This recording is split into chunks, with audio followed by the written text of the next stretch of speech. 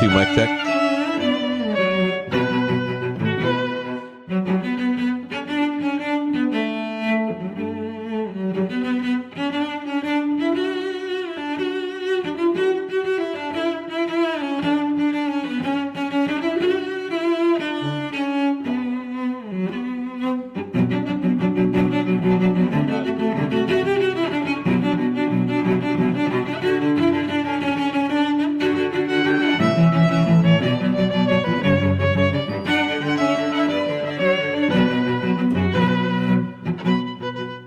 Check 1, 2, mic check.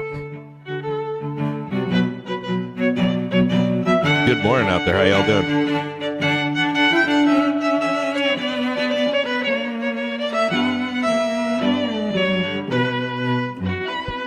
Check. We do multi-stream? I actually just turned this off today. Oh, hold on. Hey, there we go. All right.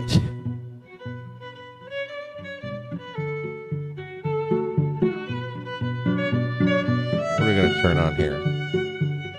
Off and over. Off. Juice. My voice is still kind of fucky.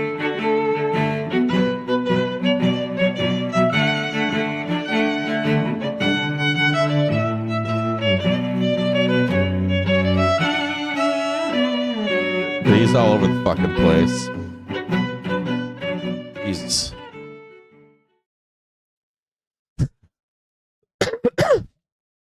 So, I think, what did I want to start with? Whoa.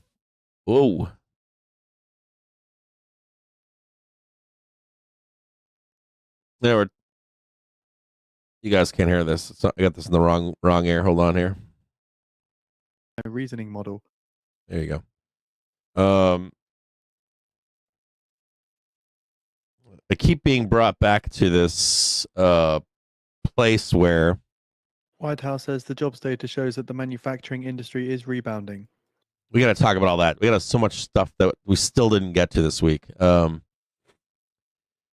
know, we're talk about things like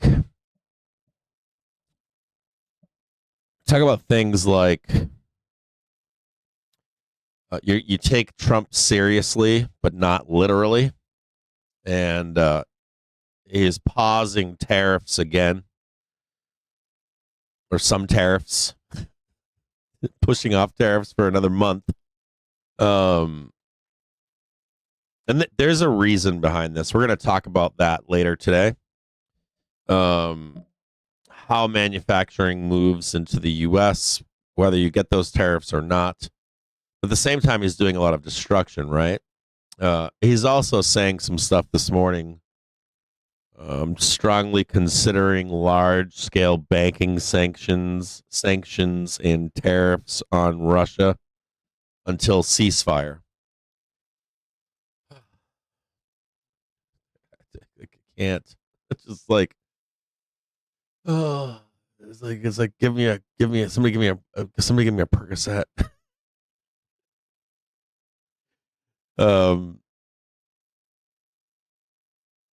You know, and there's a lot of uncertainty, right? There's a lot of unknowns, policy unknowns.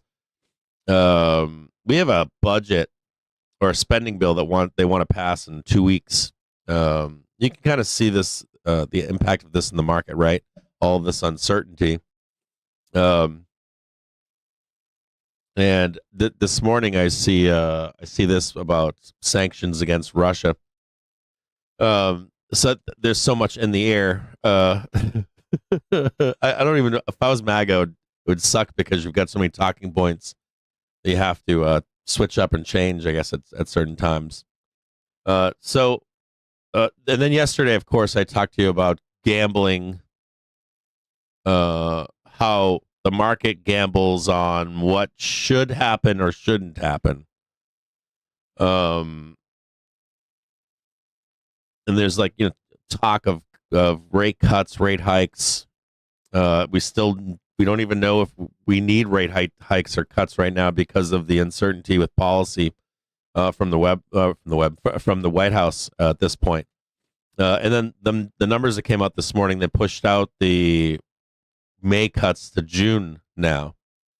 And also, if you look at the data that's been coming out the past week or two, it's all lopsided. Like our imports are through the roof, and our imports impact GDP. It's front running tariffs that we still don't have. So you have corporations that are front running, ordering goods from other countries that were potentially going to tariff. Still not happened yet. That dings our GDP. And we also have a mix of GDP numbers that are always weak this time of year, GDP Now numbers. So it's lopsided, and it's not a real true view of GDP. And we still haven't taken the knock to GDP because of tariffs yet.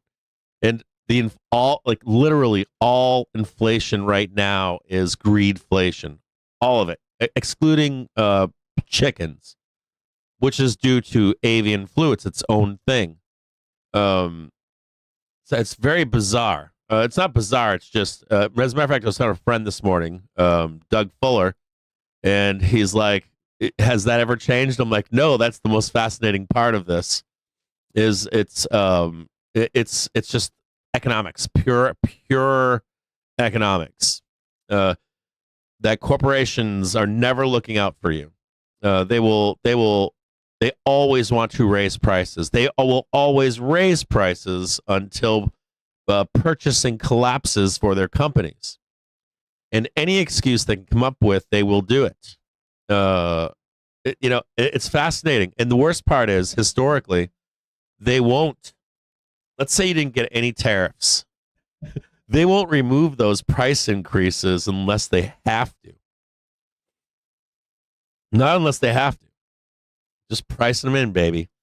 And I found it fascinating. So we'll get into. We need to get into more of that today, and also some of those recession indicators that people are highlighting, which are not exactly true just yet. And we will take that one hit to the GDP from actual tariffs, and we will take an initial hit to inflation. But the hit that we're taking right now is just greed. It's not even fucking tariffs. And it's still kind of frustrating, of course, to just see all that stuff. But we'll go through it later today, because of course some of this stuff is used for ammunition to sell a story of doom. And yeah, corporate profits are still through the roof. There's this whole other thing too, like bringing manufacturing back to the U.S. Is that a bad thing? We've got low unemployment, 4%, 4.1. That's low. We still have one of the lowest participation rates by men in the United States in history. Believe it or not. As a matter of fact, after COVID, the participation rate by males in the U.S. is at an all-time low. So they're either underemployed, employed with shitty jobs, and manufacturing jobs can be good, really good. I've moved to Michigan, and this is home of manufacturing, one of the homes of manufacturing, and these guys make good money. These guys make great money. They got great benefits. They've got unions. You put in 3, 4, 5 years, you're making some serious cash, overtime and all that kind of stuff. So we'll talk about. I'm going to try to get through that stuff today with you. We also have today. So we have like a semi-Trump put yesterday. He says I don't care about the market, but he's trying to save the market right now. And some of what he's doing, I'm going to tell you guys right now. Some of this if you read the brief last night, like some of this policy is potentially impactful on our economy, the world economy, and the stock market. So We'll get into some of that today too. Let me go over to the main screen really quick. So this is the brief from last night. We hit the upside target here in pre-market. I'm hoping that we can hit it again in the first hour or two of cash market. I'd really like to see us trade this upside target here this morning, right? Just to match the pre-market high, and then I'd like to see us come back down and sell it maybe when Jerome comes out. Now, Jerome might have his own put too. I don't know if I worded it correctly in the brief last night, but it's not necessarily I'm going to cut rates. It's just the dovish tone. And if you have any word salad changes, try to calm markets. You'll want to be looking at that today. You want to be paying close attention to, does Jerome try to calm markets? He does normally try to do that. He's very rarely bear doom Jerome. Unless you're at a, let me put this to 1 minute for you. Hang tight here. Unless you're, let me do a few things for you here this morning. Hang tight. That up there. That up there. He'll get, if we're at like a natural inflection point for a shift in policy, he'll normally change his verbiage over time. Our first example right here. He's up right here for you. And but normally you get from Jerome, you'll get a he doesn't like to disturb markets. And he'll actually try to calm markets if he can. We're coming into the pivot point right now.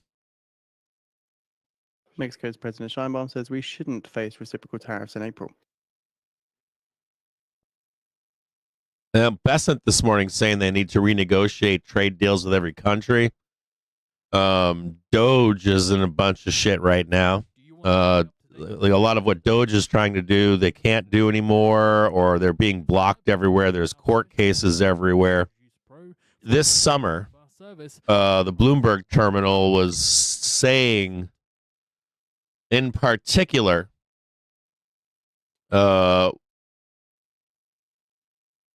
we don't think that a lot of what Trump wants to do is going to stick.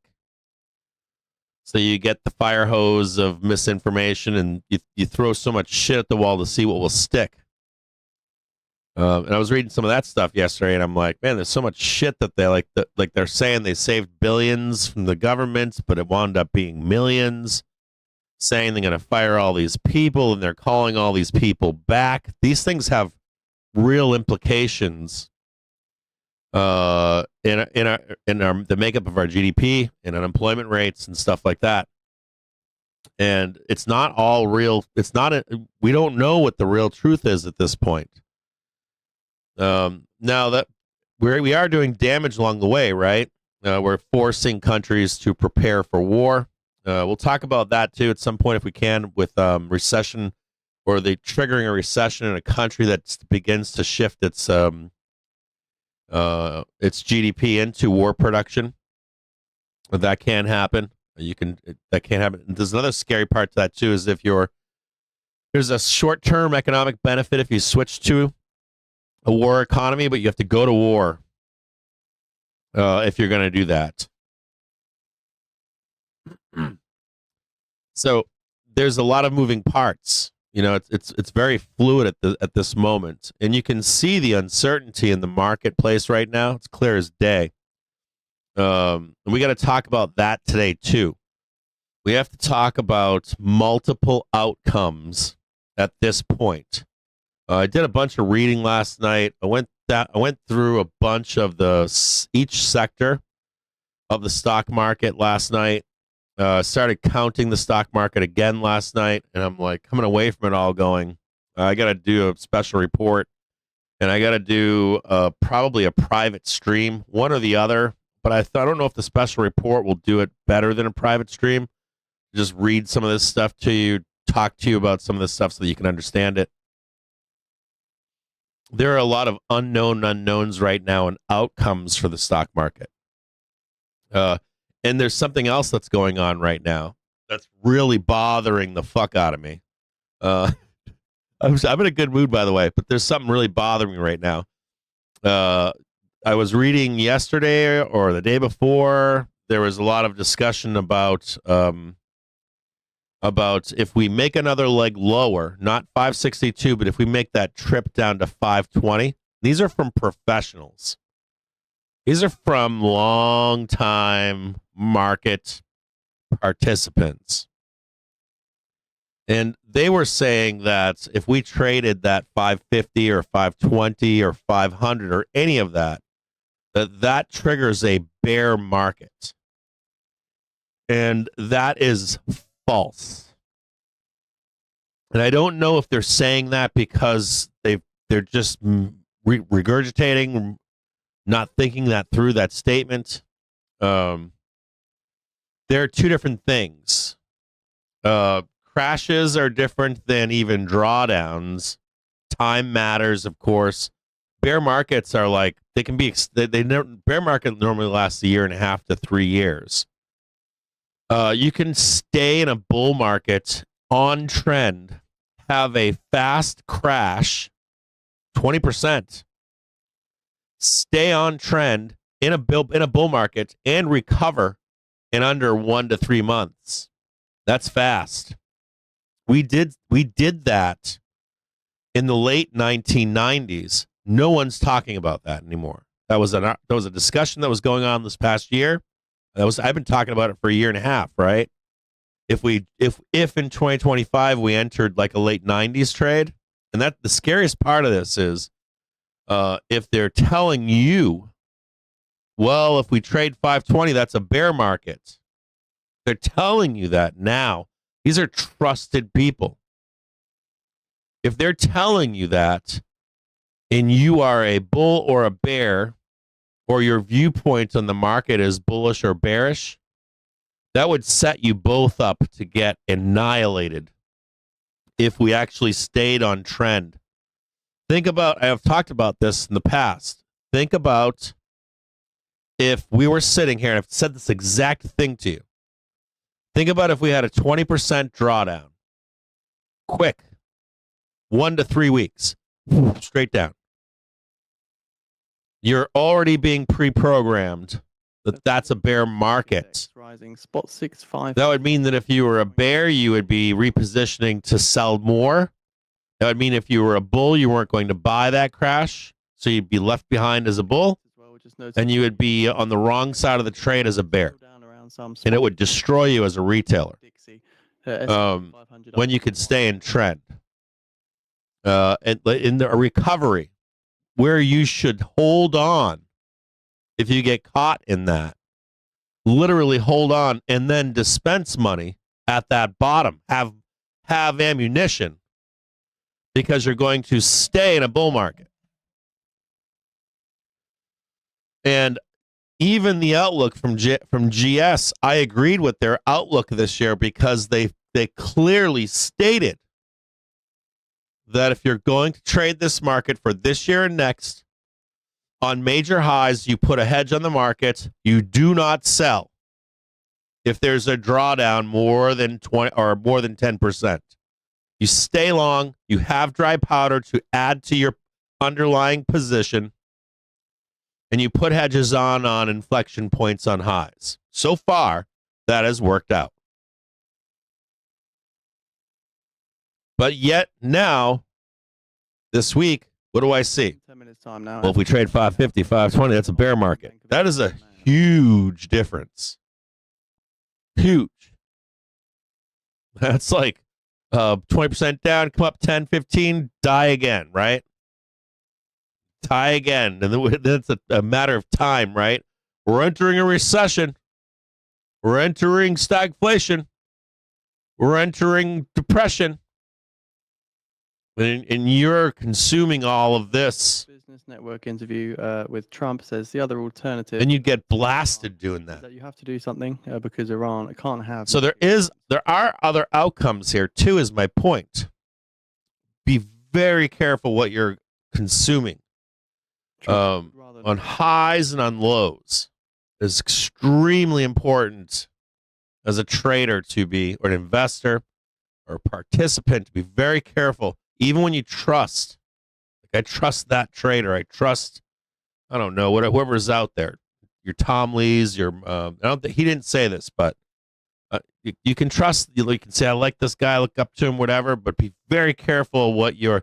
So a lot of this becomes like telephone. Someone says something, then someone reinterprets it, or they misspeak, then it gets picked up because 100,000 people read it. Before you know it, there's like this telephone, right? One thing is said, and then it's completely different by the time it gets to you. And then you're regurgitating it, and you're believing it.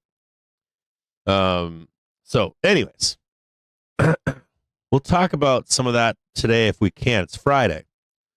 If we get a chance today, well, we've got Jerome at 12:30. He's speaking at the Chicago Business School in New York Economic Forum that happens every year. I don't think he's spoken there in recent history. And I don't think Trump at this point, I think Trump at this point, I left the State of the Union going, well, he hasn't said anything that's much different at this point. And now yesterday and this morning, the shit that he's saying leads me to think that you're not going to get much change at all. You're going to, if anything, you're also going to get a, let me just put this up here. I'm going to watch this very closely right there. PM high.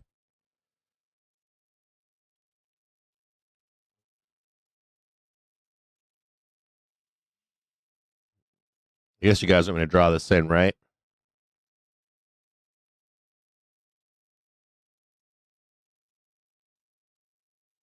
We want to be watching about an hour or two. We could trade higher into Jerome, or what they'll do is this. So here's 10:30. I should move that over there. Sorry about that. Sloppy when I'm switching between stuff, but you could see if Jerome is at, push that over there. If Jerome's at 12:30, you could see the squeeze higher to trade the prior high in pre-market, right? And then some kind of a hedge come on the market to rein us in for Jerome Powell. So kind of like a sideways fade, almost like we're going into a bill or bond auction.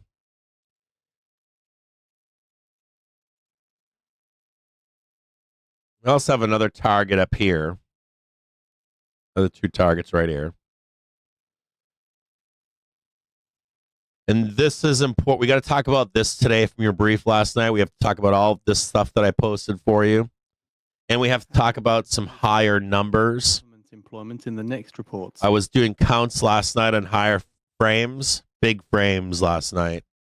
And we have some inflection points above this that can really alter end of year outcomes or a crash or how far back down we come, that kind of stuff. So we'll try to talk about that today. I might even make the stream private at some point and only stream it to the Discord to go over this so that they're understanding exactly what we're talking about here. So they understand the if this, then that, if that, then this. If we're going to do the choose your own adventure, they kind of have a clear idea of where that choose your own adventure goes. So I'm going to remove this right now. We'll talk about that later. And we're going to talk about the other highs later as well. What else?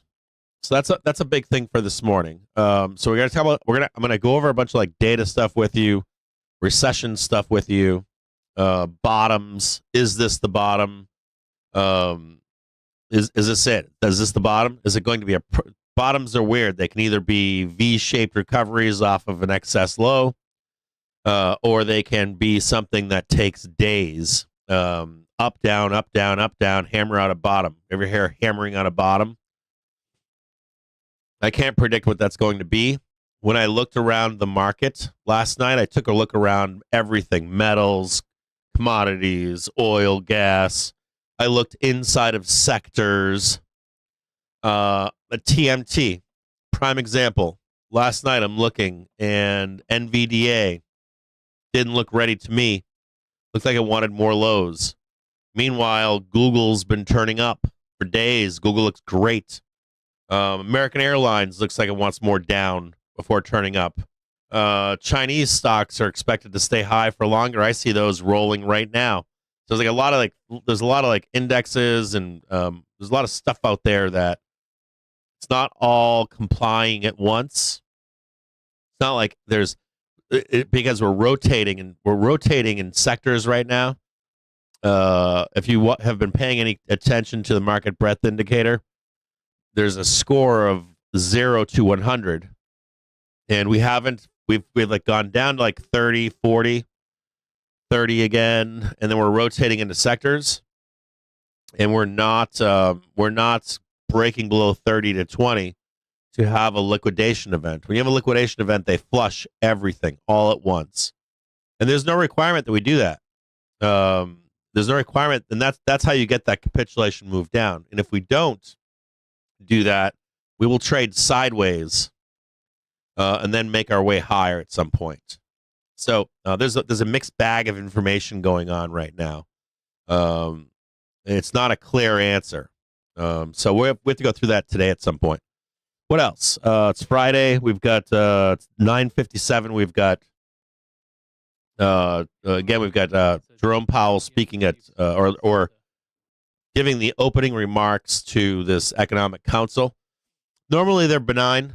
I don't know if from what's gone on this week if they're not going to be as benign.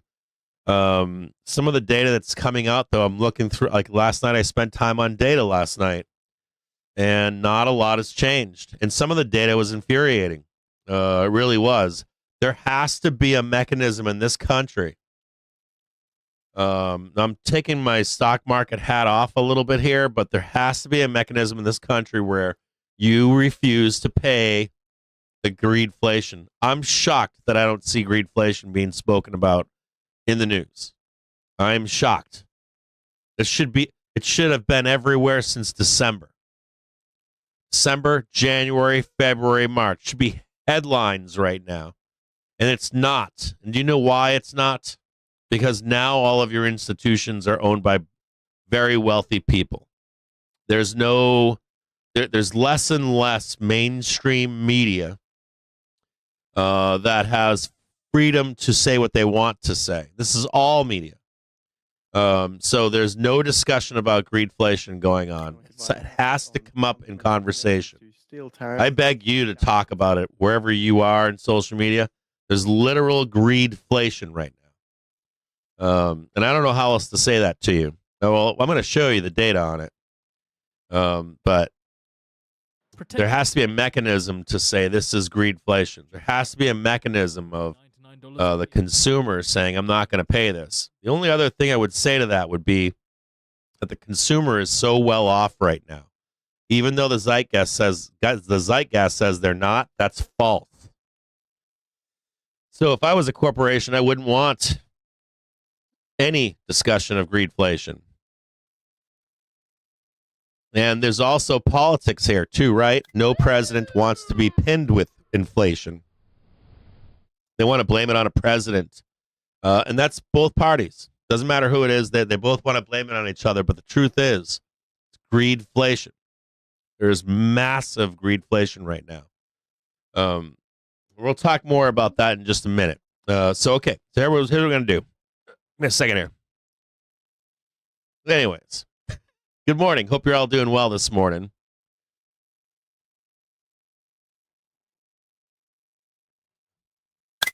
Ooh, look at that. That's a doozy right there, huh? Throwing bombs. They didn't even give you. They didn't even give you to 10:30. What time is it right now? 10. They're already trying to send you down. They're already trying to fade the move. They didn't even wait. Give it like an hour to fade the move. Slam. 10 o'clock. Fucking start fading it. We're gonna talk too about some more important stuff here for you. We can become very. This is the positive now, right? I'm going to talk to you about some positive stuff here. There's some good news here. On February 14th, I stopped a show on a major high, and everyone was celebrating. All the bulls were FOMO'd up. We're going to keep going higher. And we discussed putting on a market hedge. That was at 610 and change. We're now trading 570-ish, right? We may get down to 562. I don't know. What I would say to you at this moment, if you are a bull or a bear and you are in this show every day, you're a member or whatever, I want you to know that this is pretty close to where you want to be closing your hedges. Congratulations. I'm trying to close my hedge today. If I can get down a little bit deeper, I'm going to roll into this in a minute for you, but what I want to discuss with you is this. If you have a hedge on, it is a good idea to start considering closing your hedges here or slightly lower. Take the money and run. You're going to get another opportunity to re-hedge again. And I'm going to show you today where those places are for your next hedge. And then you are going to want to get hedged again. And then there's something else good about where we are. We are coming into a bottom. You are only afforded so many times a year to buy the stock market. If you are poor, if you only trade zero dates, if you only trade futures, whatever it is that you do, I'm telling you, it doesn't matter if it's a bull market, it doesn't matter if it's a bear market. There are yearly seasonal flows that come into the market regardless of what you believe. And these are times in the year where you can accumulate 100 shares of a stock. And you might say, well, I'm poor. There are all kinds of stocks, indexes, or ETFs, ETNs out there that you can afford.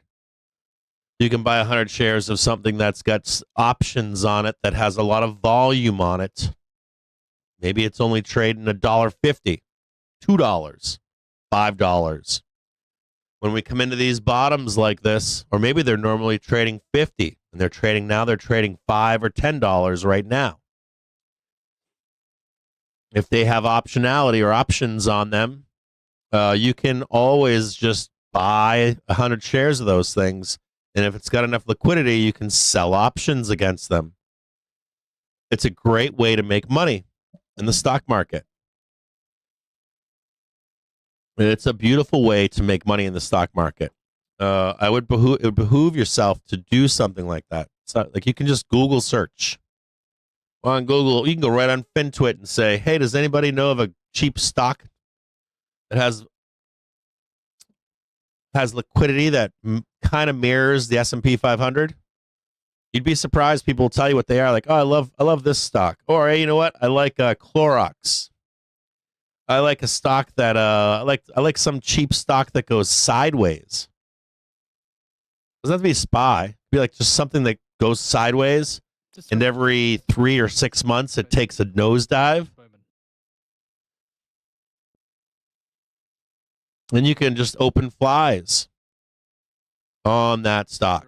You can sell puts and calls against something that goes sideways. That only goes down in seasonality. You know exactly when to sell calls on it. It's a great way to make money. And a lot of the market is doing that right now. Even if you are not, be aware that a lot of market participants are doing that right now. Even if you're out there screaming, it's going to go to the moon or we're going to crash, there are seasonal flows that are coming into this market. So on a positive note, if you were on a hedge, we're right in and around the place where we take profit. The second thing would be if you wanted to purchase, we're coming into the place to begin to purchase the market if you want to be an owner of the market, if that's your thing. The next thing here is if we're bottoming here, we don't know if we're going to get the liquidation event and squeeze higher, then it would also behoove you to look for lows to begin to long with some time on them. We've got two periods here. We've got from write this down at home. Right, seriously, write this down at home. The market should begin to become slightly supportive from now into about the 14th of March. We get very supportive into about the 18th, sometimes the 21st, 22nd of March. We'll flatten out, maybe get one more new high, and then we'll start to usually sell down into about the middle of April. Forget what price is. Talk to you guys all the time about this. Don't worry about price. If any of you are like me, I am a fucking student of Larry Williams. I'm a student of Bob Kendall. I'm a student of Larry Williams. I'm a student of Jedi Marcus. I'm a student of Volwiz. All traders that I trust. And they don't care about price. They don't care. When is the market supportive? When is the market not supportive? It's very easy. So you've got some supportiveness. We've got some supportiveness coming in. We've got some likely pushing higher into this like 14th, maybe the 12th, the 14th, about the 18th, 19th. You might get one more pop up in the 22nd or so, 21st of March. You get a little bit of weakness normally, at least historically, a little bit of weakness possibly into about middle of April. And then we go into like super ramp into summer. Super ramp. Even in a bear market. Index is turning positive. S&P and it's squeezing straight up. Nasdaq up 0.5% and Dow up 0.2%. And then we go into the summer doldrums. You'll see the market start to trade sideways, and you're gonna get complacent. You'll be smoking a doobie. You'll be drinking a pina colada. Wham! Start selling down. And then you're going to tell me that the market's going to the moon in September, and I'm going to tell you, no, it's called September for a reason. And we're going to be right back in a similar situation to where we are right now. In late summer, and then another bump down into early, I think this year is only September. Now, let's say we go into a bear market or a crash scenario. That's still okay. We know where the inflection points are. We know what to be looking for if that happens to be the case. And you know where to get out if you need to get out. And you know how to hedge and you know how to get short. So in any outcome, you're going to be prepared for either outcome. And we are still in a bull market. The herd has not left the building yet. And the herd leaves slowly. It takes them time. Now, do I think the herd exits in late year or beginning of next year? Sure. But they don't leave that quickly. It usually takes them time to deleverage. It's not like you and I. They're not nimble like you and I. They can't. You watch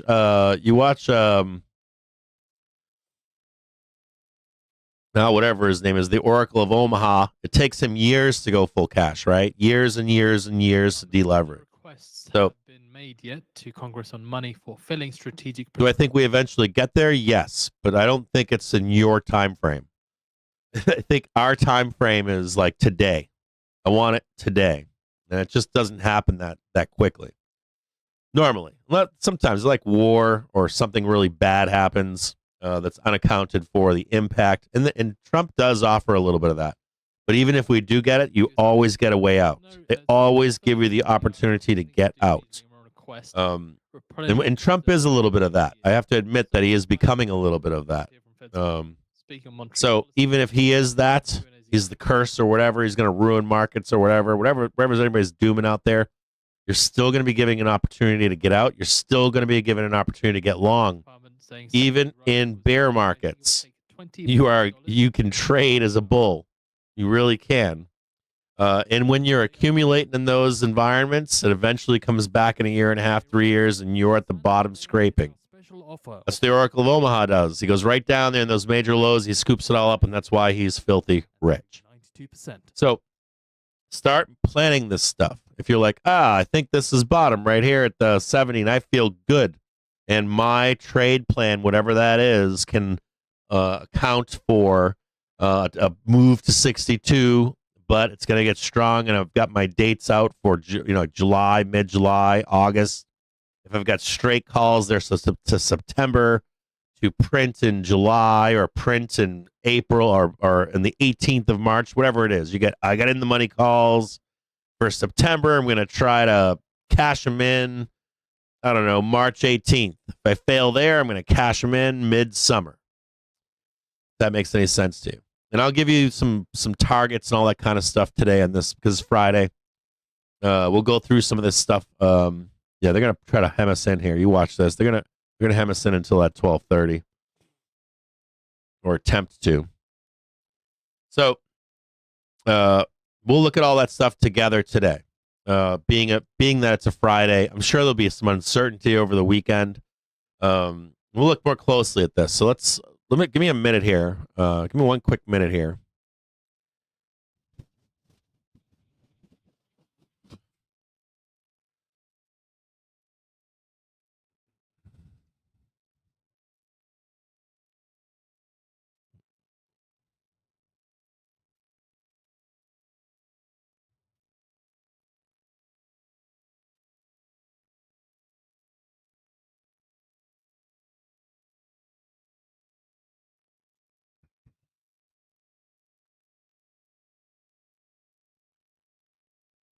Get your pencils out at home. Get your screen snipper and all that kind of stuff.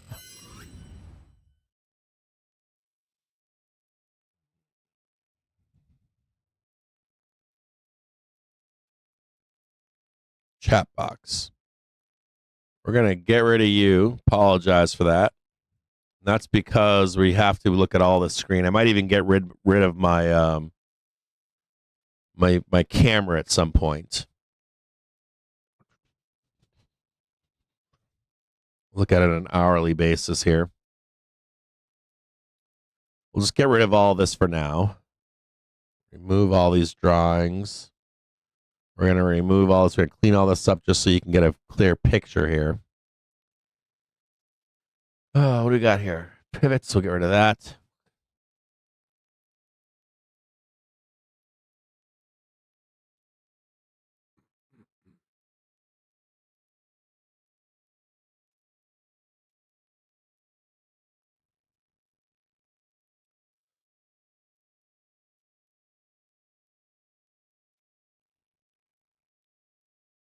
What I really want you to be focusing on closely here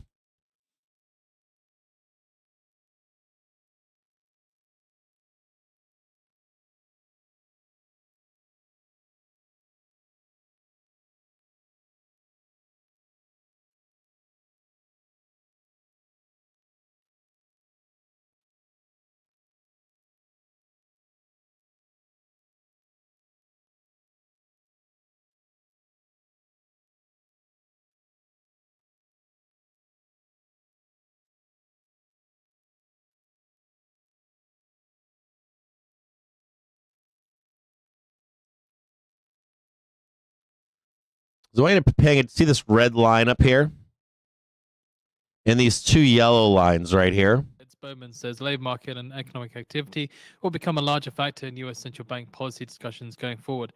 Shocks and structural changes since COVID-19 pandemic may have masked transmission of Fed policy to the economy. Immigration and productivity is boosting investment demand, and neutral rate likely has risen since the pandemic. And I want you to see this. You've got a fair value gap down below here on a monthly and weekly basis.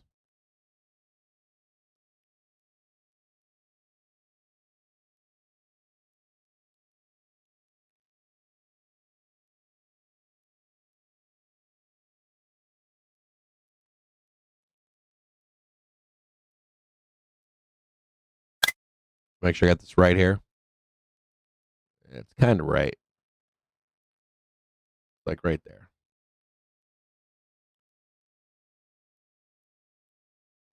And I also want to look at another one down below, which is right here. This one here at 508, this is a weekly.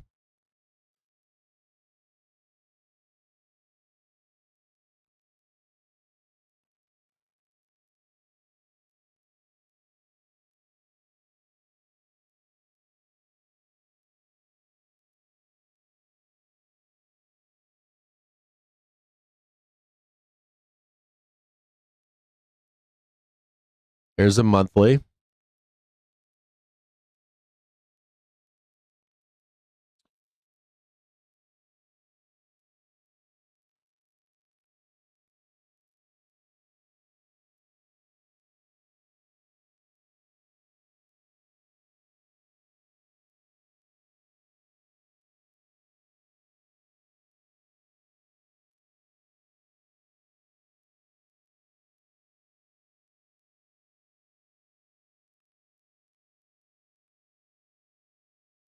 Actually, when we do that, we'll just move it up to 620, 620 and a half. 622 and a half. $2.50.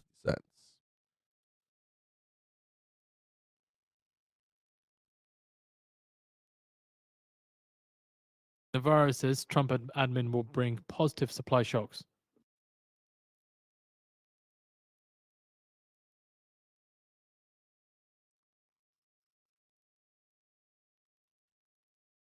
That's enough. That a red.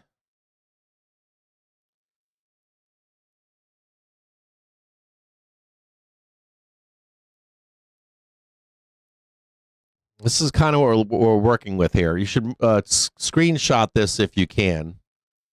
Now, this is why I want to hit this 562. I really like the idea of sweeping this. Get rid of this, right? Knock this out so we can go higher. Now, we're pretty close to it right now. See how close we are down here. We don't have a liquidation event. So I'm gonna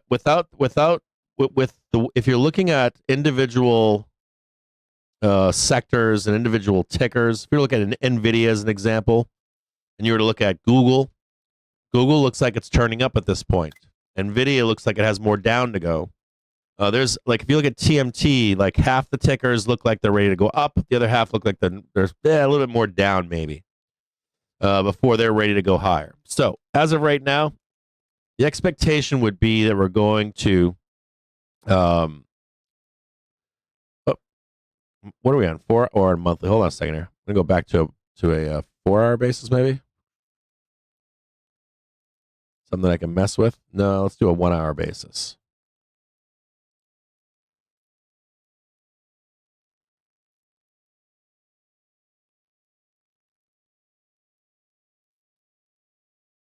We also know that flows come into the market on the 14th. So just for right now, 1, 2, 3, 4. Okay, just like that. Just going to leave it just right there. 1, 2, 3, 4. We're going to call this consolidation. You're either going to get a nice little downside move and pop up, or we're going to do this kind of bullshit into about the 14th. Okay? There's the 14th. Right around there. This right over there, just like that. Okay? Now, we know for sure that, not for sure, but the expectation would be from here to here, we're going to trade higher. Okay? Somewhere in here. So if you're a bull, we're not up here, right? We're not putting a hedge on here. We're at the bottom. Congratulations. The thesis here is that we're going to clear this out and we're going to trade higher. Now, this is where things get kind of funky. We know we get some weakness quickly. Like, here's the 18th. We also know that when we get to the end of March, typically, we'll get a little weak, won't we? And what I want you to know, is it's very important right now. It's extremely important if we are able to break above this or not. This is that 596, 598, 600 area. And I would even put some caution to slightly higher, even if we break up here. But if we stop somewhere in here and we get weak again, we'll do it right here. If we get weak in here, right, you're going to be looking for that downside move to clear some of this out. And this monthly trigger will be trading up in here at that point. I'll show it to you.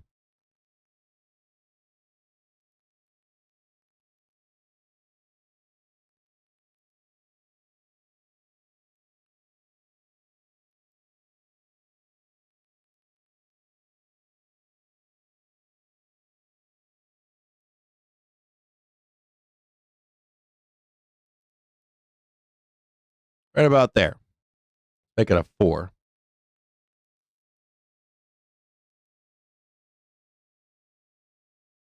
If we fail to get a new high above 612.37, oh, hold on. I don't know what that was. I will be looking to hedge. Down here. Advisor Navarro says auto companies pledge to move supply chains Into about, if it was a stock, mid-April. If it is...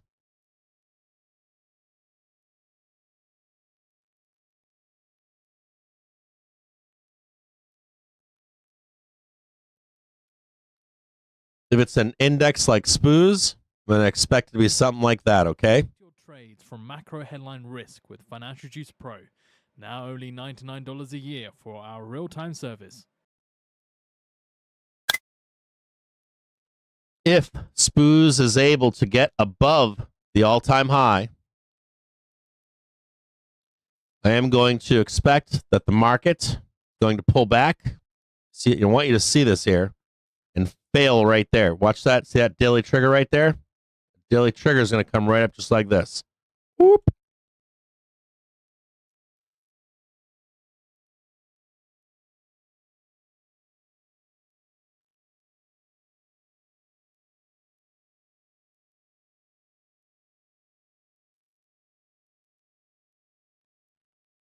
Now, there's another problem. If you hit that 640, right? There's a larger bloodbath.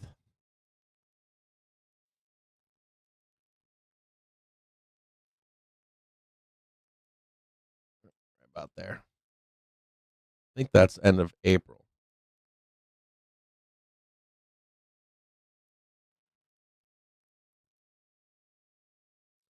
So the question becomes, what poison do you want? Do you want the poison that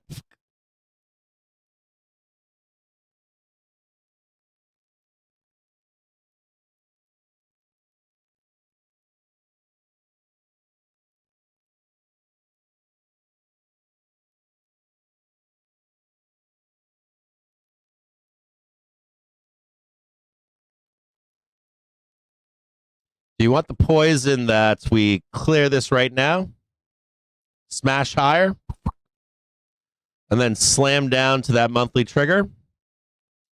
Or do you want something more like this right here, down to 530, maybe slightly higher, 540? It's possible that this one could be slightly higher. Yeah, no, I don't think so. I think you'll get down here. Yep, you'll get down right here.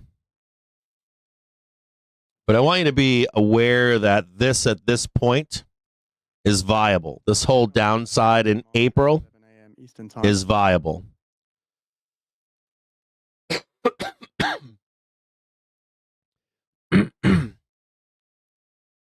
The key for you is to know where to hedge. When we come back up into this zone here, if we pop up and begin to lose that high and lose the daily trigger, right? That daily trigger is coming down, I should say. We start squeezing up. We start breaking over this here. You want to be hedging as we cross below that cross here. Don't just hedge this. Wait for the roll, and then we'll start taking this down.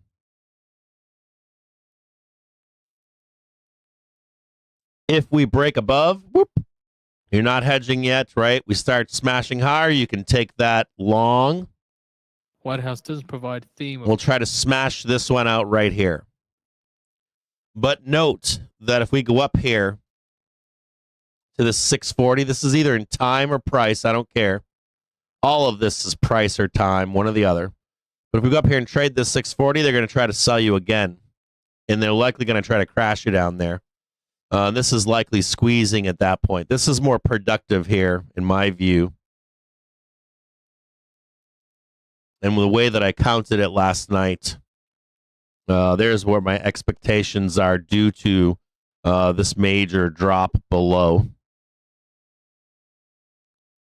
And I want to show you a similar example of this. Right here is one.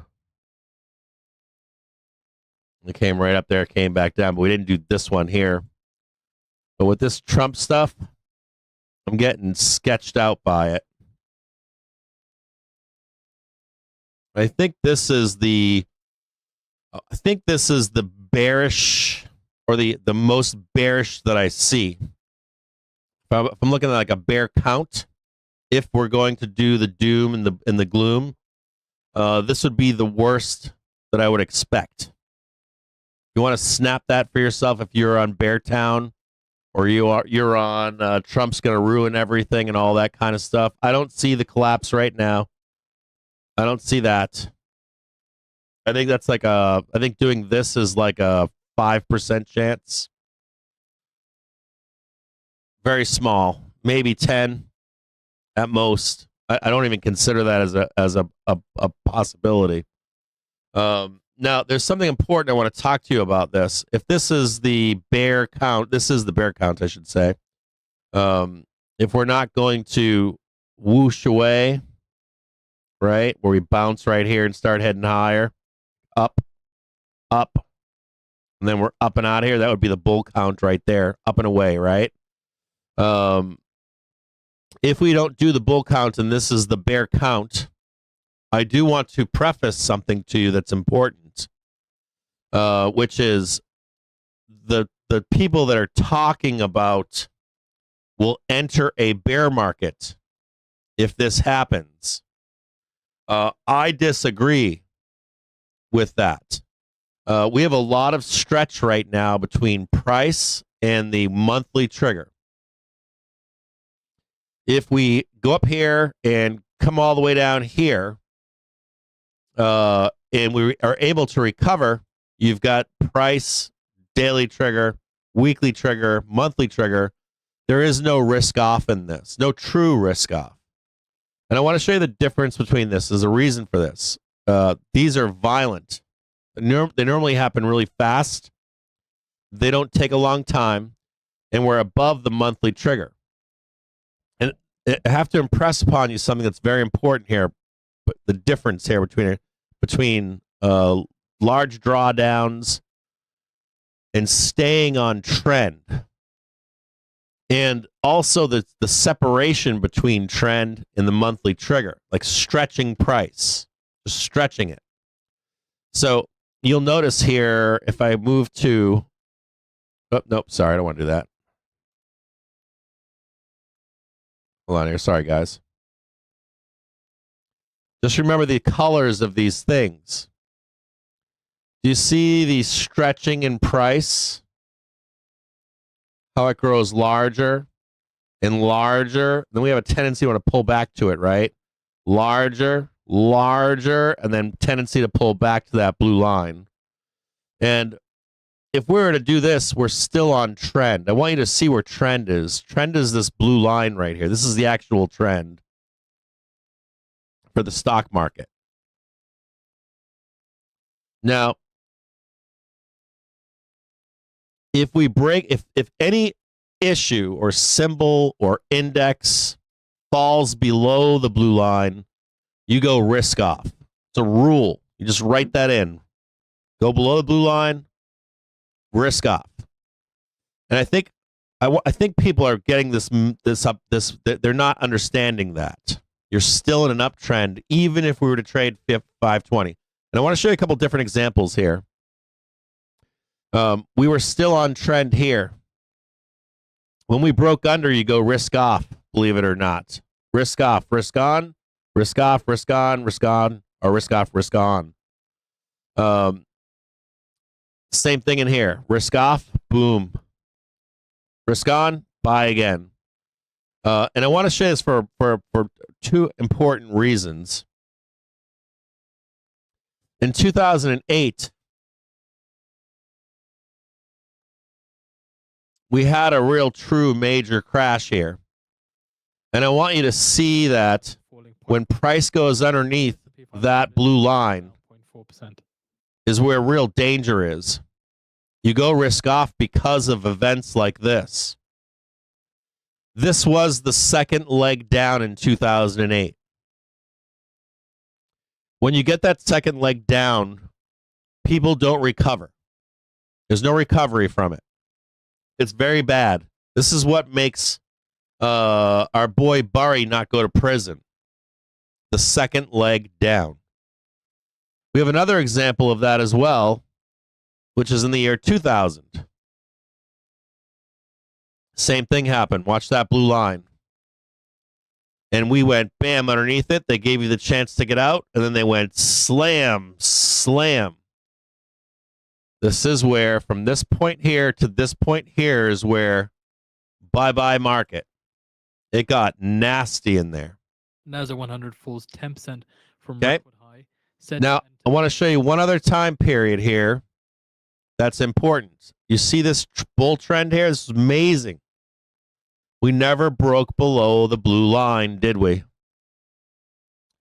And in particular, I want to show you.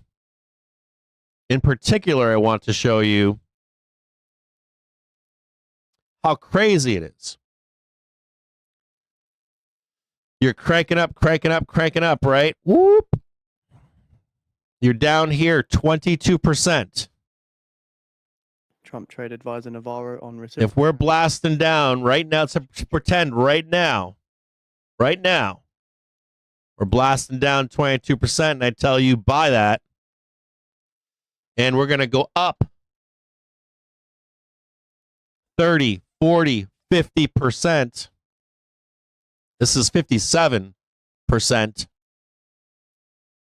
We didn't break the blue line. You would never believe me. If you, let's say you owned 100 shares of SPY down there, and you've got some fucking service telling you sell everything, when in fact they should be telling you to have dry powder to add another 100 shares. And notice how quickly this happens. This isn't over the course of 2 years. It shoots straight back up again. Tariffs and non-tariff measures, and it winds up going up all the way up there, and you got these 100 from down below and these 100 from down below here, and you're just making bank all along the way. So blue line, very important. Blue line, very important. Difference player. So if we're back over here,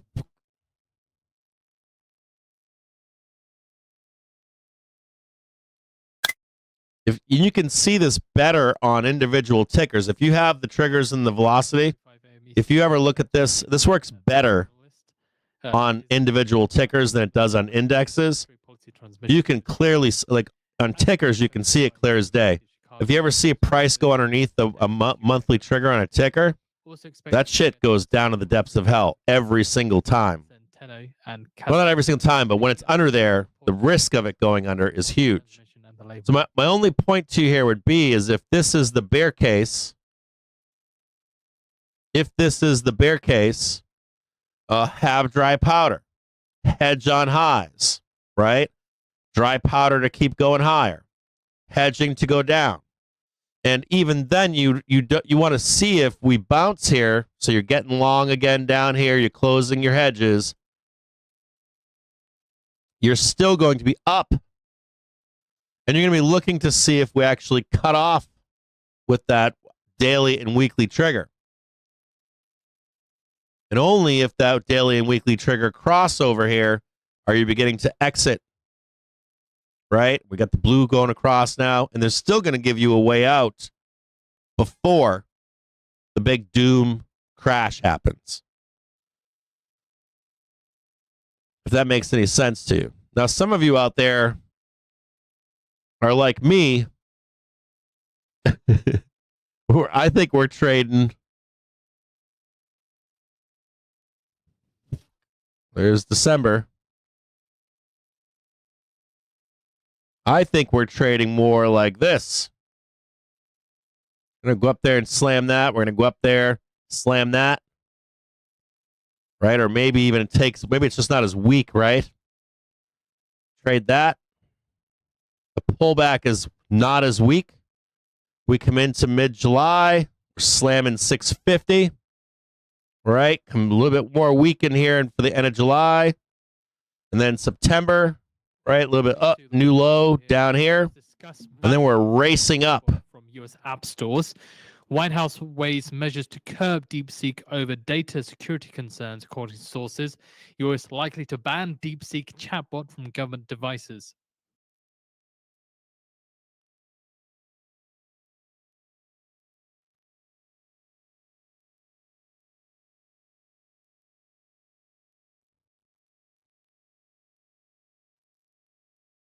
I'm like, yeah, I think we're going to do this. We're going to do that. And then we're going to get up there, right? Get the new high, back down. Whoop. You get that weakness, but we hold it, hold it, hold it, hold it. Even retest this. Hold it, right? One low, higher low. And then we're breaking up into that 650. Come back down for June, September. Whoop. Right back up again to that end of year. Likely to ban Chinese app DeepSeek from government devices. On the so for right now, if you want an outlook, the doomish of all doomish, here it is. You want like Doomtown? Did I do that right? Yeah, something like that. Oh, I don't know what the fuck happened there, but that thing did not like being moved.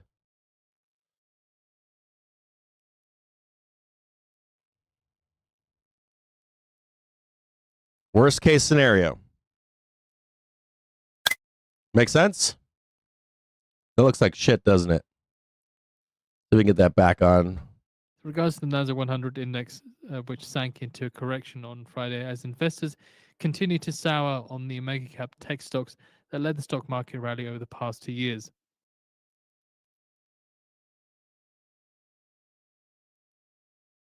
You want to snip that for yourself so you can see it? It was down 0.8% as of 10:37 a.m. New York time, and is now 10.2% below peak hit just last month, putting it past. All right, you can snap that. All right, we're gonna get rid of all this. Market correction. Among notable decliners, NVDA slid 0.7%, Amazon fell 1.5%, Microsoft 1.9%, and the Magnificent Seven total return index, which entered correction of its own in late February, was at down 1.1% on Friday. So much of the slump reflects Wall Street's rapid rotation out of companies tied to AI. Yes, sir. 5 minutes away until we're expected to hear from Fed's Williams and ECB Centeno and Kazakhs. Speaking at different events. There isn't a video that we can find for Fed's Williams. Come on down and touch it for me, baby. Touch it. Trading 568.93.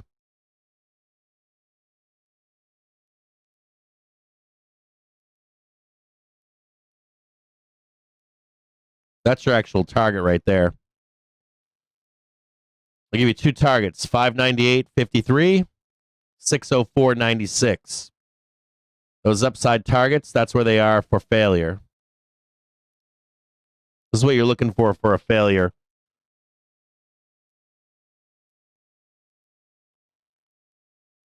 These two places right here.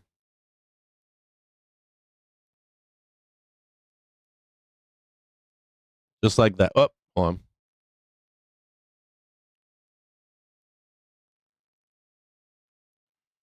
That's the trade right there.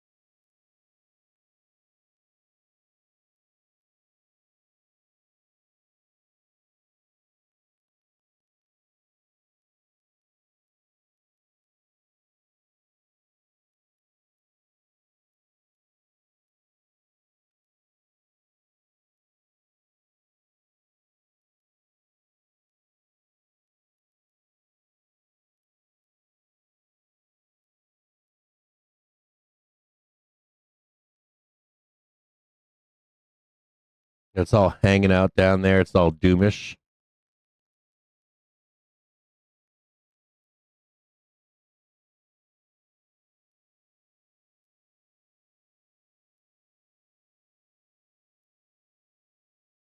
So seeing US 10-year Treasury yields extending decline to around 4.229%.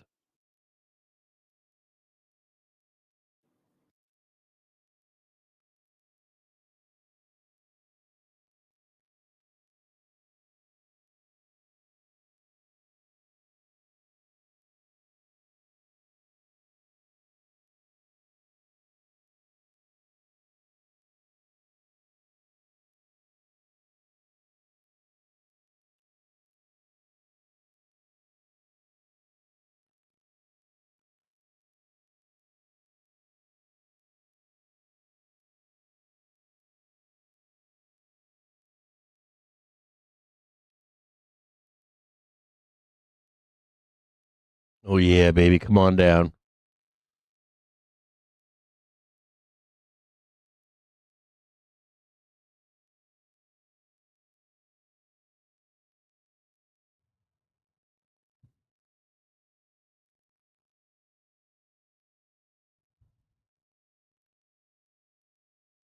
That's bottom, by the way, for now.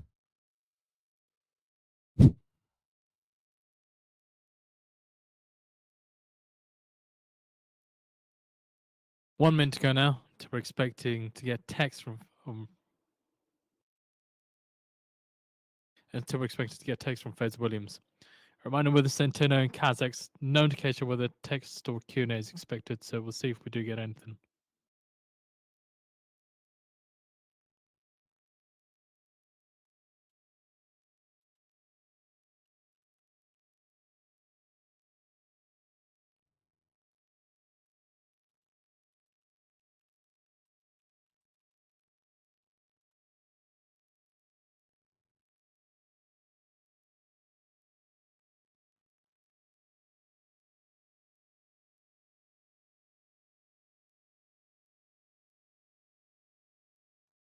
Ten seconds.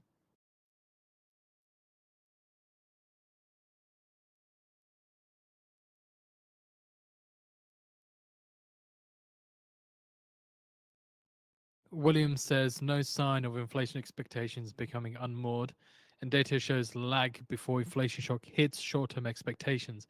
Inflation expectations are back to pre-pandemic levels. Feds Williams does not comment on monetary policy or economic outlook.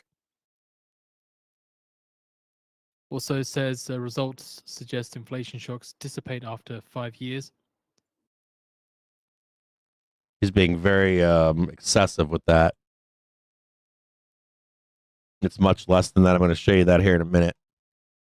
He's being very bearish or hawkish in the dissipation.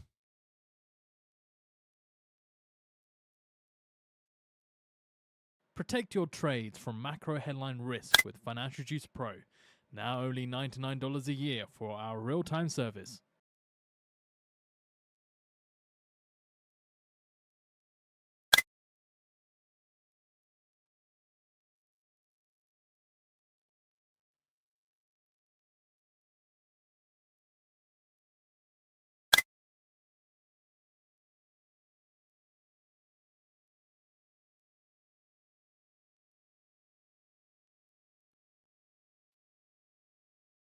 They fucking took this shit downtown.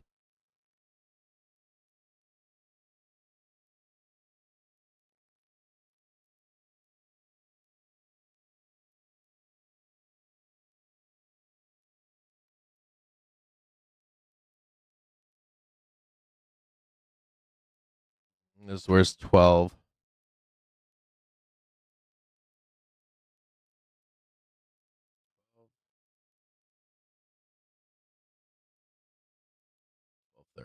This is Jerome.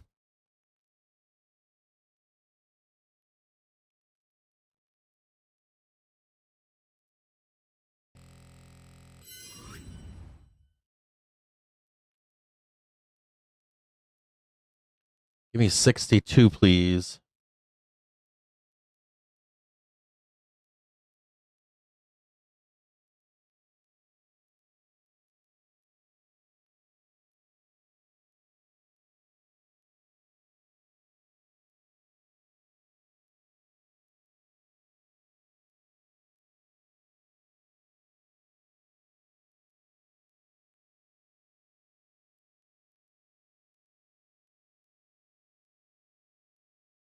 And just so you can see that we've got a gap here.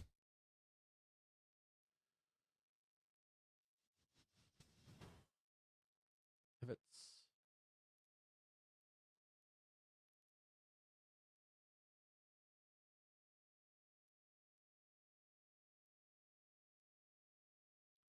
fuck is the target down there?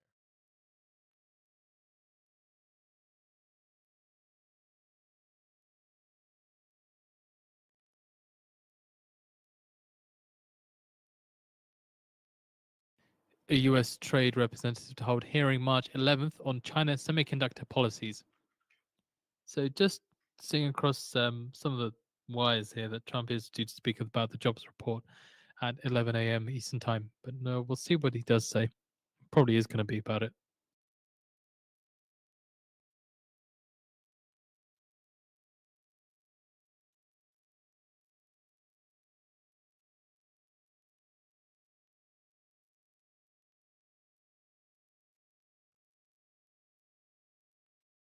Putin said Whee! with conditions. Whee! Squeeze mode! Agree Ukraine truce with conditions.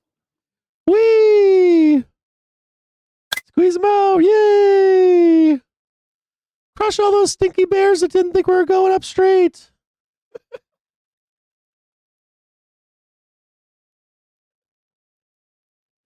Yay! They're all trapped in now. This, Russia is willing to discuss a temporary truce in Ukraine, provided there is progress toward a final peace settlement, according to people familiar with the matter.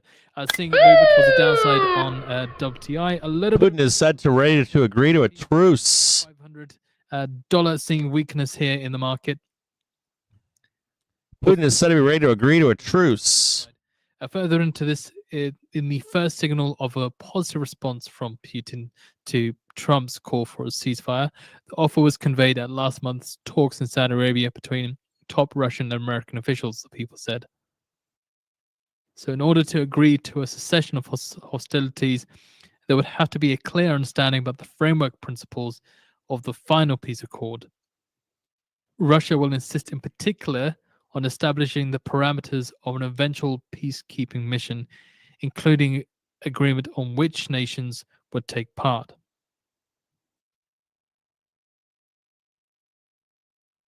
ECB Centeno says we're almost out of the woods in this inflationary cycle. Yeah, baby. Bears Panic at the Disco.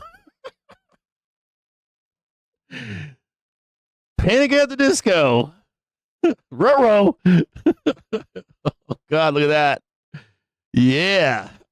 Ding.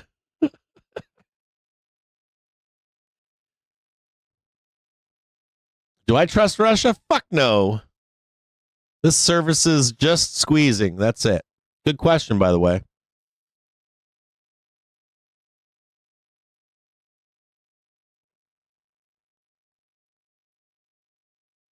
Should I, was I right saying that? Was that correct?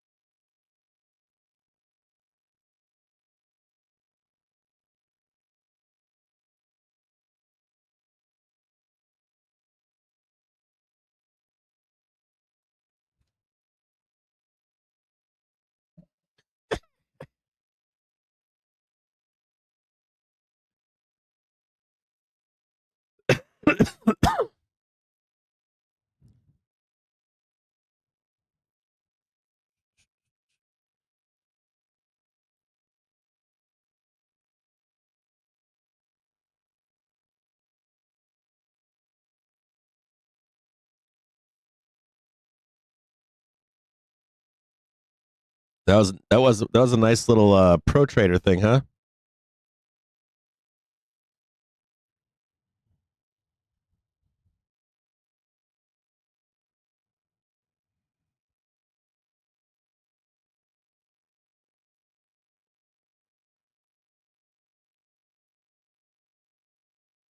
Now you're gonna get one like this right here.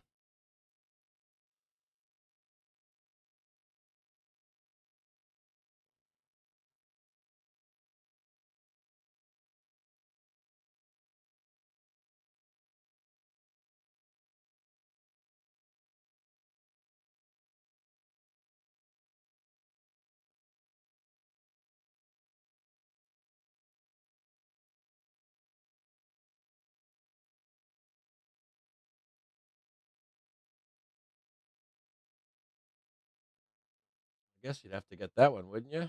Hold on here.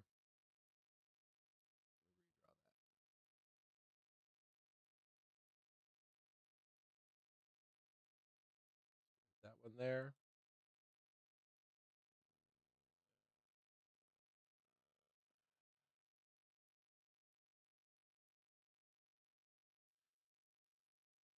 I mean, that's it'd be more like over there. Centeno Got it before you went to the half. So to continue until inflation converged. I want to say it's here, but it's not. It's like more over there.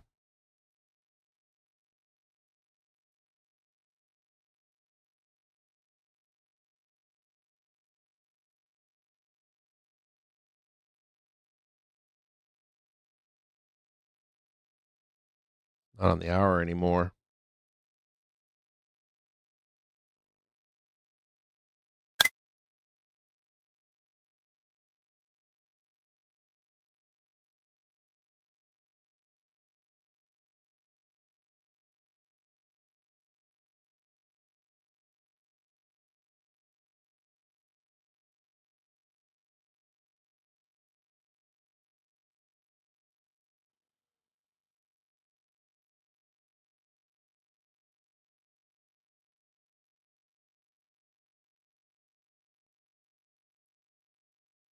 Something like that. Look at that fucking supply up there. Look at that supply right there. That's insano.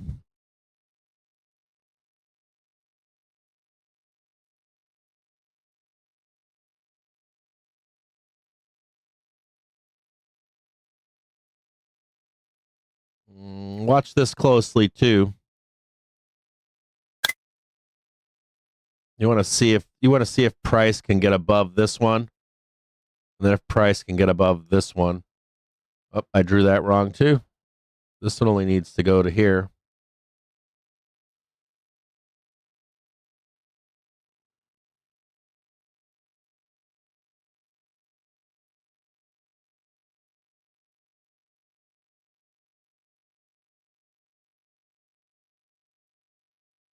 The next one only needs to go to there. 11:30.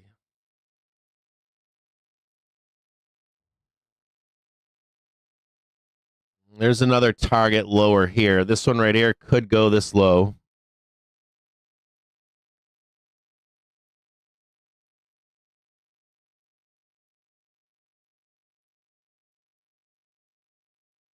Pay very close attention to these because they're wicking us down right now.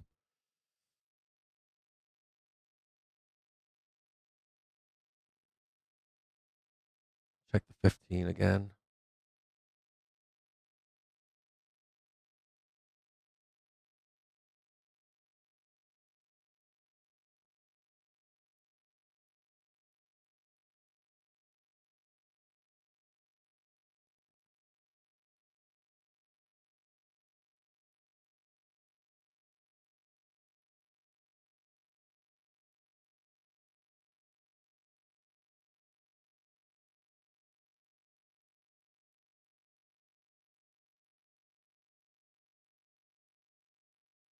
See if this holds.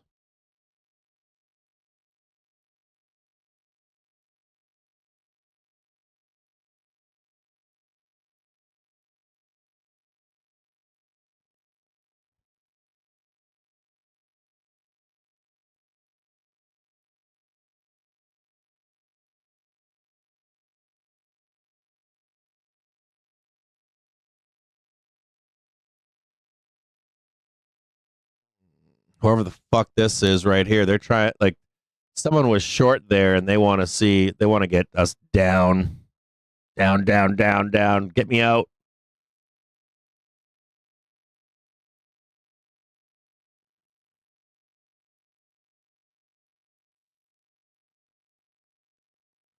It's a reminder, in about a couple of minutes, Trump is due to speak.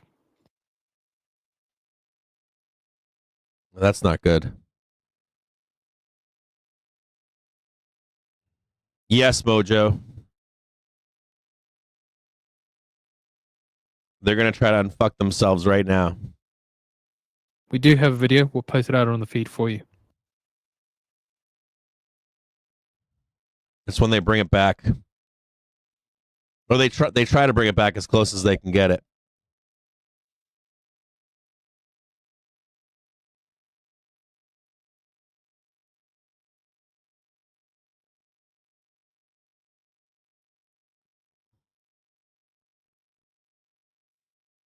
We have posted out the live feed of where Trump is due to speak at the Oval Office from Fox News.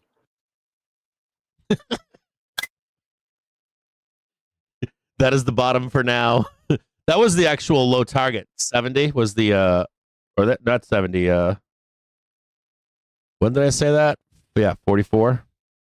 I think I said it on air at 10:41. Then I posted it in the Discord. I'm like, that's the bottom. And fucker just went wham. There's more down though. There's like the gaps down here. We need to hit that. We need to hit this fucker down here. This PT2 right there. And there's whatever the fuck that other thing, wherever the fuck that other stuff is that. Where? Yeah, this over here. I don't know if we hit this right now though. We could hit this all. Let's talk about this last part here. Okay, so I meant to talk to you about this earlier. Okay, and I didn't. So we don't know if we're going to do the V-shaped recovery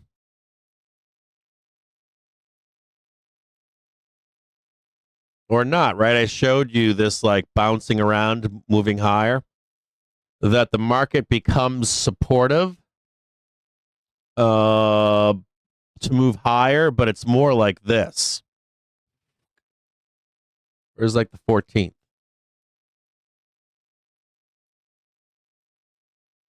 Way over here.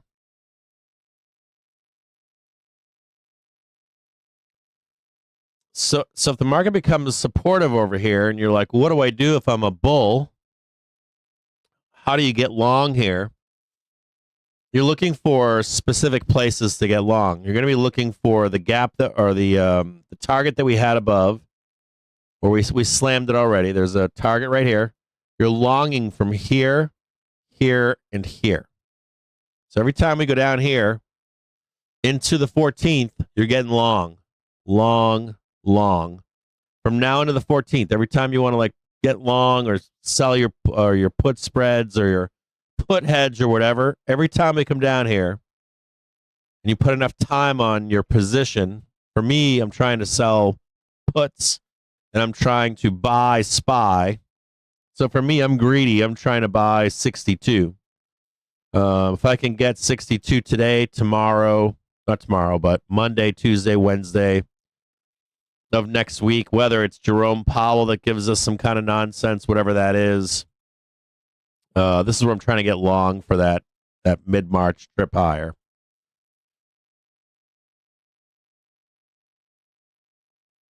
Actually, I'm trying to get long for like July. I shouldn't say for right now.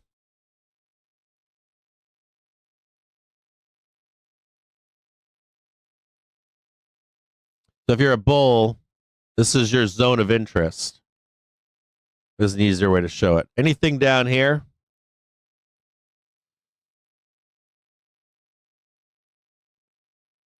This is where, or at least this is what, not you maybe. I'm not trying to entice you into getting long down here. I'm letting you know that anything down here,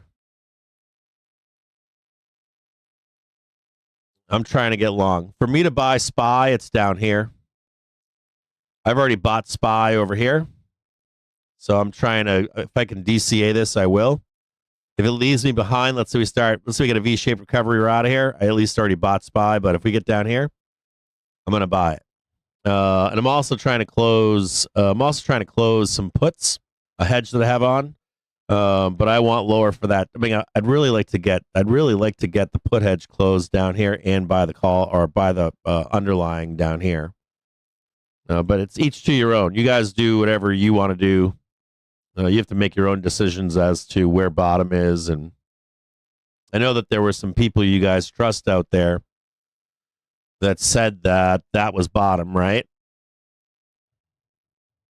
You guys were talking in my chat yesterday saying so-and-so says this is bottom. And I told you, no, it's probably lower. This is your first, right here where we are is your first bottom. 68.42. You got two more. You got this line right here, this gap, and this whole like garbage down here. 62. You'll bump into this PT2, but that won't be this. If we get down there, you'll hit that, but then you'll go lower, and they'll wick the fuck out of you.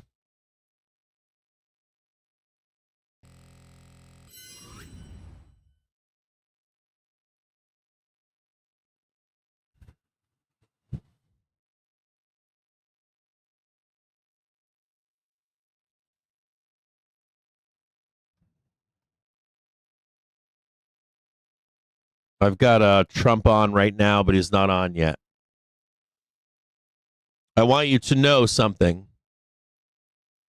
that I'm assuming at this point, I could be wrong, but if I had to take an educated, number one, I want to tell you something about Trump.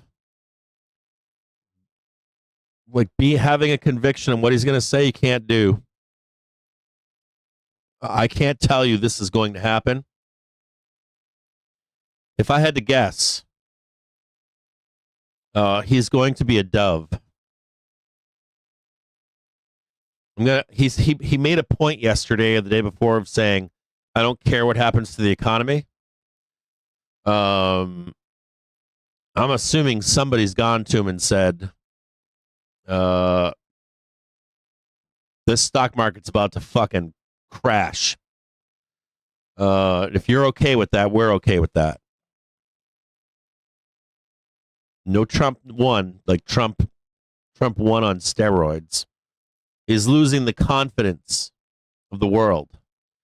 Now, do I think he's going to stop doing what he's trying to do? No. We have to talk about that at some point today. Because there's like a I'll show you some figures here. I'll show you some actual data.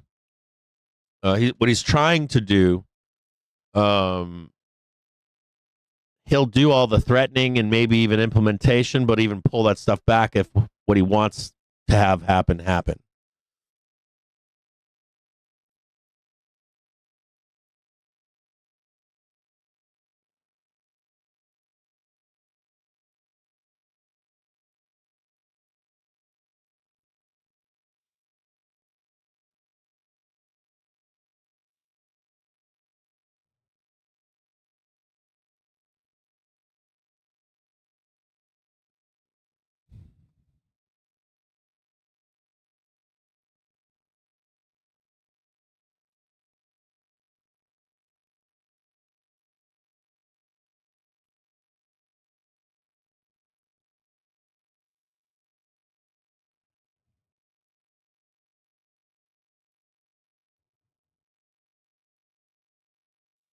Look at that red fucking bar, dude. That red bar is stupid. That's just ridiculous. Fucking hand to God going, no. That is absurd. Look at that.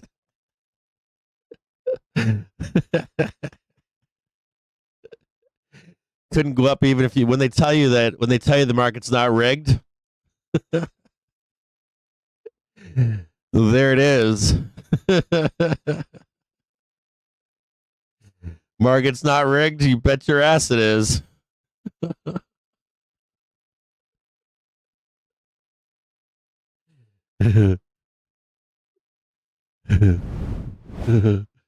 Market is totally fucking rigged.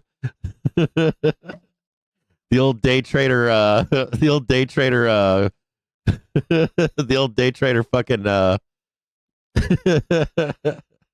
whole market's fake, man.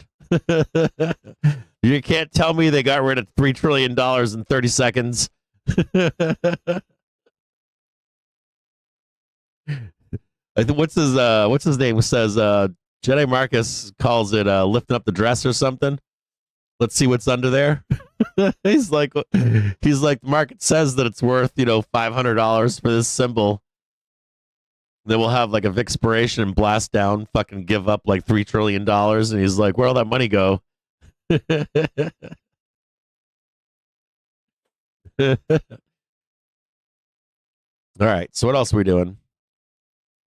They pop in the market chat. See what they're talking about in there. Fucking condors out there fucking flying around.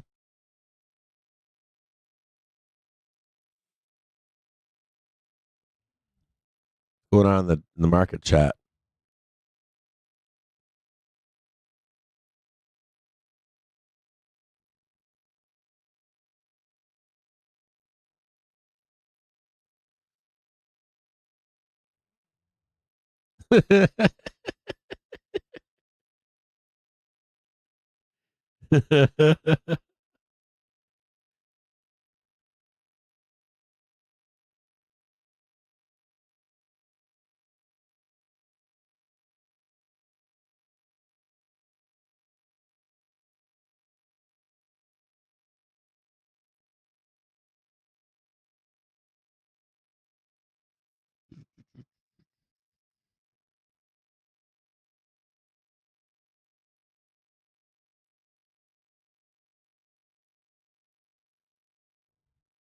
Yeah, fuck you, Condor.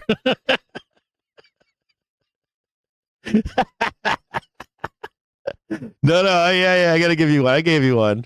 I gave you one too.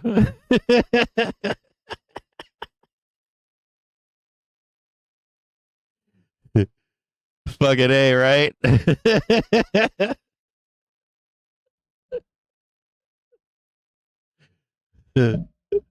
Fucking hand of God up there. No, you won't. No, you fucking won't. We need to come with some more bird I'll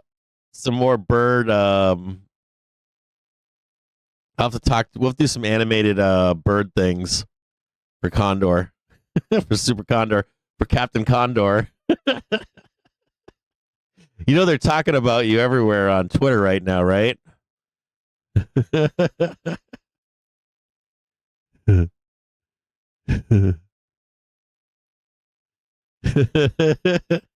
looking for a fucking bird one right now. I don't know if we have any bird ones. I got a bee.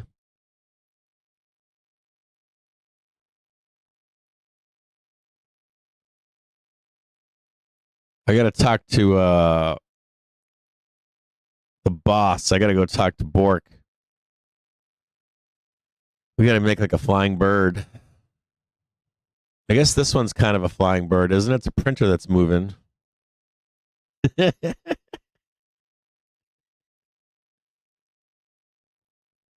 Oh my God, so much doom.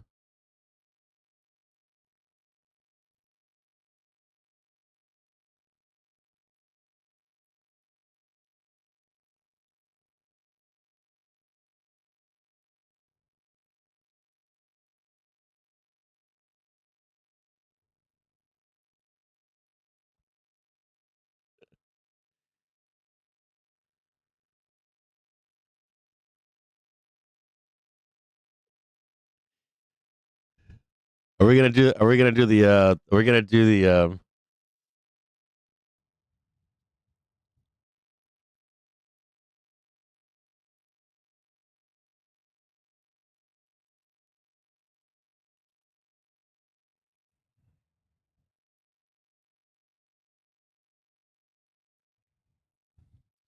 tech self intensifies? That's not completely true. That's kind of false. If you look at all of TMT, some of it is not collapsing. Some of it they're rotating. They're trying to get all of big tech down to the same level. That's just more toilet paper shit.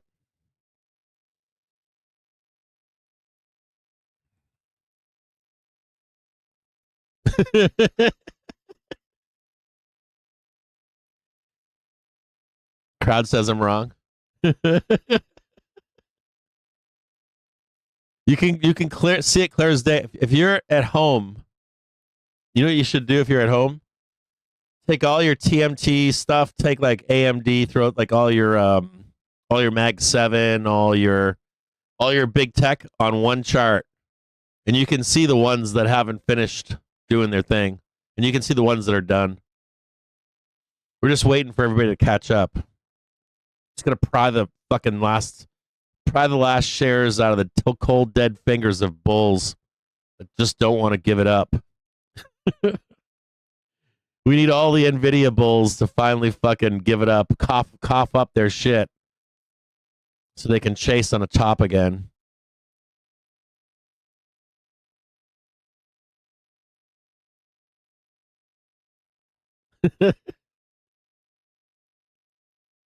Oh, maybe I'll post that on Twitter.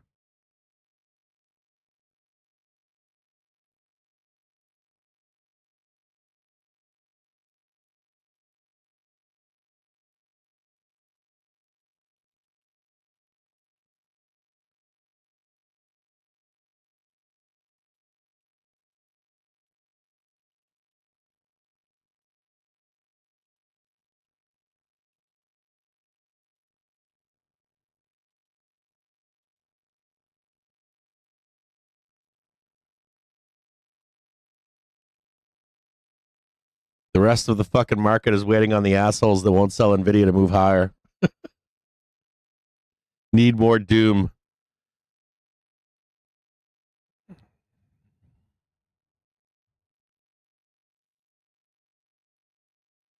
Oh, dude, NDX hit 1984, 87.4. That's awesome. Hell yeah. Fucking way to be.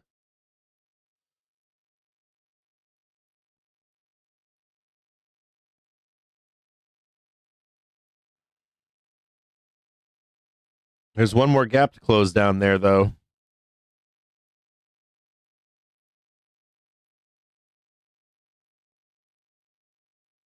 $19.51.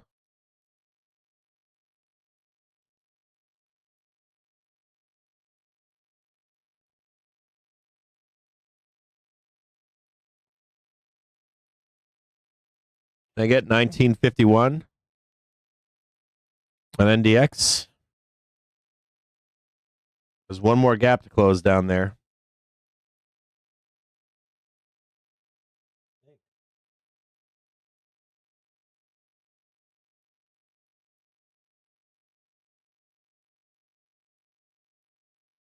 Yeah, there's one more gap to close down there.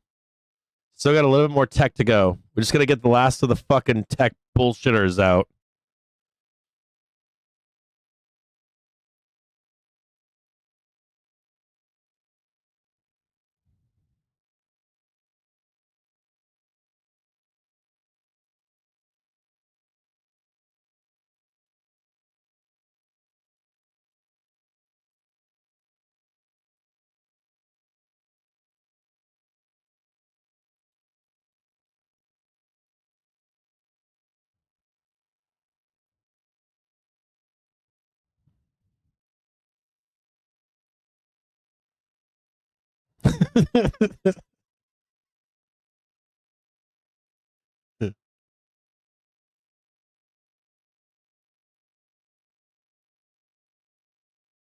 There's a little gap down here. Want to take that one out?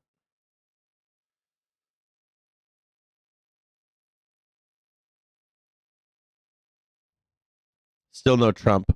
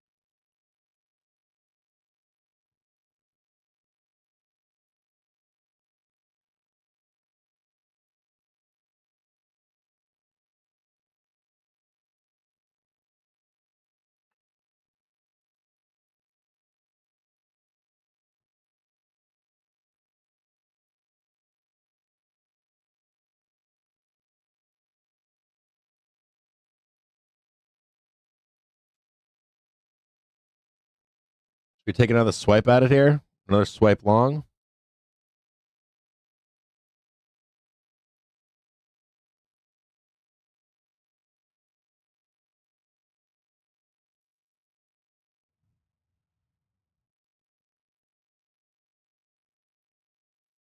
It would be awesome if we could do like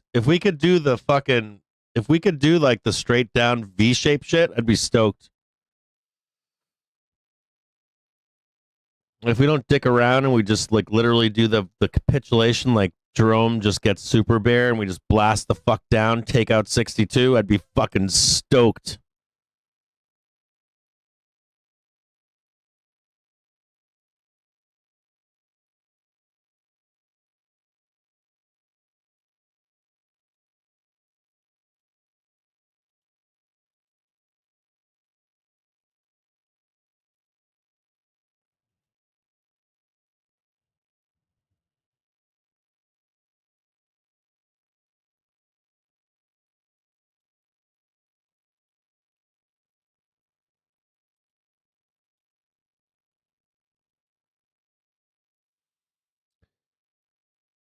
Anyways, if you're a member, I will get you that. I will get you those expectations.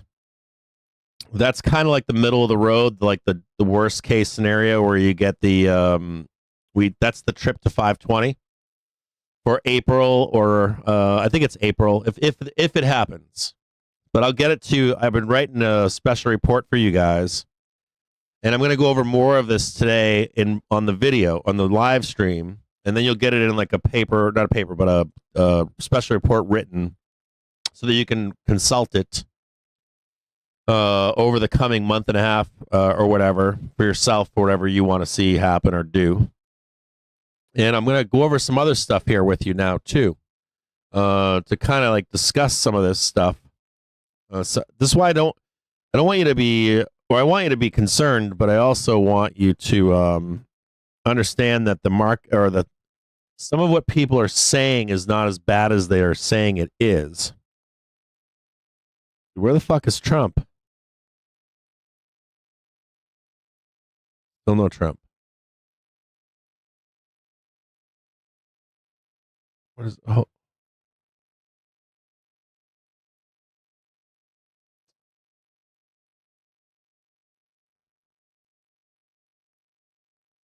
No.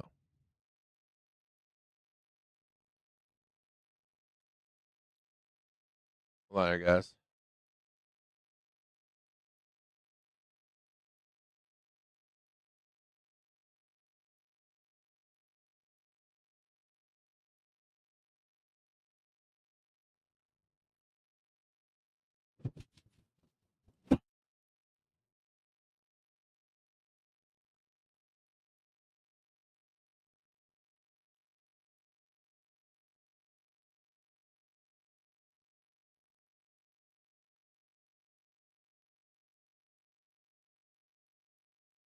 Republican Hill says Trump should work with Congress on a Bitcoin reserve. Yeah. It's hard. I have mixed feelings on all of this stuff. There's like Uncle JBJ, it's like multifaceted, right? There's a lot going on with it.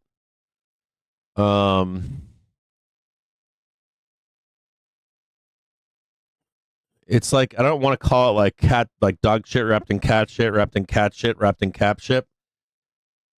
But there's so many different players in all of this. And some of it is for the right reasons, and some of it's for the wrong reasons. Some of it's because of pure capitalism. The older I get, someone said yesterday, from Macro Headline Risk with Financial Juice Pro. Someone had some commentary. An old guy had some commentary yesterday, and he said the older that I get, the more I have to unlearn everything I was taught as a child.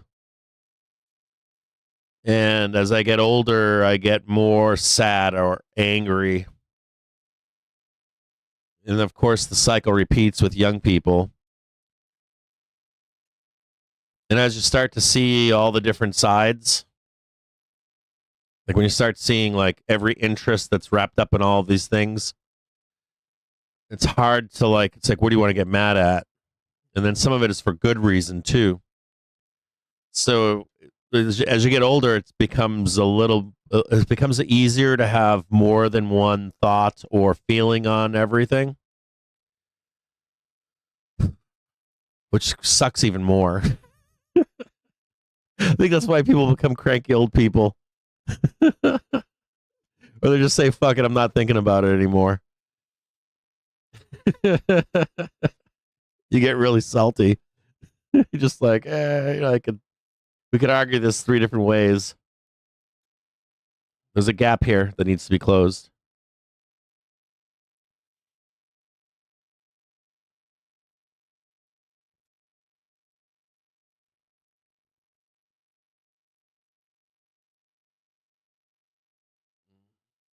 That special report will have a nice OPEX thing in there for you. There's a DivX trade. You guys know about the quarterly DivX trade, right? I've already told you about that. I'll try to have Vol Wiz on and talk about it again because it's a bread and butter trade. There's like a kick-ass DivX capture trade. Not every quarter. Through 3 out of 4 quarters. No, I don't even know if I could say it like that. There's like I'll have him on the show to describe it to you.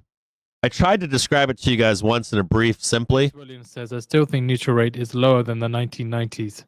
It's like a 3 or 4 part trade. It goes to the Q&A part of the session with Fitz Williams. I want to say it's a 3 or 4 part trade. If you're going the up down part of it, You don't always get all of it, but you can usually get a little bit of it every quarter, and it's juicy. One part of this trade, they blast the market down at like the market looks like it's going to squeeze into the close, and then they fucking dive bomb the market. We drop like 30 points, and then they squeeze it all the way the fuck up, and then they sell into the open of the second day of it or something. Let me take this gap out right here. There's the gap right there. US stocks extend fall, Nasdaq down 1%. Oh fuck yeah, Nasdaq. There's the gap. That's gone now.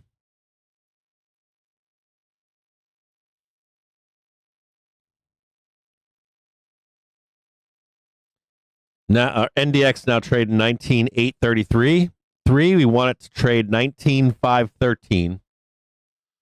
19,513 on NDX.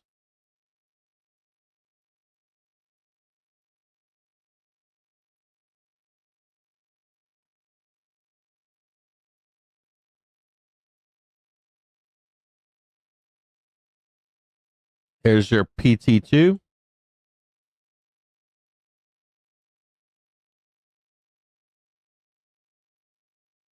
Waiting on Trump. He's late. Still no Trump.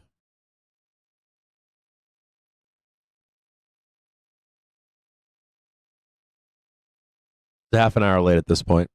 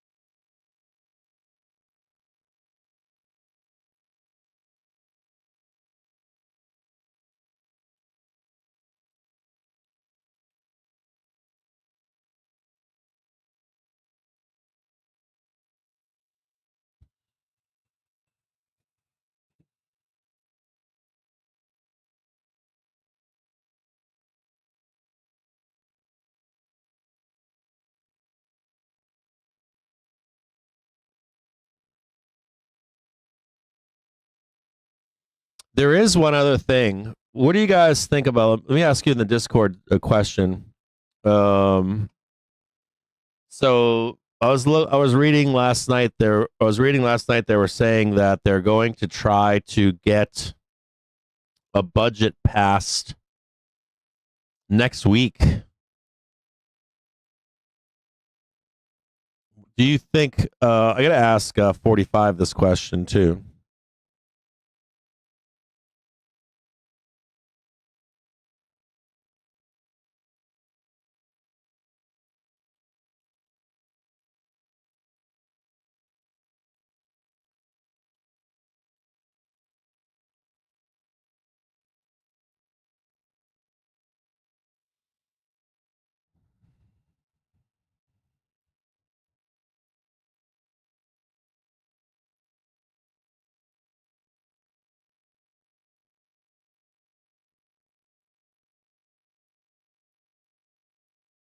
Oh, you did talk about it.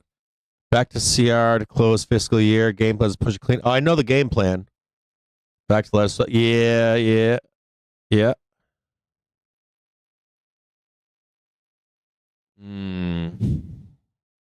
I was. All right. Yeah. Okay. So I'm aware of all that.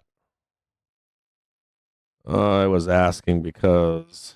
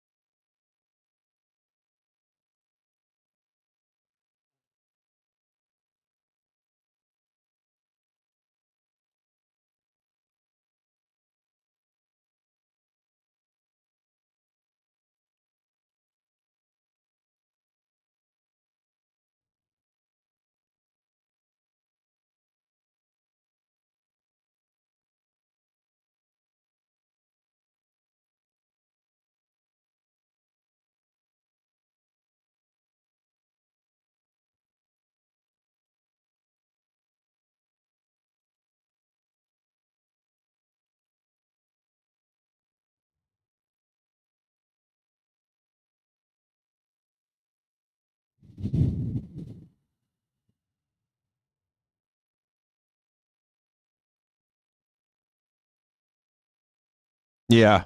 Yeah, I read that too.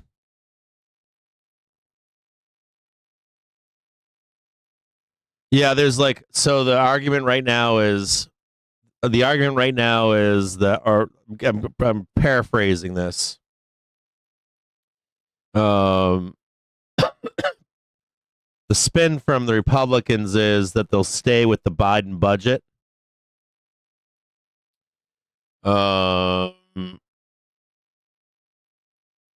But how that bill passes gives over a lot of control of how the budget is spent.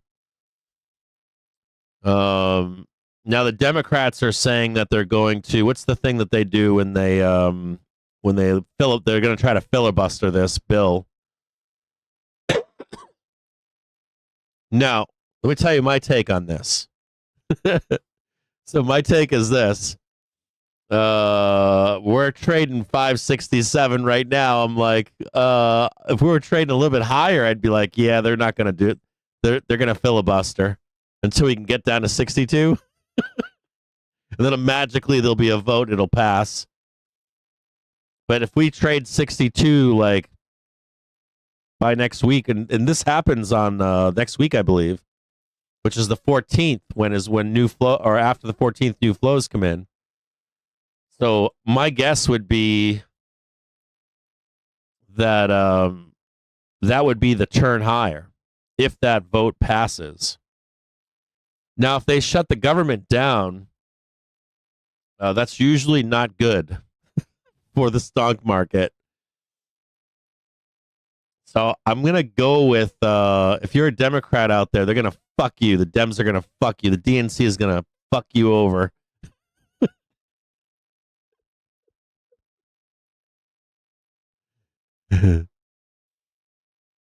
Oh, it is up and down. I didn't know that. I heard there was. Hold on one second. Let me show it to you. Hey, Ted, I got the article. Actually. Hold on one second. Let's see what they say. Hang tight, I got it. I got it sitting here. I'll read. I'll try to fix it. I'll try to be more concise in my thoughts.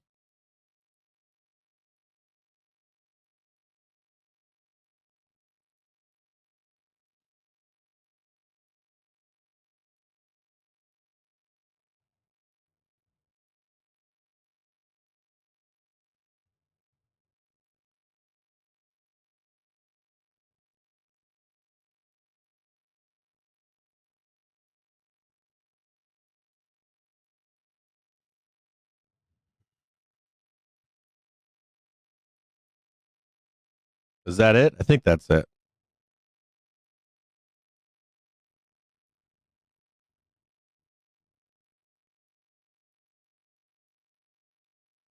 I'm only and if you guys are wondering why I'm discussing this right now, it's because it will have an impact on the stank market.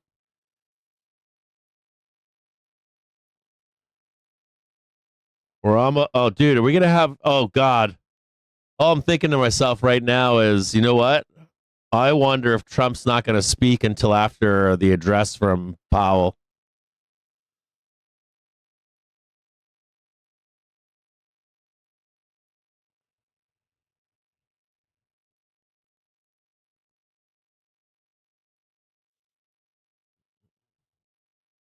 Is NVIDIA turning up now?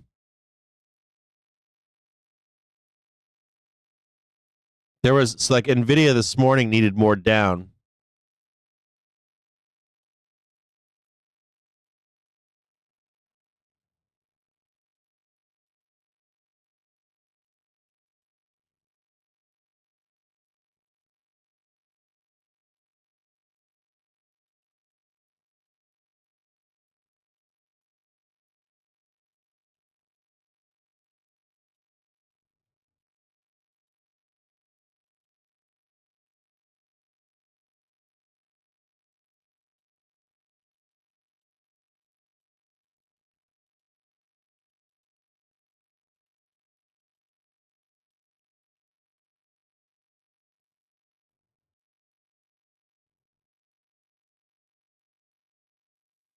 He was toxic.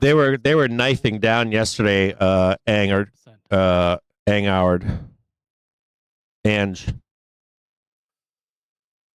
I think they weren't they knifing down. Meta was knifing down, and maybe Netflix. Don't hold me to that, but that's what I thought I saw last night. If you were to compare like Google to NVIDIA as of yesterday, it was glaring. You can see them firing through each one of these stocks. So as soon as they're at their bottom, they're going to start turning. They'll turn up as others are keep continuing to go down. Of 1 month and save 92%. PT2 on tap here.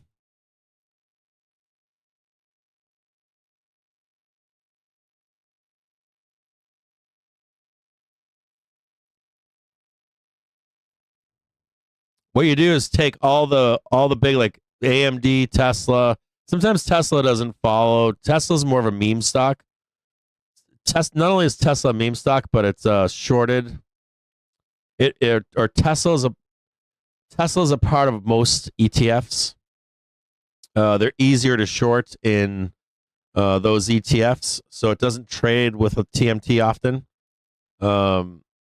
But most of the other stocks like NVIDIA, AMD, Microsoft, Google, Netflix, Meta, generally they follow the same path. So if we're trying to find a bottom in the markets and you just want to put them all together in one chart and see which ones are still heading down, when they're all done, you'll see a few of them going up already, and then you'll see the last one will finish and they'll start heading higher. I don't know how to explain that any better. We can look at them if you want. I was thinking about doing that this morning, but it's a pain in the ass to look at like all of them and say, okay, so this one's got a little bit more, this one's got less, that kind of stuff.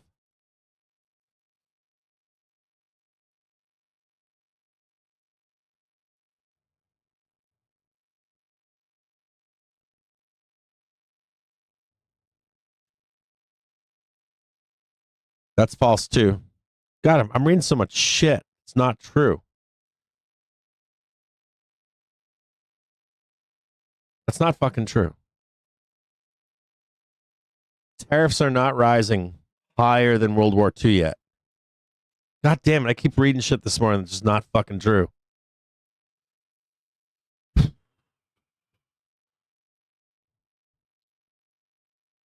so much bullshit out there. That's a fucking scam chart right there.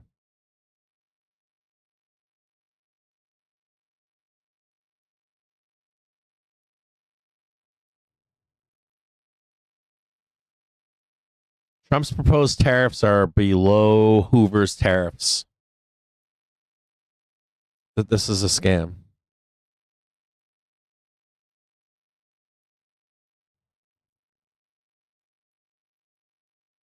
There's so much fucking scam bullshit out there. It's like not even funny.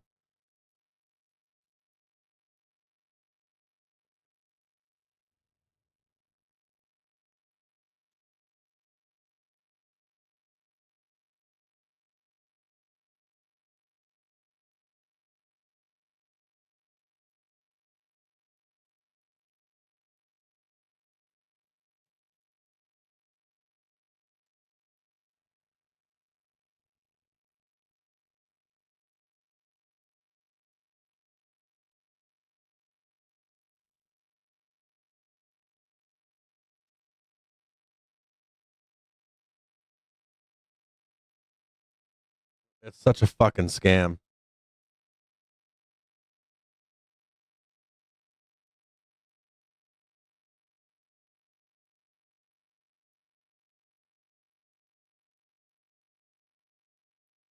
That is utter fucking horseshit.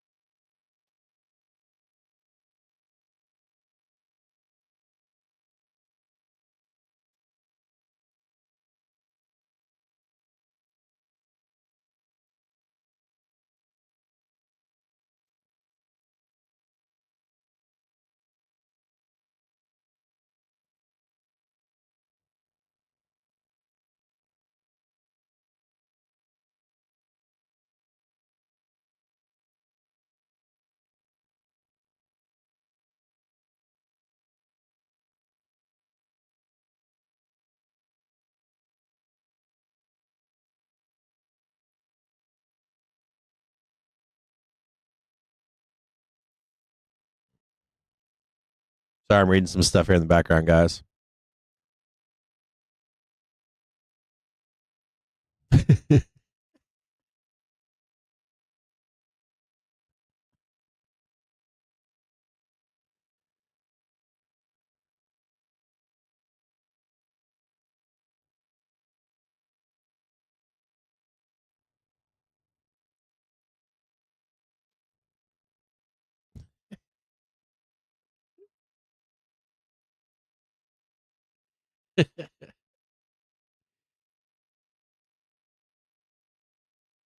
Come on, give me 62, baby.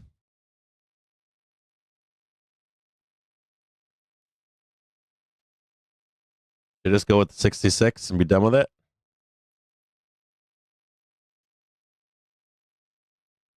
We got more we can go. Oh yeah. Oh yeah. Oh yeah.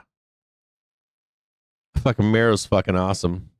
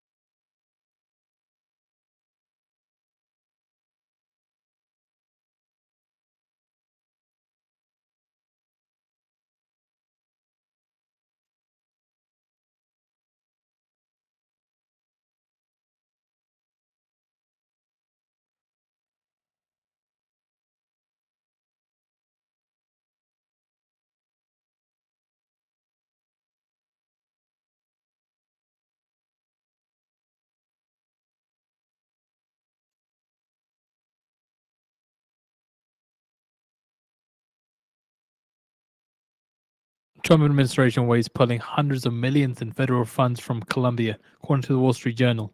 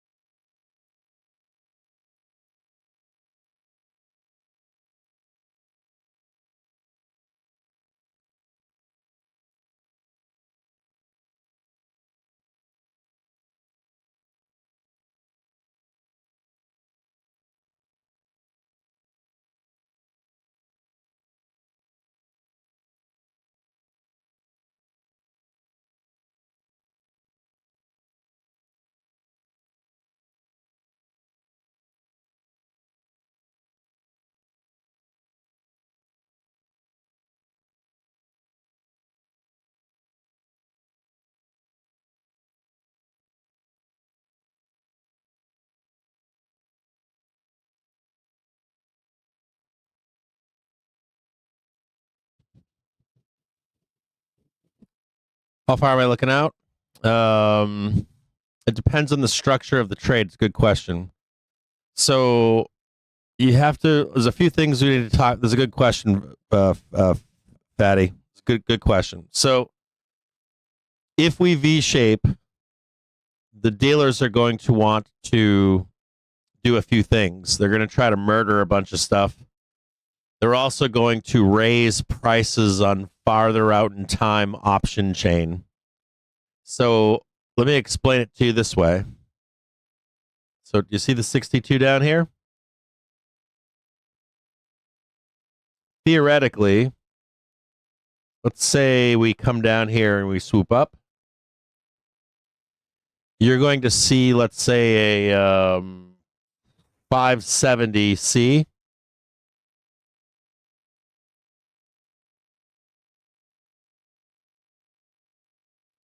Let's say right now it's like it's I don't know, it's not $10, and you're gonna expect it to go to, just as an example, $11, right? Or excuse me, $9, right? And then $8. That's what you'd expect, right? $7, $6, $5. It's an example. $4, $3, right? In fact, that won't happen. It'll start going 9, 10, 11, 12, 13. This is dealers pricing in, knowing that we're going to go up there, okay? Liquidity providers in the market will also get a cut of this and a fee in this, and they'll provide the liquidity for this.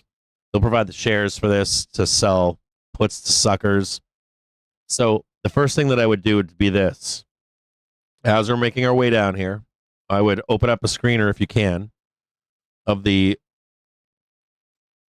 strike that you're interested in. I'd be checking like 570, always zeros and fives too. I gotta tell you a few things on this. You want to be looking at OPEXs and end of months, but preferably like an OPEX date, 3 months out, 6 months out, whatever. And you'll start to see the options, the calls rise as SPY's going down before it actually happens. And when you see that happen, you know the turn's coming. If you want to ask someone about this, speak with Binky, because he watches the chains for that happening, and he also watches the chain because people start buying options far out in time, 3, 6 months, 9 months, a year out. And the other thing here depends upon how you're structuring this trade. I don't know if you're buying calls or call spreads or whatever it is you're buying. If you do call spreads, then it doesn't really matter, does it? You can open both sides separately. You could get the short side right now and then get the long side. That'll give you a little bit of buffer, and you can open and close them separately. If you're going to buy shares, it doesn't really matter. If you're going to do just like calls, the more time, always the better. If you're going to do call spreads, more time, always better. Try to put them on zeros and fives, and try to put them on OPEX, or I always like to do like an extra week or two. Whatever you think is enough, put more. The closer you can get them in the money, the better. If it's just a single call, 30 delta, 20 delta, 10 delta is always better, but those are expensive as fuck. You could also do something even better than all of that. You can do a bull ratio spread. Those are super cool. Bull ratio spreads, you got to look that one up on your own. Fatty, do me a favor. Get on, go to YouTube and look up Option Industry Council and type in Option Industry Council bull ratio spread. It's a fucking baller trade. You want to put like 90 days on it or 6 months on it, and it's a kick-ass trade. If we crash here, you'll be flat. If we rip faces off, you'll make like 300%.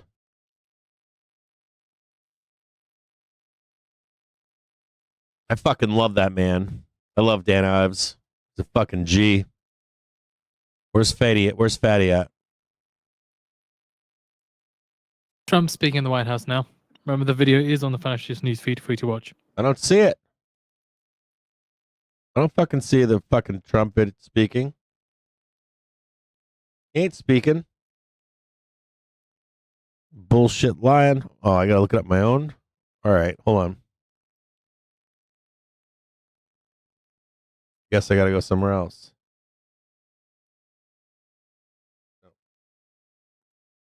I don't have that live stream. Watch out here for a squeeze. This is like cancer listening to this.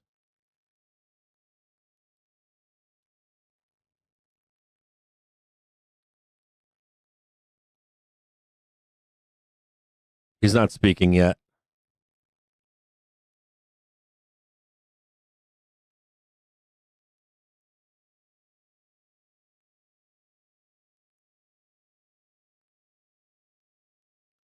He's not speaking yet.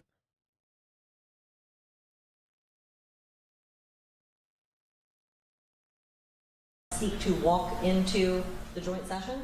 No. And were you at any point struck or physically assaulted? No, he hasn't spoken yet.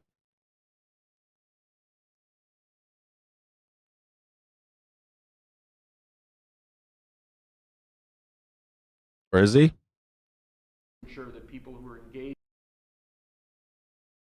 What's going on? Why is this playing?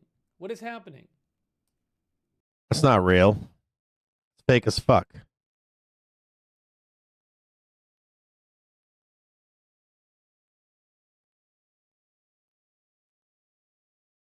He's not on yet.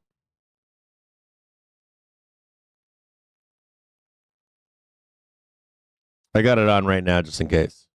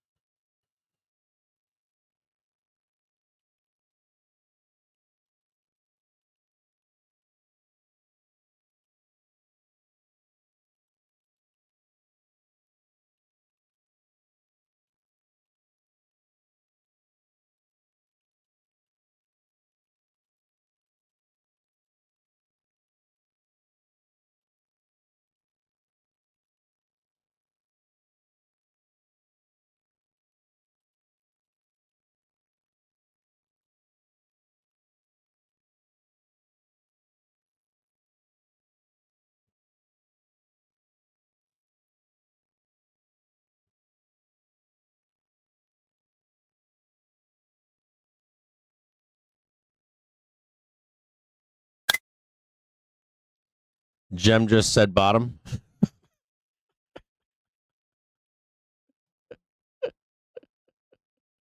That was the bottom. Okay.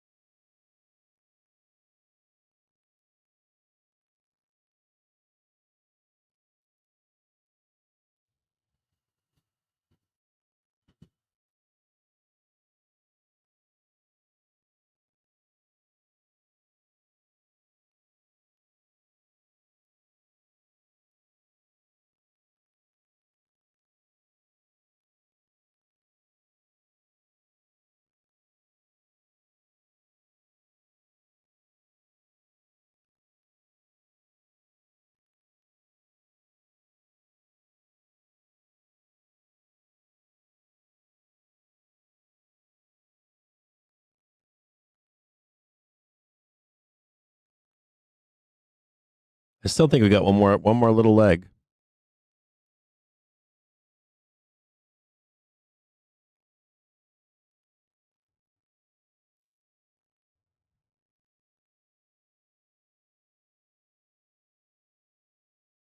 In a quick second, we're gonna go quick potty.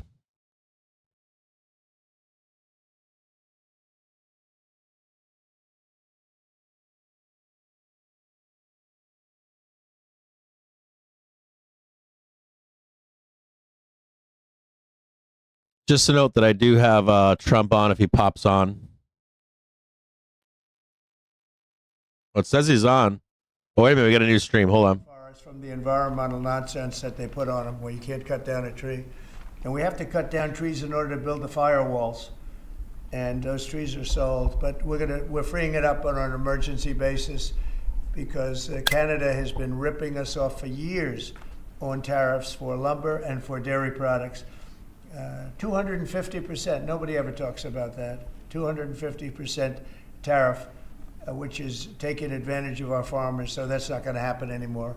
They'll be met with the exact same tariff unless they drop it.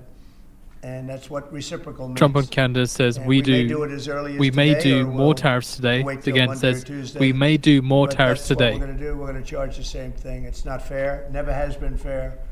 And they've treated our farmers badly. Look, our country's been ripped off by everybody, and that stops now.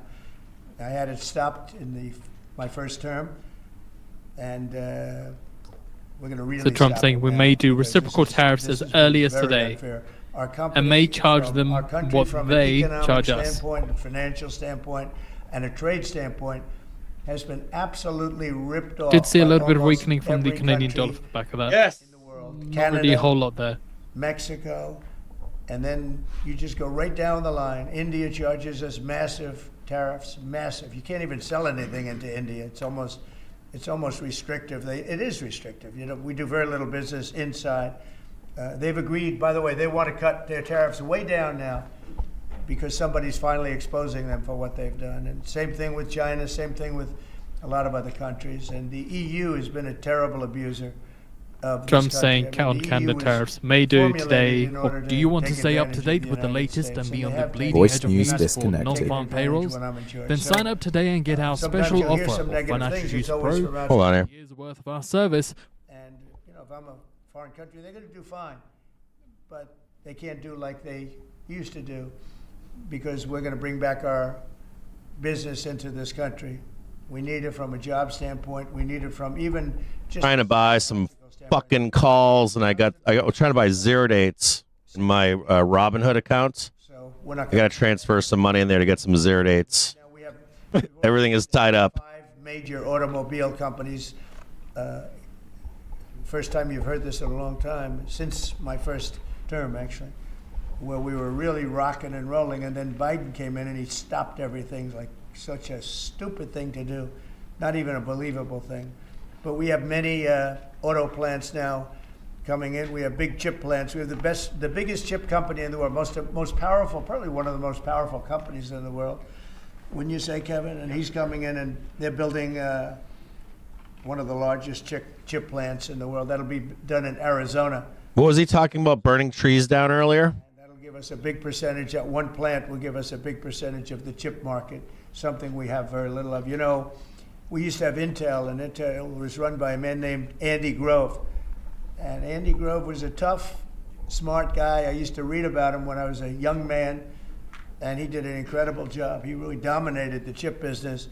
And then he died, and I guess they had a series of people that didn't know what the hell they were doing, and we gradually lost the chip business, and now it's almost exclusively in Taiwan. They stole it from us. They took it from us, and I don't blame them. I give them credit. I blame the people that were sitting in this seat because they allowed it to happen. We could have protected that so easily, but so we had the chip to happen. We could have protected that so easily, but so we had the chip business, and now it's all in Taiwan, almost exclusive, a little bit in South Korea, but mostly in Taiwan. And it's very important. Everything you do, everything you touch is now about chips. The brake of a car, the cars have chips all over the place. I was reading an article the other day where they talk about the brakes of a car are loaded up with chips. Who would think that a brake has a chip in it? But it's all about chips. So that was a big thing. And they'll be investing hundreds of billions of dollars in this country, and we'll be taking back a big, big portion of that industry. We have others coming in too.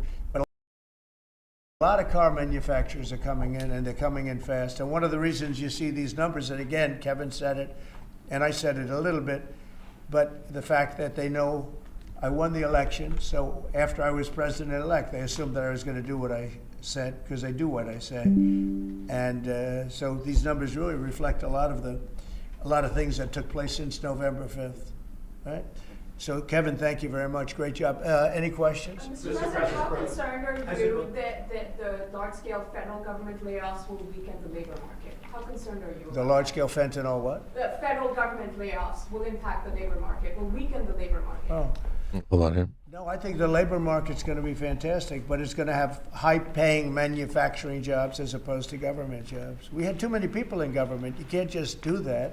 We had many too many. This is for 40 years. You know, this isn't just now. This built up and got worse and worse, and they just hire more and more people.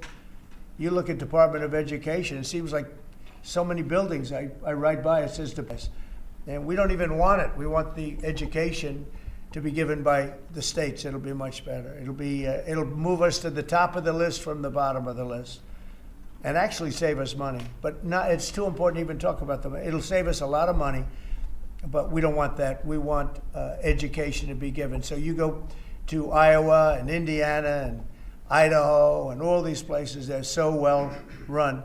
They're going to be producing education that will be the equivalent of, like Denmark is one, Norway, Sweden. Actually, China is one of the better in terms of education, and so we can't blame size anymore. You know, China has 1.4 billion people, but they're very high on the list. The one thing we're doing well on, we're number one on the list, is cost per pupil. We spend more money than any other country in the world by far.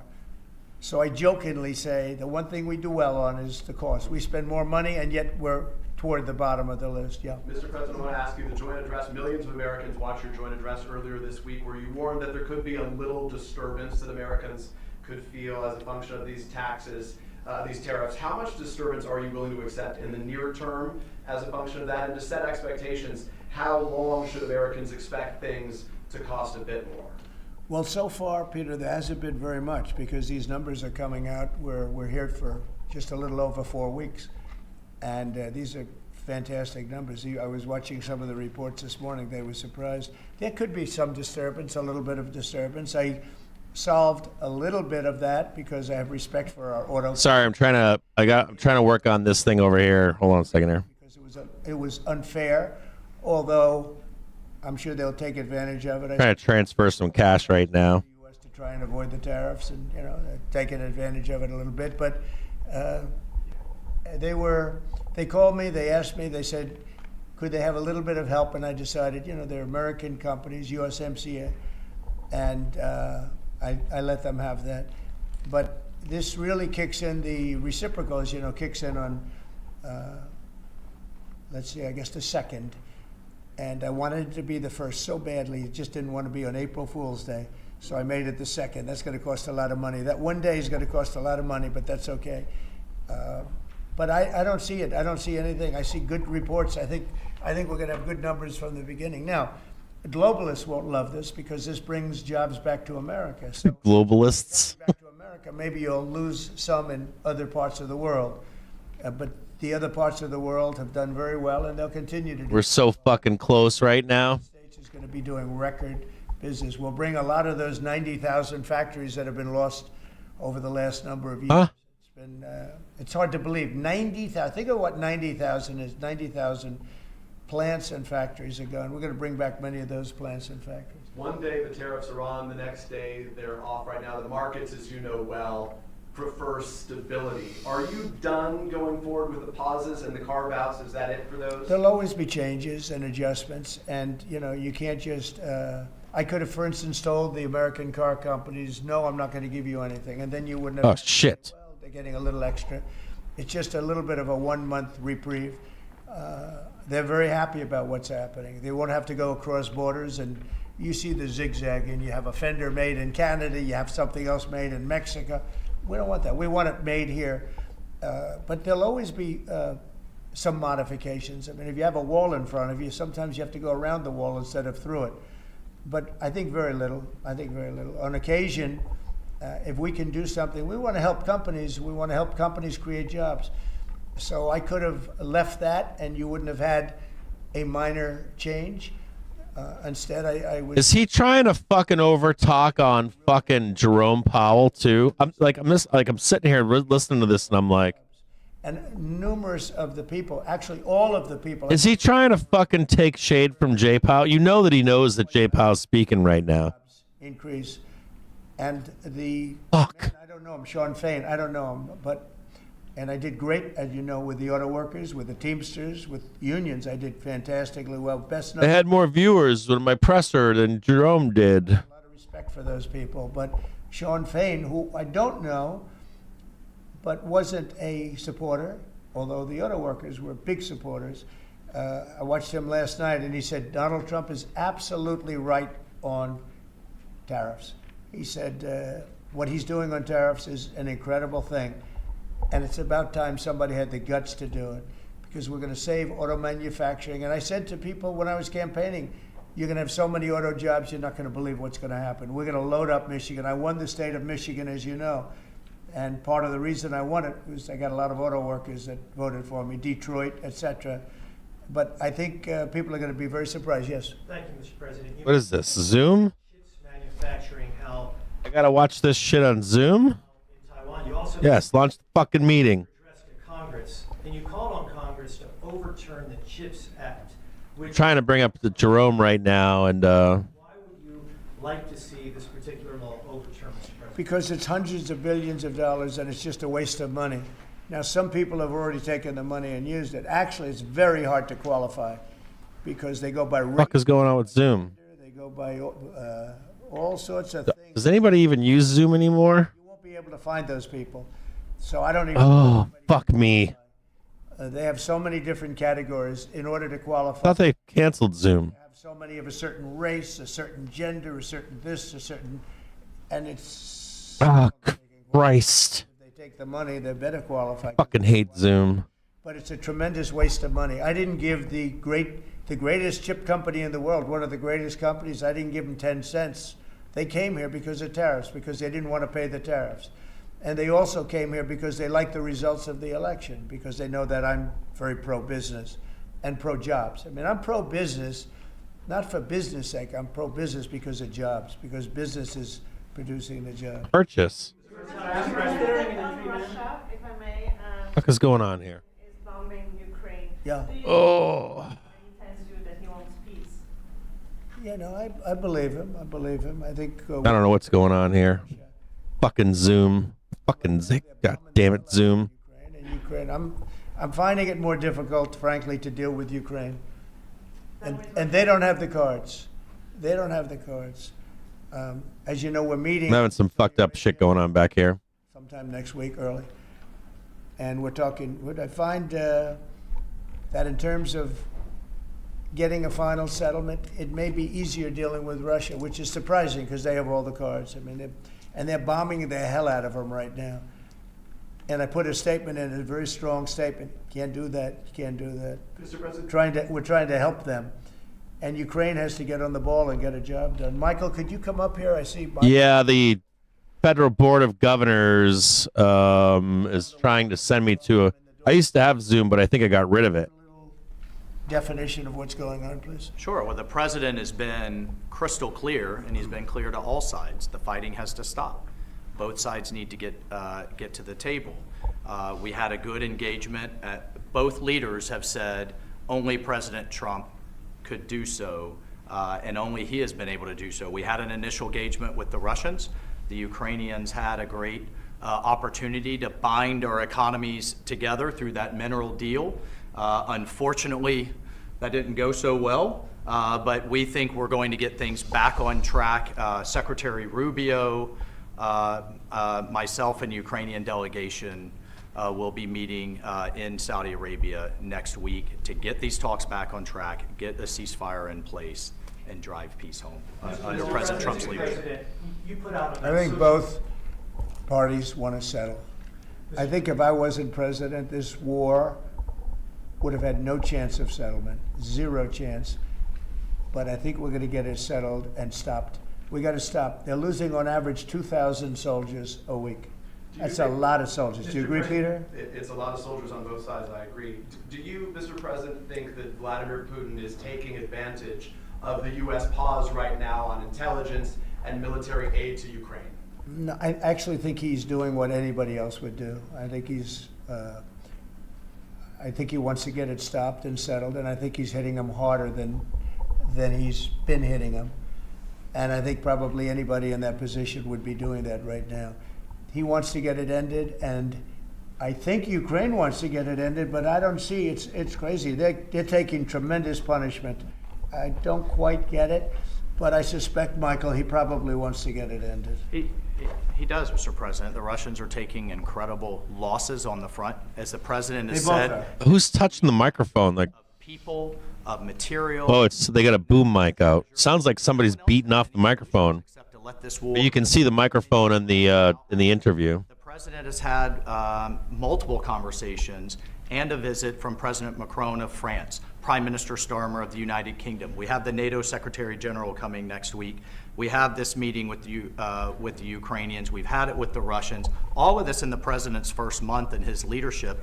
We will engage in the shuttle diplomacy, and we will continue to use whoever's doing that. What leverage we have to get both sides of the peace table. It's not going to be easy, but President Trump. This war should have never happened. It would have never happened if I were president, but it did happen. So a lot of other things shouldn't have happened too. We shouldn't have 21 million people pouring into our country through open borders, many of whom are criminals, very bad criminals, including murderers, thousands of murderers. Many killed, far more than one person, and they're roaming our streets. But Tom Homan and Kristi Noem are doing an incredible job, and we're getting them out of here. And we'll get them out. We'll get them all out. But all these things shouldn't have happened. We shouldn't have inflation. We shouldn't have had this horrible inflation where the prices have gone up. Look at eggs. So we're doing a good job. We're doing a good job. Mr. President, in regards to the pause on military assistance to Ukraine, you put out on your social media post today that Russia is pounding Ukraine. That's right. Why not provide Ukraine with air defenses? And what happens, Mr. President, when Ukraine runs out of Well, the because Patriot missile yeah, batteries? good question. Because I have to know that they want to settle. I don't know that they want to settle. If they don't want to settle, we're out of there because we want them to settle. And I'm doing it to stop death, more important than anything else. Secondarily, way down the line is the money. So we're in for $350 billion, and Europe is in for $100 billion. They should be in for the same or more than us.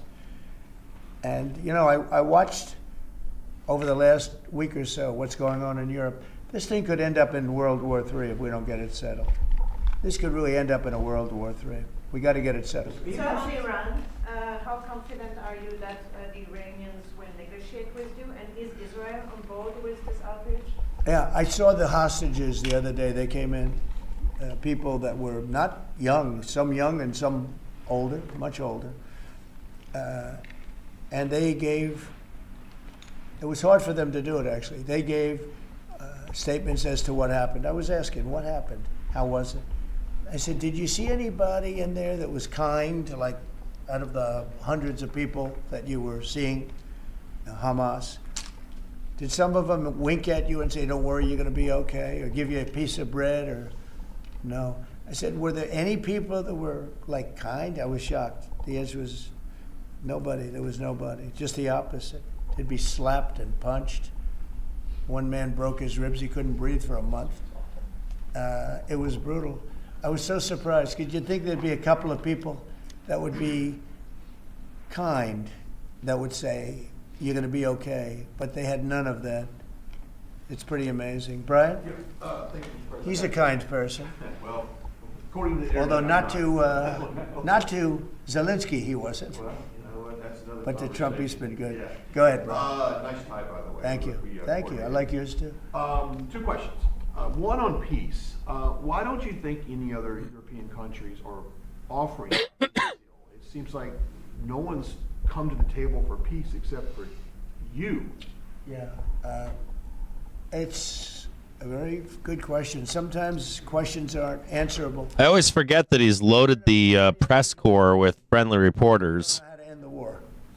I think I do know how to end the war. Despite the Russia hoax, I've always had a good relationship with Putin. And, you know, he wants to end the war. We got Jerome coming up here, too. More generous than he has to be. And that's pretty good. That means a lot of good things. Because, frankly, you could have made a great deal if this war never started, you could have made a great deal. I don't know that anything would have had to be given up. This was not a war that was going to start, Brian. Did he say nice tie? And it didn't start. For 4 years, somebody said, well, how do we know that? Well, for 4 years, it didn't start. I used to speak to Vladimir about it. I used to speak to him about it at length. It was the apple of his eye, but there was no way he was going in. And he knew, there were going to be consequences. But it did start. Fucking Christ. Think of what happened. Inflation, you have the war with Ukraine and Russia, that wouldn't have happened. October 7th would have never happened. Israel, they had no money. Iran had no money. Iran was stone cold broke, and now they have a lot of money. And that's going to be the next thing you'll be talking about is Iran. What's going to happen with Iran? And there'll be some interesting days ahead. That's all I can tell you. We're down to final strokes with Iran. That's going to be an interesting time. And we'll see what happens. But we're down to the final moments. We're at final moments. You can't let them have a nuclear weapon. I think that I would have had a deal within 1 month after the rigged election of 2020. They were all set to make a deal. And then when I lost, they saw this person who's a stupid person, very stupid person. And they said, let's not make a deal. And they were right. He took the sanctions off. They became rich under Biden. They went from having no money to having $300 billion.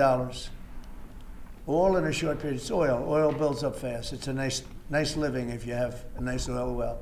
And they do. They have a lot of nice oil wells, right? So anyway, it's going to be a big thing.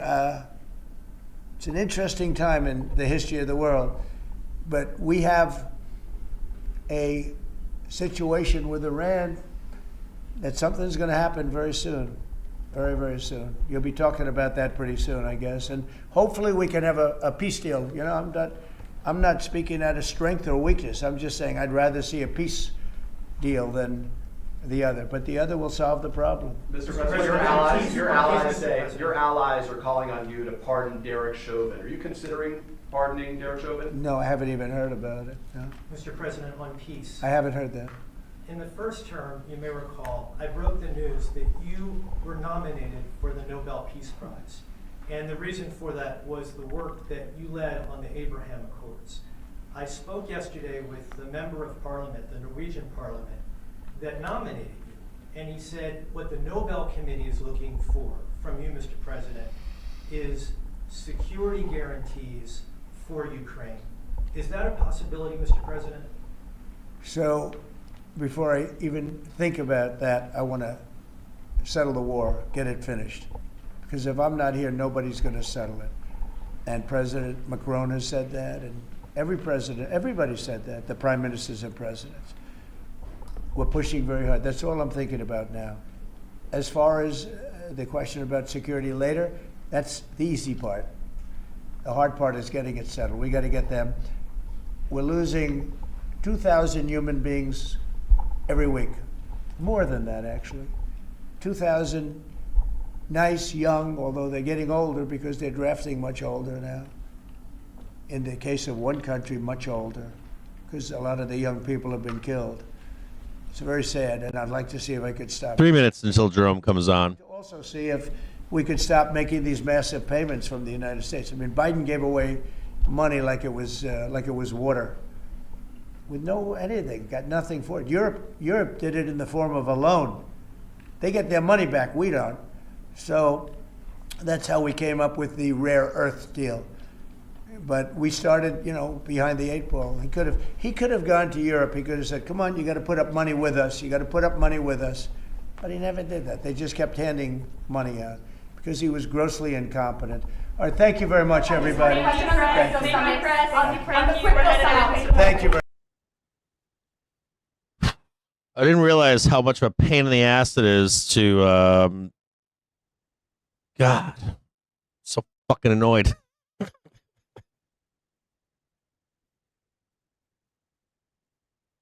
All right, so we've got the end of the presser. He was pretty nice. Dude.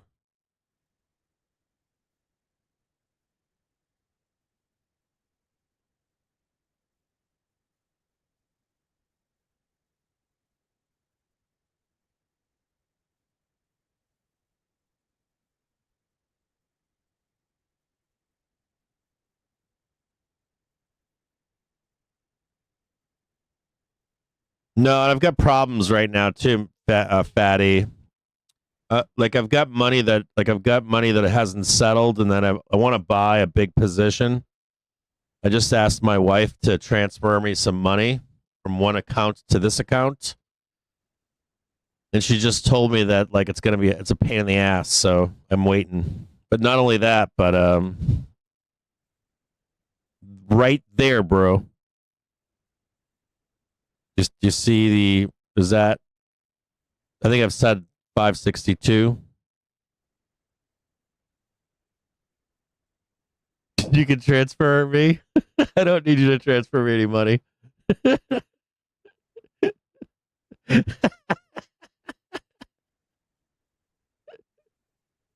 is just moving money from one account to another.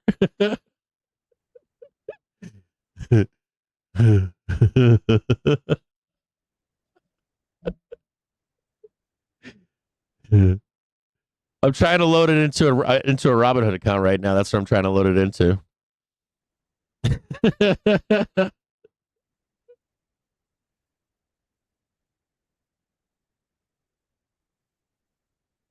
1 second here.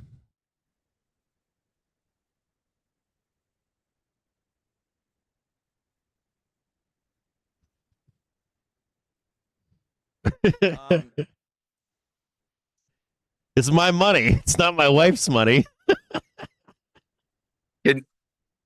My wife is retired. She doesn't do shit. We're about to get started. Oh, here we go. Can you please silence your cell phones? Here we go. They don't go off. I'm Anil Kashyap. I'm one of the directors of the Clark Center that hosts this conference, and we're delighted to be able to host Chair Powell. Give me a big fucking fat red bar down. The run of show is going to be that he'll make some opening remarks, then we'll have a moderated conversation. And come on, Bear Powell. He needs no introduction, so please join me in welcoming Chair Powell back to the U.S. Monetary Council.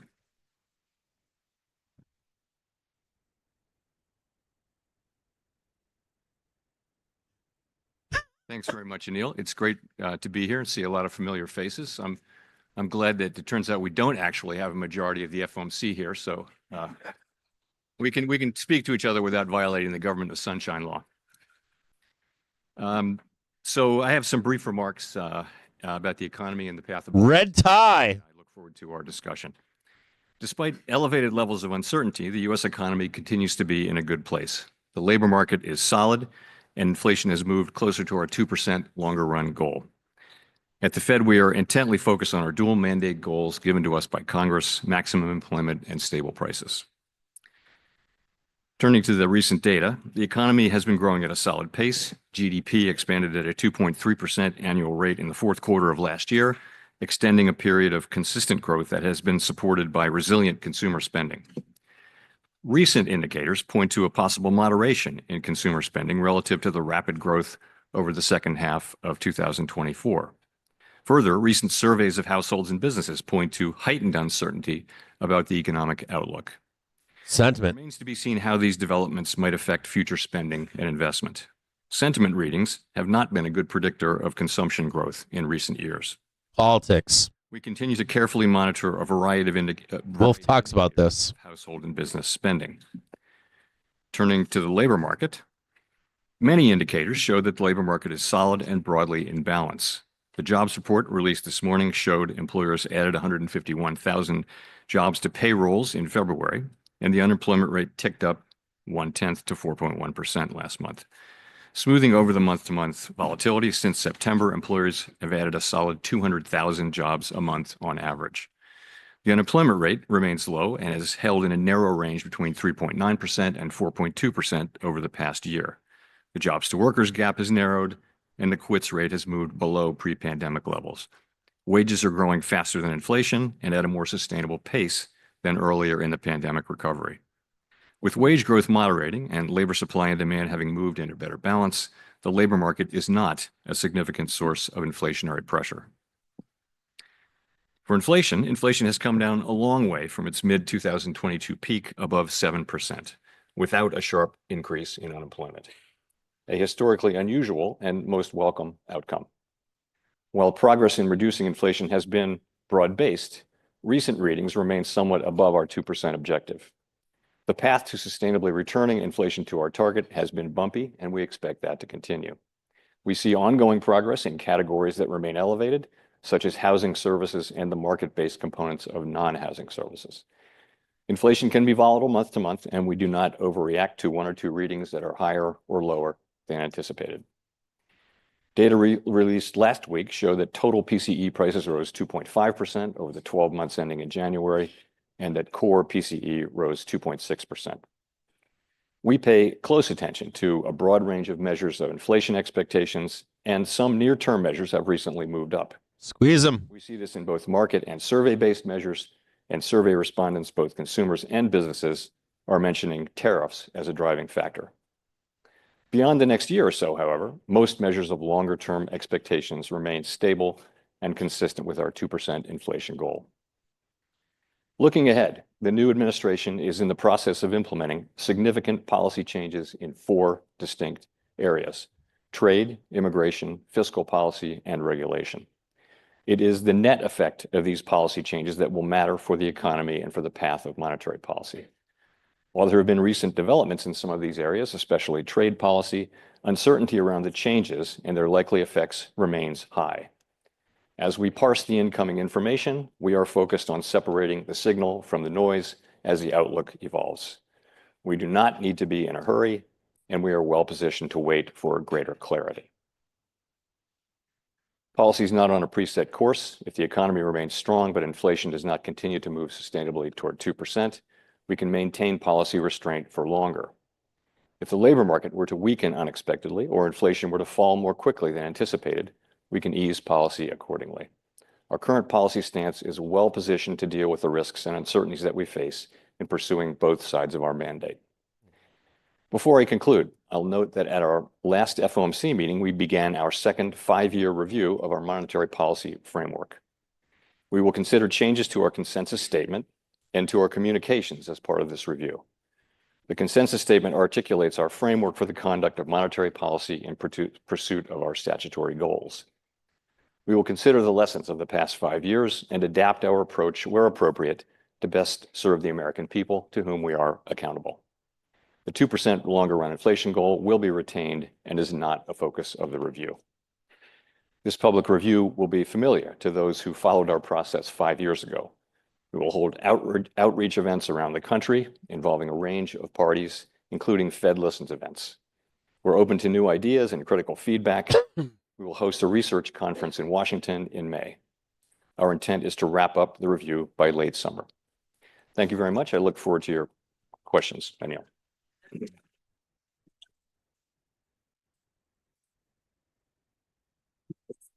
All right, thanks for that.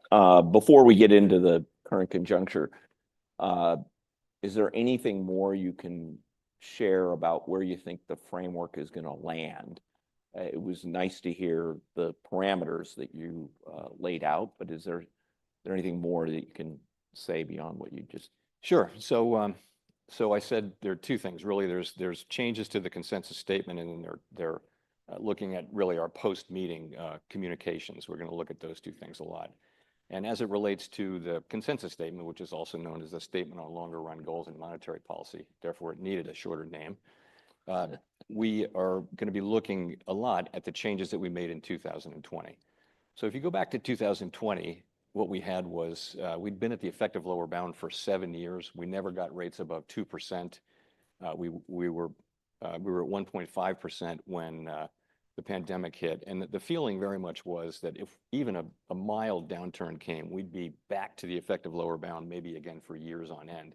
So we were looking for ways to try to minimize the likelihood of that. And a pretty standard result in the research was a kind of a makeup strategy. So that's what that was. So the framework changes that we made were very focused on the importance of the effective lower bound problem, which was thought to be the big problem at the time. And those were the changes that we made. So, and we thought that those issues would be persistent, but the universe had other ideas. And the pandemic arrived just a few months after we implemented the framework and really changed the whole mixture. And effectively the idea of an overshoot, of a modest overshoot or moderate overshoot of inflation really became irrelevant. And we were back to the regular framework, and we did what we did, and you have the results today. So I think we'll be looking at, for example, the focus in the consensus statement. We'll be looking at the focus that we had on the effective lower bound. It's probably not the base case anymore, but it's probably still relevant. We'll be looking at shortfalls, which is an interesting idea, and there are different ways to express that. And we'll be certainly we'll also be looking at the idea of having a moderate overshoot of inflation over the 2% target following periods when inflation has been low. We're looking at all of those things, and again, I expect to be done, by the end of the summer. On the communications, particularly our post-meeting communications, we're going to take a close look at the SEP and also compare ourselves to what other central banks around the world do. And this will be a couple of weeks from now. We'll have our second meeting, and I think we'll be done in time for sort of the end of the summer. Okay, that's great. Let me pick up on this question about the level of prices versus the inflation rate. Economists spend a lot of time making the distinction between the rate of change and the level. I'm not sure that the public fully understands this. Yes, we do. Because you see these surveys about how frustrated people are with inflation. Inflation now is not that different than your target. It's above, but not meaningfully so. But do you think that price stability needs to take into account how far you wear away from the objective? And if you've had a big run up and the level remains high, even if the inflation rate is back to normal. Is that something we need to reconsider? You know, the public experience, what the public experience is the prices of things. And the prices of things went up a lot in 2021 and 22, and to some extent in 23. And when we talk about inflation, we're obviously talking about the rate of change now. But the public's not wrong. They are experiencing high prices, and obviously you can have a great labor market, but if people are really struggling because of high prices, that's what they're really going to feel. So they're right about what they're saying.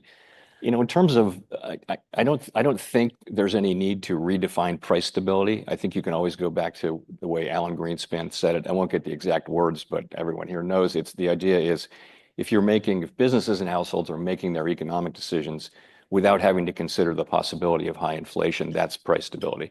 I don't think we need to rethink inflation the way we deal with it. I don't think we need to reinvent price stability. So, okay. Okay, the elephant in the room. Economists normally assume that a tariff is passed into domestic prices. And as the Secretary of Treasury said yesterday, that would change the level of prices once, but wouldn't mean anything for inflation a year later. No. If we're looking at what happens over the next year, how would we know if the conventional view is not correct and that it's leaked into something more? It'll begin to fluctuate. So I think that start with the general thought is that if there's a spike in prices, that's a one-time thing that is going to go through the economy, then it's not appropriate to react to it because our policy by design will reduce employment and activity, and it would not have really been needed to be done. So you look through those things if you can. So if you put that in the context of tariffs, you know, I think if you look at where forecasts are, look at the blue chip, look where everybody's forecasting some inflation effect from tariffs. So it's very likely. We've gotten it since December, greedflation. Tariffs are imposed, and let's remember, we really don't know what's happening yet. We're at a stage where we're still very uncertain about what will be tariffed, for how long, at what level. We're going to have to wait to see all of that. But the likelihood is that some of that will find its way, you know, it'll hit the exporters, the importers, the retailers, and to some extent the consumers, and we'll see what that is. And in a simple case where we know it's a one-time thing, you know, the textbook would say look through it. But I think the situation you would want to also be sure of a couple of things. One just is that if it turns into a series of things and it's that means normal and higher inflation, larger, that would matter. And what really would matter is what's happening with longer term inflation expectations and how persistent are the inflationary effects. You want to look at all of those things, and you'd want to remember the current context. You'd look at the 10 and 20 year. Right now, if you look at the 3 and 6 month, that's where it's showing the inflation bills. So you got to put all that in the mix as you make this decision. I would point people back to 2019, you know, when we had the Tax Cuts and Jobs Act, we had lower immigration, and we had regulatory policy under President Trump in the first regime, and you know, we wound up cutting 3 times because growth weakened so much. So there are many effects of tariffs. And as I pointed out, it's really the effect of all of these policies that matter for our policy. It's not simply what's happening with tariffs. It's what's happening with growth and all the other things as a result of these broad changes in economic policy, not just tariffs. Okay, just to put a point on this, I think I know what you're going to say, but the usual rule that economists hold is that when uncertainty is high, we're gradualist. And I'm wondering whether you view that as the right benchmark or anchor to think about. I view it as the right benchmark or anchor for right now, and that's because the costs of being cautious are very, very low. You know, the economy's fine. It doesn't need us to do anything really, and so we can wait, and we should wait. I think there are cases where uncertainty is high, where that would not be the case, where the costs of going slow might be high. And those would be, for example, you know, if inflation expectations were clearly under pressure, or if you're at the beginning of the pandemic and uncertainty is unquestionably elevated, but you nonetheless act very aggressively because of the potential cost of not doing so. Okay, that's interesting. But I'll ask a couple more conjunctural questions, but there's a lot of people in the room here that are very curious about what you want to say about the Basel III endgame. So that's inside baseball, but people's wallets depend on this. So you want to say anything about that? Sure, absolutely. So our view at the Fed is we very much intend to complete the Basel III endgame. And we think that's very important. We think that the Basel Accords really... This is your first target right here? Minimum standards for international banking around the world. And we expect that we will. We're kind of on hold until the U.S. banking agencies are really back up and running with new leadership. But once they are, we fully expect to get back to that work and complete the Basel III endgame. And I have a good reason to think that we'll be able to do that. That's good news. Another little bit of inside baseball, but there's been a lot of discussion in the last few weeks about changing some of the statistics that are emphasized about the economy. And the Commerce Department recently disbanded the Federal Economic Statistics Advisory Committee. And I know during COVID, you felt like there were many indicators of the economy that were kind of broken or not so helpful. So do we need to worry about whether the Fed's ability to do its job might come into question because of deficiencies in the statistics? And are you already, let's do that. I'll ask a follow-up. Yeah, so there's two different things. I think it needs to be said that the government data we get from government gathered data we get from the Bureau of Economic Analysis and the Bureau of Labor Statistics is incredibly important and really the gold standard for data. Being able to track what's going on in the economy is very, very important. And it's something that the United States has led in for a long, long time and something we need to continue to lead in. It's true that survey responses have gone down and that some of the data have become more volatile. That just means it's something we need to keep doing and invest in. So I think that's important. On the pandemic data, that's a different thing. You needed to measure things like how many people are going to restaurants, how many, you could look at open table data and things like that. So there were lots and lots of pieces of data we were getting about that showed how many people are coming back to work, riding the subway and that kind of thing.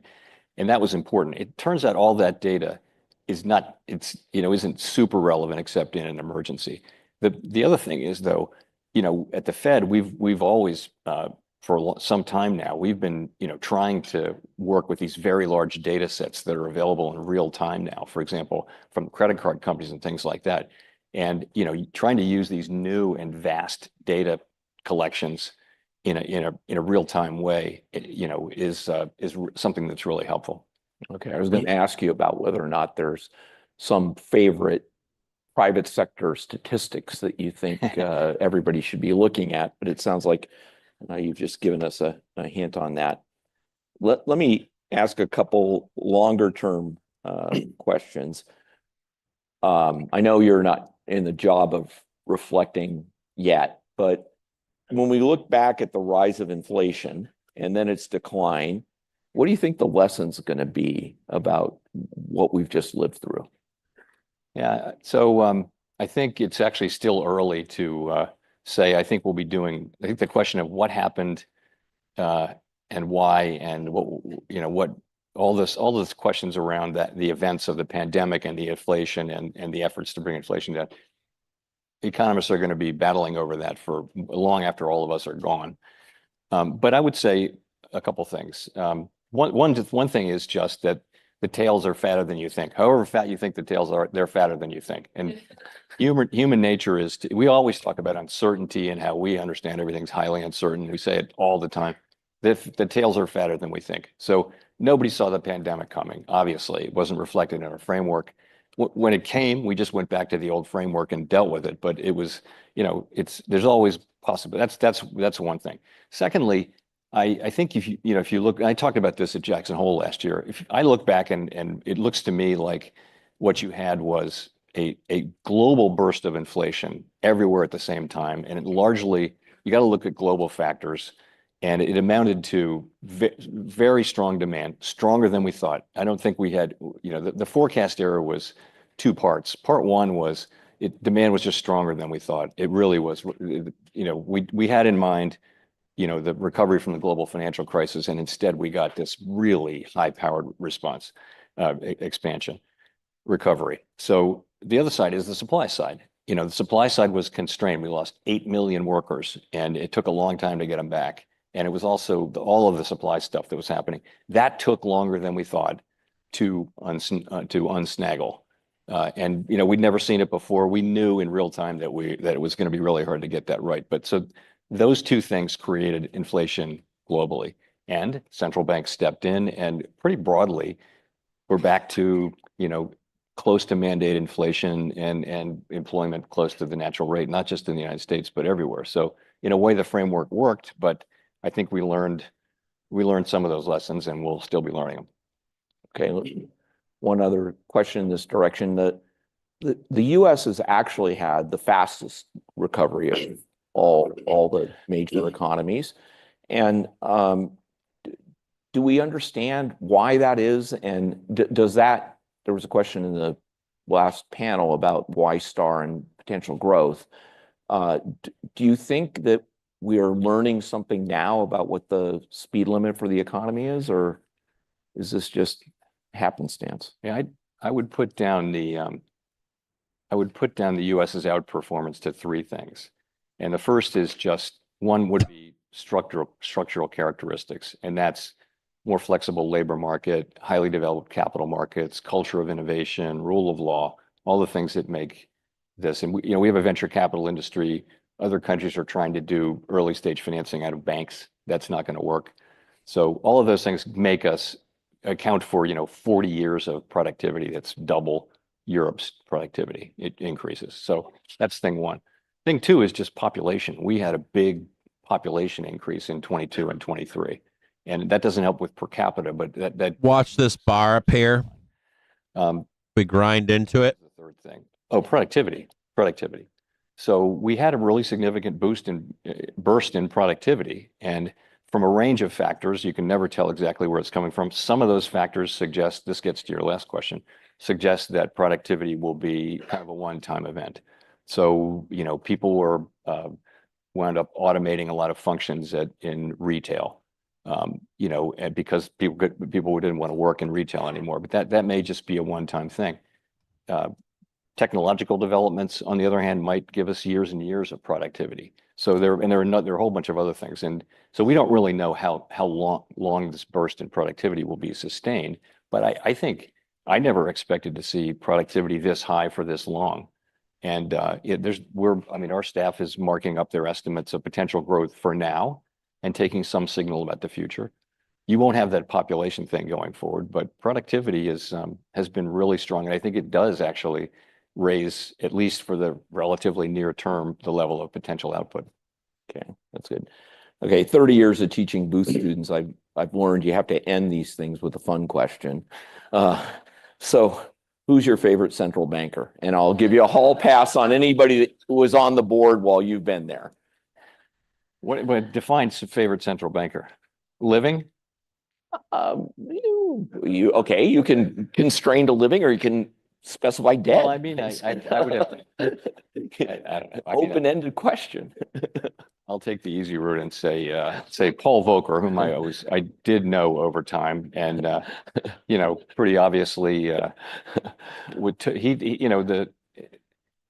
in central banking, nobody wants to be working in a central bank when inflation is really high, but everybody who works in a central bank knows what they have to do when inflation is high.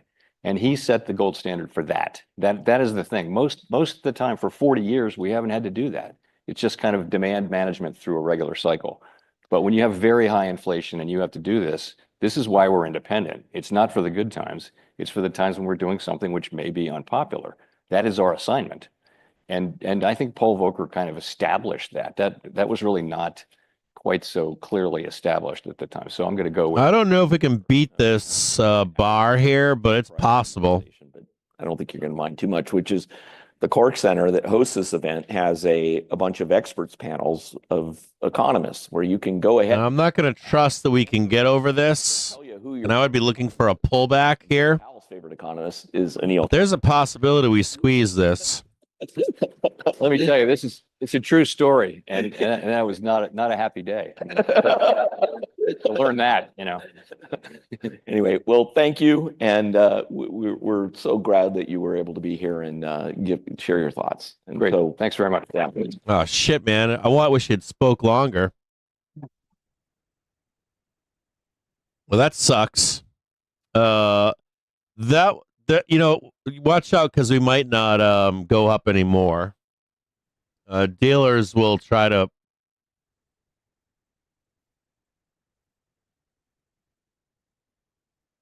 Okay, there we go.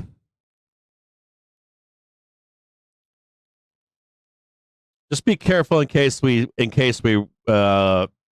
with this event being over, you may see demand for calls disappear briefly. Just be careful of a pullback. The takeaway from this is multifold. Number one, counter to everything you're hearing out there. And this would probably be a good time, or maybe not exactly at this moment, maybe like 1:30. I need to take a break at some point, but we likely want to discuss the verbiage that he used in this interview, and which is counter to a lot of the FinTwit toilet paper, YouTube toilet paper, stock market crash shit because the economy sucks. Now there's uncertainty from Trump, right? But the data goes into the data actually slaps the face of a lot of what's being pushed around out there. So an example would be this. Like there's a bunch of examples. One, there's a lot of greedflation. This isn't even tariffs. I was talking to Doug Fuller this morning, and you got to remember that a Fortune 500 company is always, any chance they have, going to raise prices on you. And they will do it until you push back on that as a consumer. And they will take that easy route every time. If you push back and don't buy, they will seek other routes. They will seek out new suppliers. They will seek out shrinkflation. They will they will seek out lesser quality. They will seek out, here we go. So because the event's over, we might reprice this. So just be careful of this pullback here. They will do that work only if they have to, is the point. Now, let's say they can't get a better producer and they can't get a cheaper good, or they've shrunk it too much. They will take the hit to their own profit. There are companies that lose money all the time. They're everywhere. Companies lose money all the time. It happens frequently. They get restructured. They do an M&A. There's all kinds of stuff that they do. They'll even stop selling certain products that are low winners for them, right? We only make 10% on this one. This one we make all of our money here, and this 30% markup or whatever. We'll just focus on that. We won't do any development. There's all kinds of stuff they can do. The end supplier to you, or the end business that you're buying from. They have many things they can do, but they won't do that stuff unless you don't buy it. This is like basic econ 101. Now, the guy that was talking to Jerome said a misnomer. The cost of tariffs does not go to you. That is a big misnomer. It actually goes to the supplier or producer. Now, that supplier or producer will also attempt on their end, if they're going to lose that company's business for seeking out a new supplier, to give a cheaper price or even eat it. There's so many layers to tariffs. Like where it begins, like your number one. Let's say I tariff China, and I say aluminum 25%. So I tell China, hey, it's aluminum 25% to you, right? Right away, the aluminum producer is going to try to source cheaper aluminum and try to give a better deal if they can. That's right away. They're also at the same time going to pass that cost along initially to the buyer of that aluminum, right? So that buyer of the aluminum is going to try to pass that along to you, right? And see if you accept it. But you likely won't. And even if you do, they're going to keep raising prices anyways. And it's only a one-time hit. They're going to keep hitting you. They'll always try to hit you for more money. Now, let's say you say, no, we're not doing that. Fuck that. We're not buying this anymore. They will lower their prices. They'll go back and negotiate with the producer that's producing that aluminum. And not only that, I want you to think about the cost of that aluminum and what you're buying, like the real true cost. Think about the fact that companies will ramp up greedflation, then hit you once the tariffs come into being with another 25%. So if they have a $10 computer, they're going to try to attempt to charge you $12.50 because they think you're dumb. And a lot of people are dumb. And so they'll try to pass on that. And that aluminum did not cost $25 or $2.50 of the price you paid. Don't for a minute think that they paid 25% of that product. It would have to be a block of aluminum, just a block of aluminum. You figure if that aluminum has other components, or if it's got liquid in it, or if it's got something else attached to it.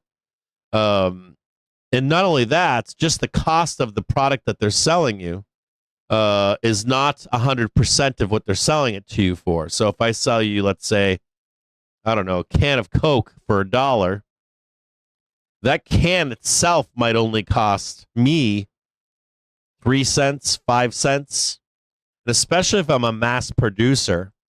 So the 25% of that aluminum is like another what? Half a penny.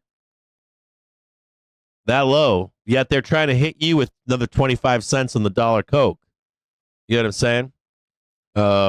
So when this stuff's getting passed along to you, you should be outraged by it. Number one, there's a lot of fakeness to what that is, and they'll try to hit you again and again and again and again. Any excuse to raise prices. Just think like that. Any excuse to raise prices. So he goes on to talk about. How inflation, you'll get an initial spike. I was a little upset that he didn't say that it was greedflation, and he won't because he's a friend of business. But he did go on to discuss if it becomes sticky, persistent. He didn't address if it becomes velocity. I don't know, there's another word for it he used, but velocity in that inflation. As long as there's no velocity in that inflation, and as long as it doesn't become sticky, so inflation should be like this with tariffs, should go up and then down. And this is bad. This would be velocity, right? But just up and down. What the guy was saying to him was, what if it sticks around? And that's when it becomes normal higher inflation. That's bad too. That would require the Fed to hike rates. If it becomes sticky or persists, not necessarily gets velocity, just comes up. And normal higher inflation usually looks like this. It's going higher, it normally looks like this. And then you get a velocity ramp at the end. Or if it's coming down violently, it'll bounce off like this too, typically.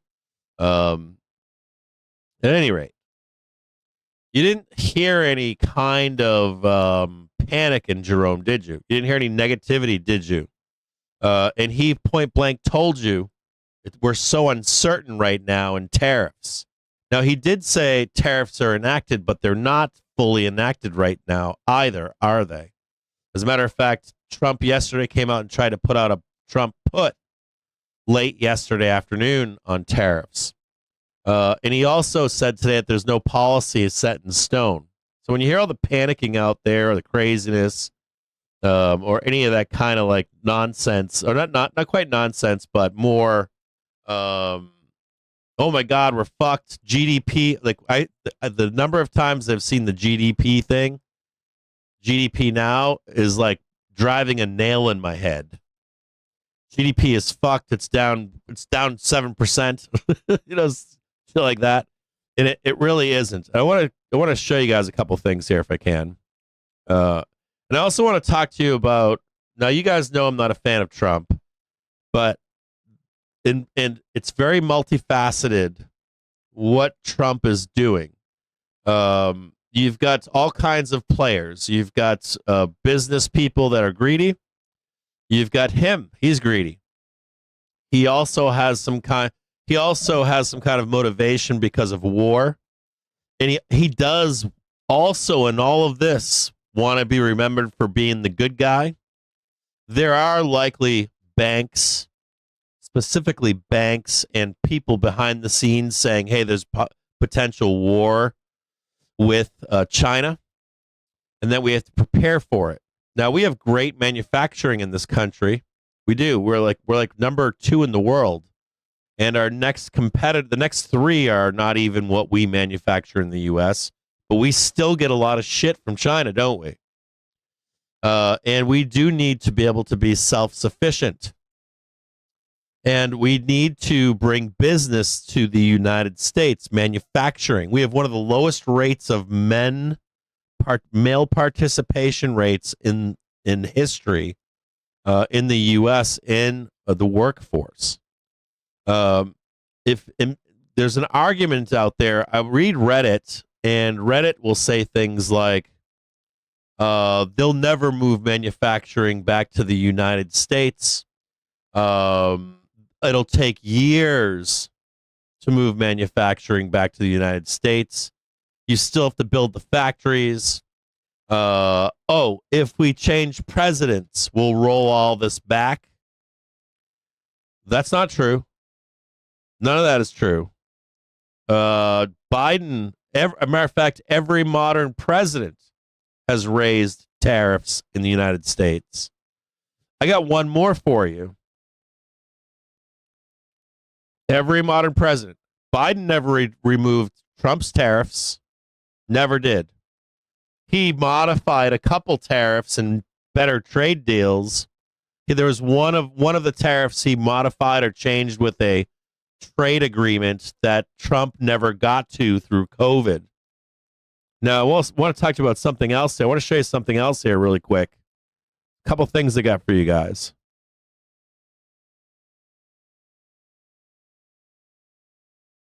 Like just on the topic of we'll never build manufacturing in the U.S. or it's decades away. I think you'd be shocked to see that that's not the case. I want to show you this one thing here. This one chart here.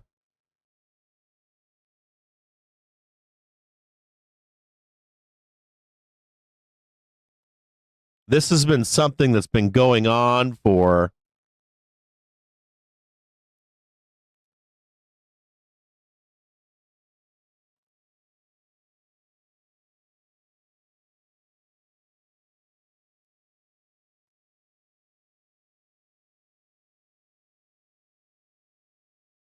I don't know if you can see this, but this is construction spending.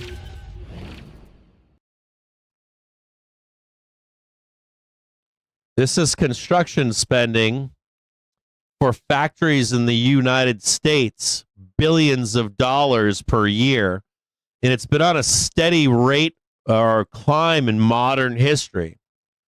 This is tariff war. This is the implications of tariffs. And what's crazy is I want you to look closely at this. After the constraints that we experienced from COVID was like a shock for us. Holy shit. We're not getting the goods that we need, right? We have got tankers out in ports We've got empty shelves. And look at the spend right now on building factories. 2021 we went up. 2022 we went up. 2023 we went up. 2024 we spent 184% more in billions of dollars on factory building in the United States. So we are doing this. We are actually doing this. We are actually doing this. Hey, we're gonna build our own shit. And this is likely tied towards geopolitics. I hate to say this because there's more or not arguments, but there's multifacets to all of this stuff. Is Trump a good guy in my view? No. Does he want to fucking make a bunch of money and shit and cement things in his family? Yes. But there's other factors here. You can see that when they bring up the conversation of Canada joining the U.S., or we're going to leave NATO, or we're going to seize Greenland, or we're going to seize Panama, that this is posturing and positioning for a possible Cold or World War. That also includes Putin and Ukraine. And the largest military standing army in the West and in Europe right now is, guess what? Who? It's Ukraine. They have 1 million-man armies with combat experience.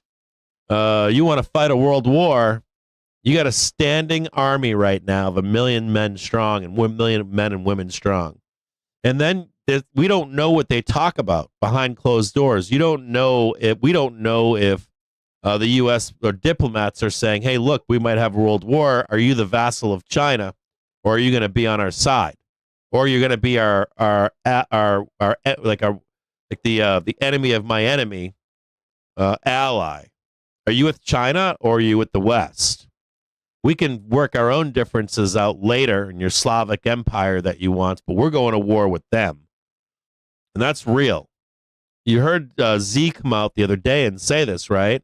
We'll go to war with you with tariffs, whatever you want to go to war with. We're ready. Z said that. We are ready. And it looks to me like, and we just had BlackRock basically seize those 2 ports in Panama. Now, whether you want to see this happen or not, whether you disagree with it, don't want to see World War III, nuclear war, whatever, that's fine. I'm the same guy.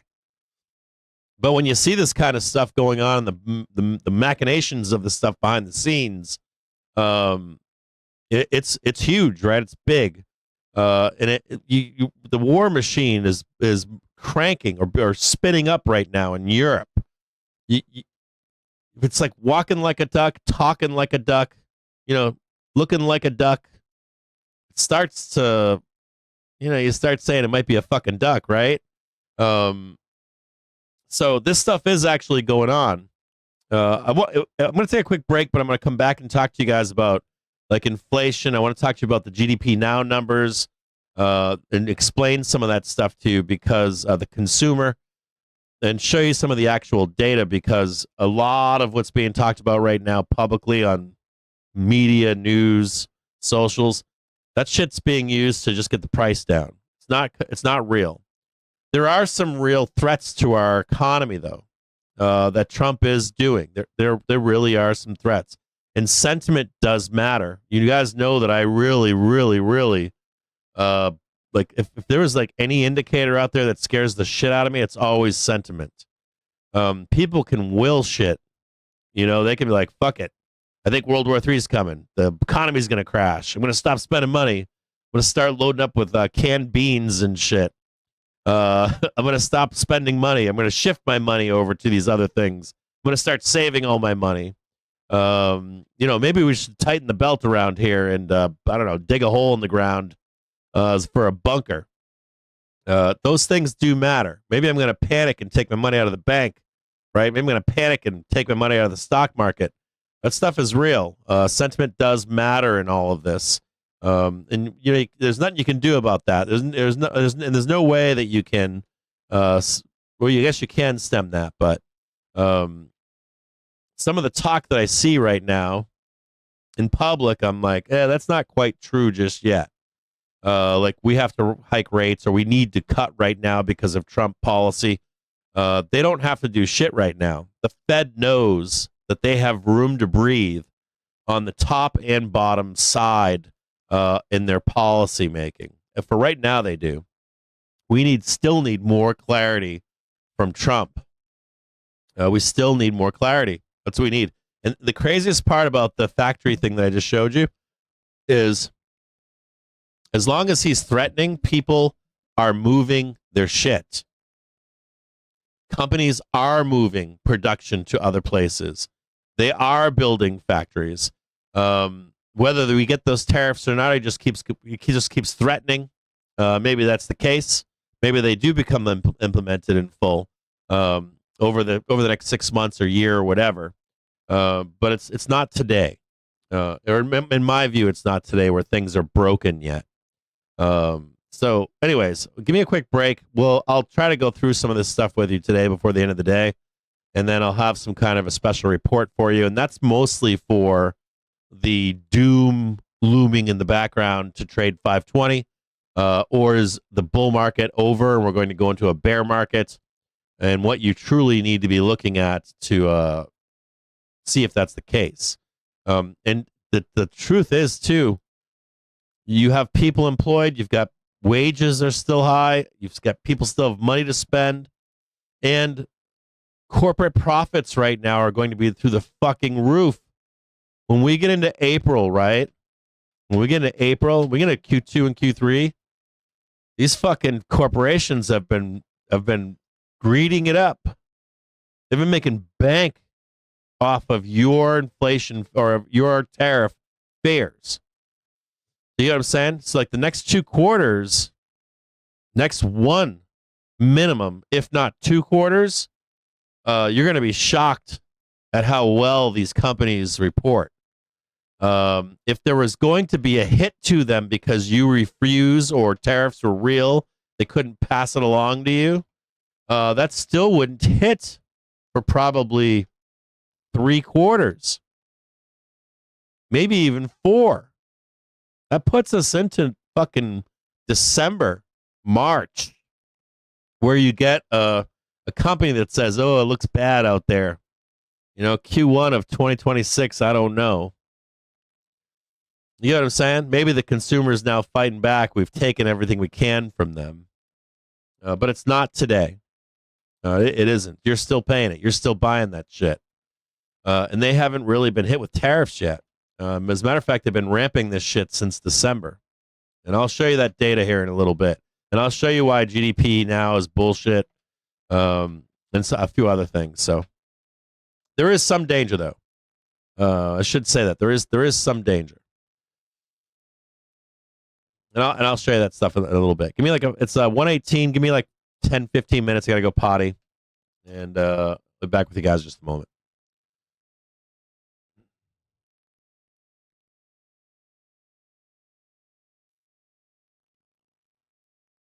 No, there's 1.2 million soldiers in total for Russia right now. There's 985,000 active soldiers in Ukraine right now. That's the facts. That is the facts. China's going to be like a fucking billion. Fucking crazy. They're the largest standing army in Europe right now, Ukraine. And that's where some of that danger shit comes. Like if you want to talk about, if you want to talk about like where the danger comes with some of Trump's stuff, some of his pushing and stuff. Like one example would be, if you anger, let's say Canada too much, and you anger Europe too much, and they start to form their own alliances. They turn to, let's say, Australia. They're like, you know what? We don't need the U.S. anymore. And maybe they even push towards aligning with China. That would be really fucking bad. That's not good. You don't want the U.S. isolated either, where, hey, we're going to take care of ourselves.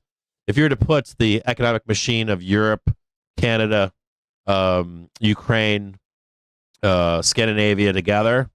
Now, earlier he said a misnomer. He said the EU is not a larger economy than the U.S. But if you take the EU with non-EU countries over there, and you throw a couple more in there, like Canada, Mexico, you can throw in some Australia, you can be a larger economic powerhouse than the U.S. That is a possibility.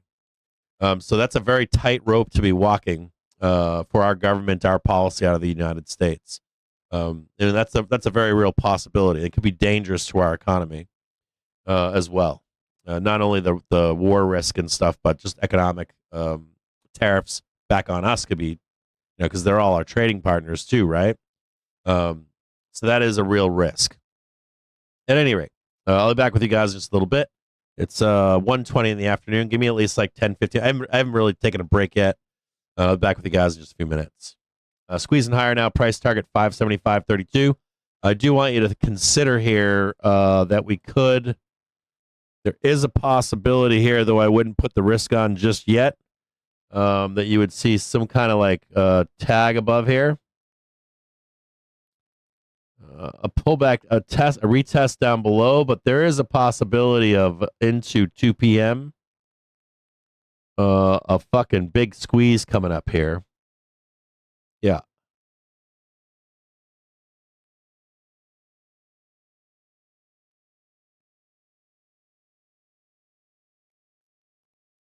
This is our one right here, and there's some stuff we can take out up here.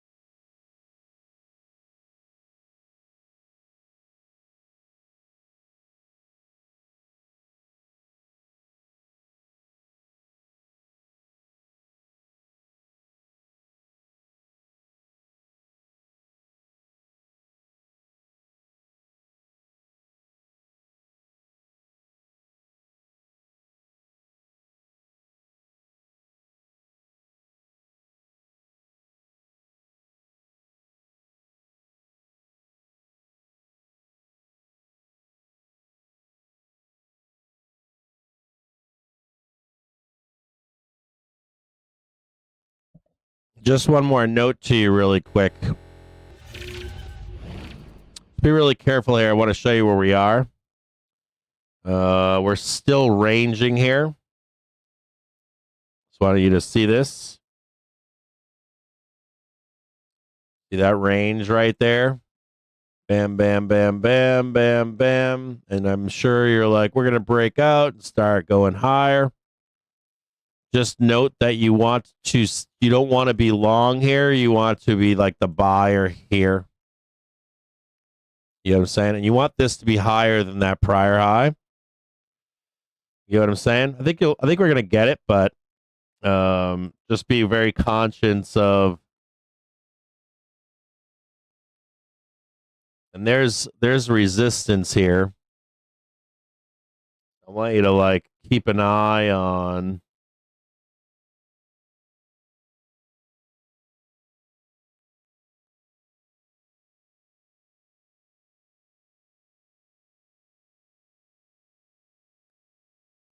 The dangers here.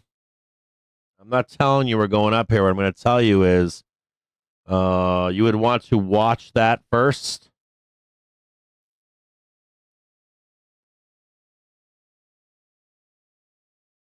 You don't want to be trading that. It's very dangerous. You could trade the inside of this here and there, but you really want to see that prior high get beat.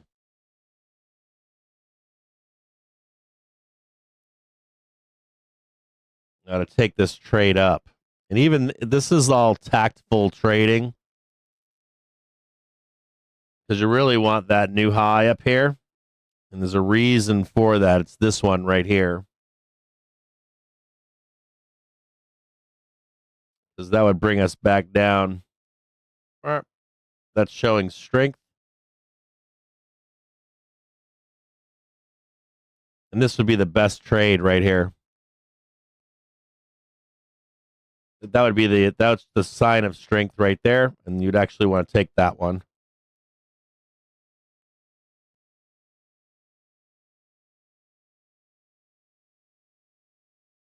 You could take just this. You could take just that. Take just that.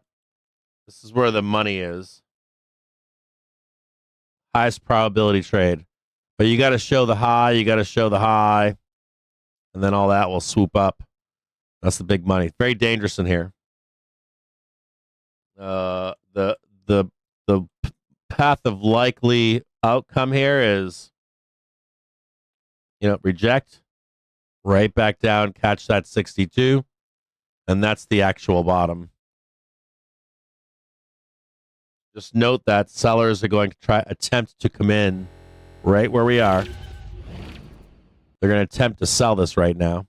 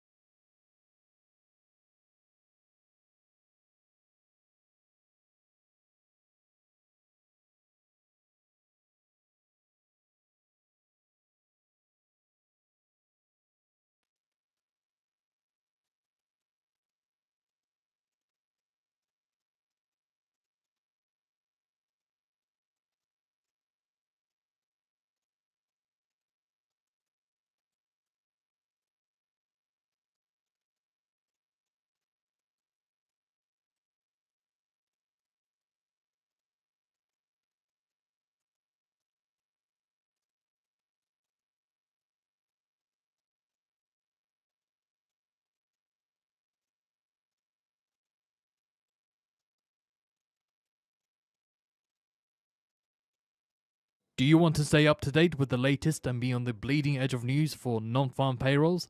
Then sign up today and get our special offer of Financial Juice Pro for a year's worth of our service for the price of 1 month and save 92%.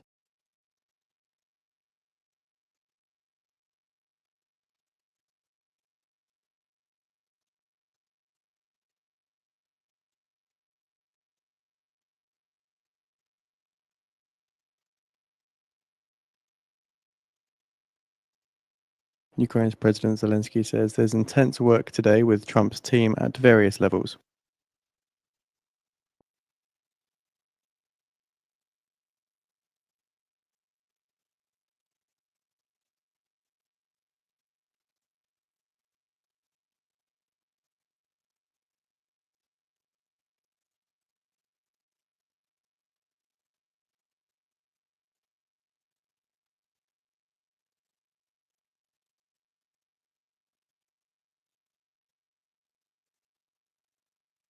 ECB Centino says investment is really lagging behind in Europe.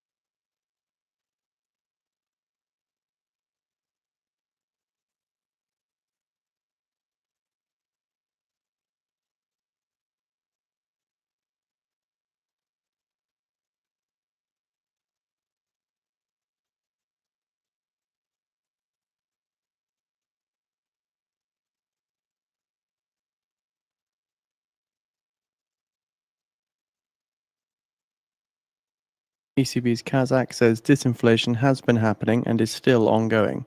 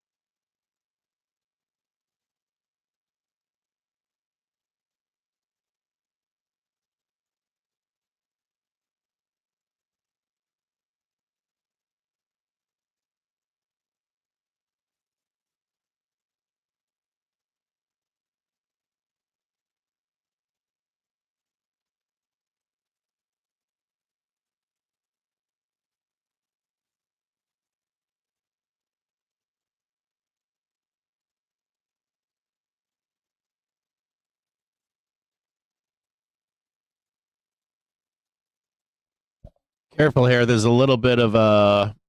We just got the new high on SPX, but by a tick. We can go higher here, but there's no requirement that we go higher here. We can get a big pullback to right about here. Just note, we can squeeze here, but there's a high probability of us coming down here.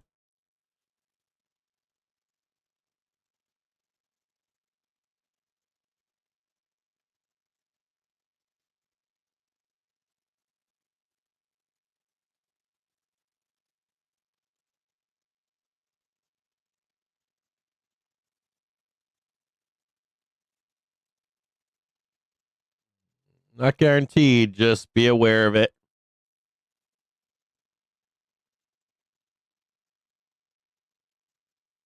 They caught the prior high by like 2 or 3 pennies, so I don't know if this is a fake out here or not.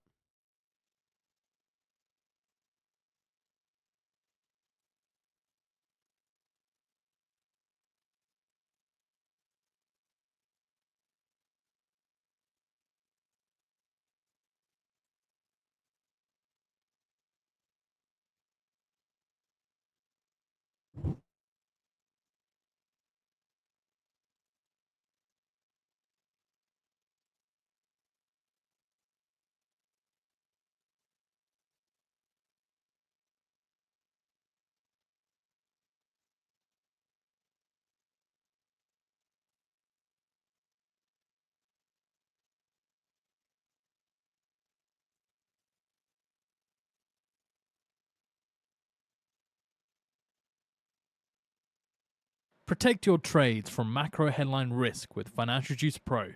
Now only $99 a year for our real-time service.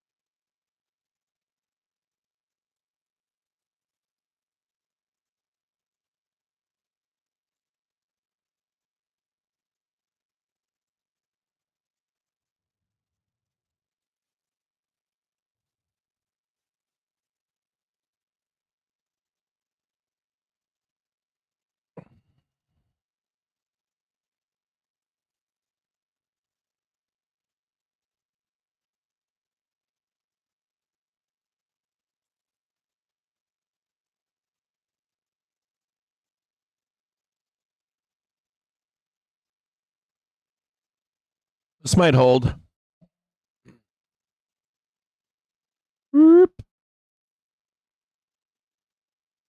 Maybe one more down move. Hold on here. Let me get rid of some of this. It's kind of fucking messy. I need to do a better job of this shit. This might hold here. You might see one more quick down.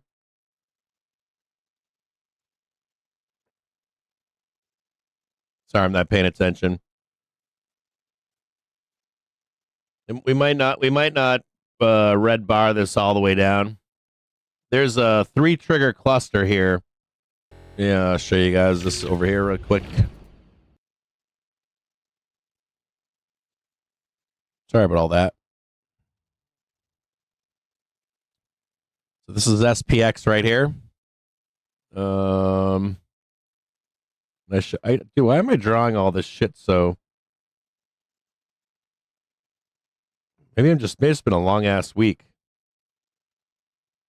The one key point is this place right here. Not only that, but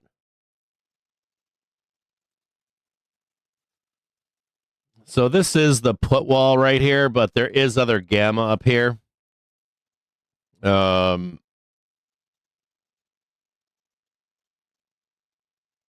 can't guarantee this stuff up here, but there you have a cluster here. So if you can get like a break here and then boom, hit this one. Sucks is that there's no gamma. There's no call gamma up here. There's gamma up here. There's just like the gamma flip is up here. None of the gamma is relevant right now. And it won't be relevant or it won't matter until we start trading above this level here. It could be spicy, like quick. Like, you got 1 minute trigger, half hour trigger, 5 minute trigger. But what ends up happening is you like slam up here, get the new high, and then you might get stuck in here. And maybe you hit that at the end of the day. It's tough in here. It'll be fast. I'll be honest with you, I'd really like to see us like fucking moon on SPY. Like on SPY, I don't know if we can do this today, but like I'd love to see us trade like 580, which is right here. I'd really like to see us trade all of this by end of day. I don't know if that's a big ask or not, though. And 578 is kind of a danger zone. That's kind of like a danger zone. Let me draw this in. 3 o'clock.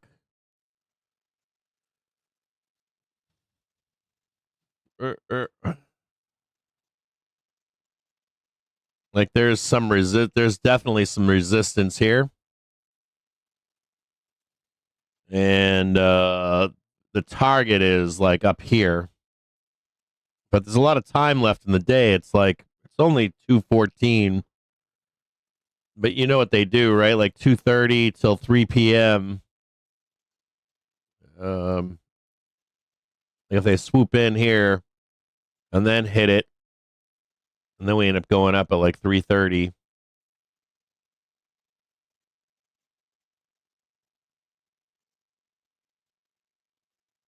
Let me get that 80 up there.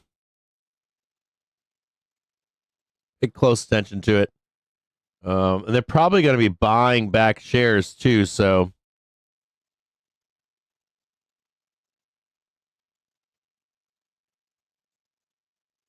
I don't know. I don't know if we're going to do this early or later. It's tough calling here. The one thing I would say to you would be if you're already long trailing stops or if you're looking for a dip to buy, just be waiting down below here. I've already gotten out earlier, so I'm just waiting for like any kind of a dip to buy if I can catch it. One more rip into the bell. 580 would be a good target.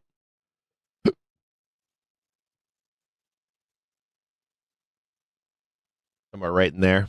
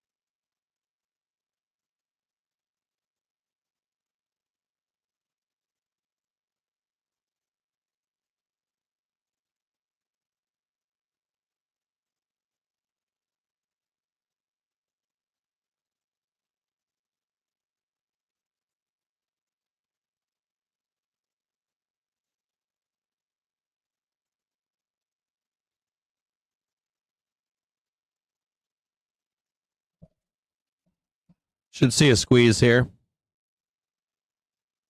There is a pre-market high at 577.97. Another dollar to go.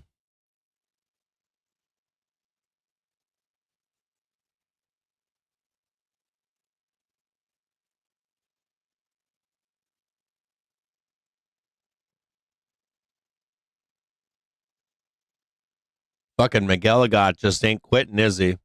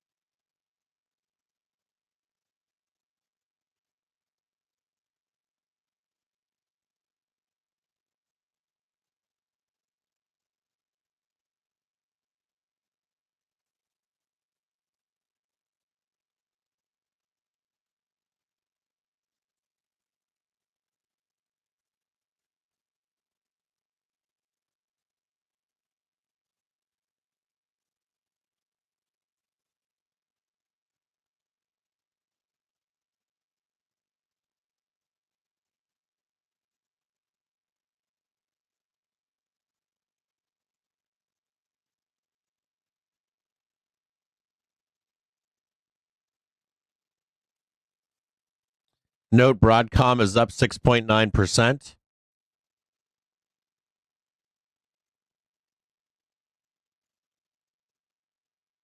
According to sources, the US Treasury is examining options for easing energy sanctions on Russia. So seeing some weakness in WTI crude here. Again, US Treasury examining options for easing energy sanctions on Russia, according to sources.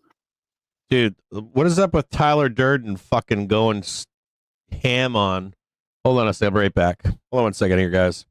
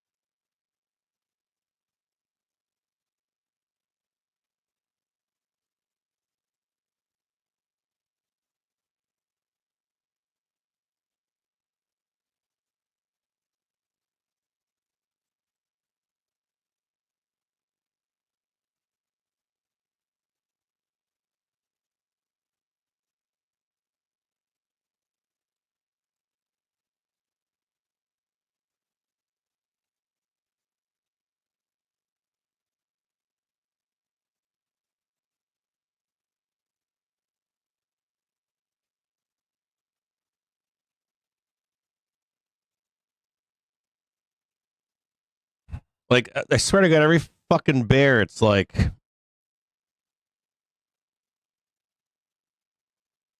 I read through McElligott's note from today that was reposted. Like, McElligott's letting everything ride on. He's like letting the whole bear thesis is riding on. I realize that part of this is real. You know, he says the question remains: can the public, politicians, and central bankers endure this well-intended rebalancing, or will the demands of more stimulus force a return to unsustainable government deficit spending? Of course it is. Fuck are you talking about, McElligott? It's like the whole bear thesis.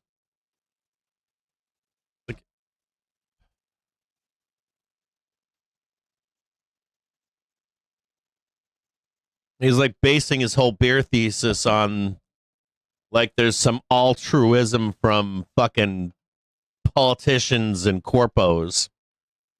There's no altruism. Anyways, and then of course Tyler Durden earlier goes on, and he's like 2 hours ago, he's like, is the nasty 2022 playing out? We have pointed out the similarities to 2022. The top is in, and then GS here is Goldman cuts GDP forecast again. Now sees 1.7 versus 2.2 before.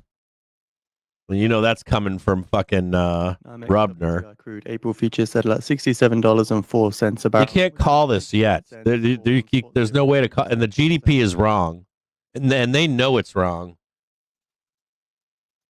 That shit is skewed. That GDP is skewed. Right? I mean, I get that we're gonna take the hit from GDP, but not today. And we're already down almost 10%. Maybe we might get lucky with a pullback to 62 still. But like that whole GDP now thing is a scam. It's a full scam. I'll talk to you guys about it before the day is over here today. NYMEX natural gas April futures settled at $4.30. It's all fucking, it's toilet paper USA.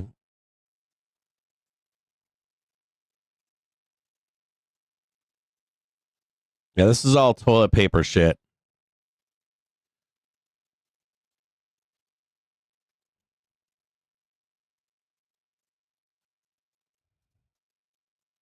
It's like pure toilet paper. Netflix allocates at least $18 billion on content for the year. Shocker, came out today. Hang tight 1 second, guys.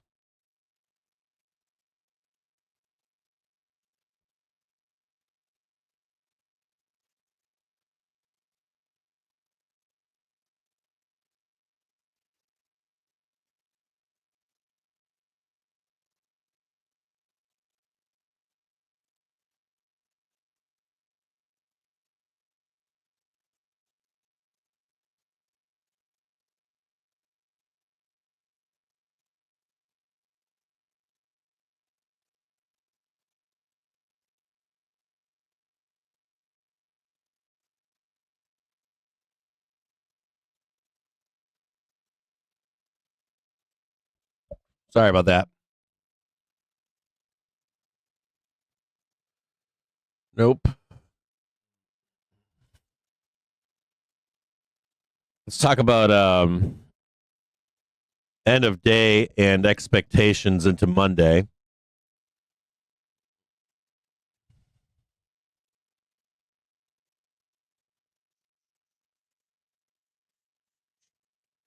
I'm reading through some of this like news feed coming through and stuff.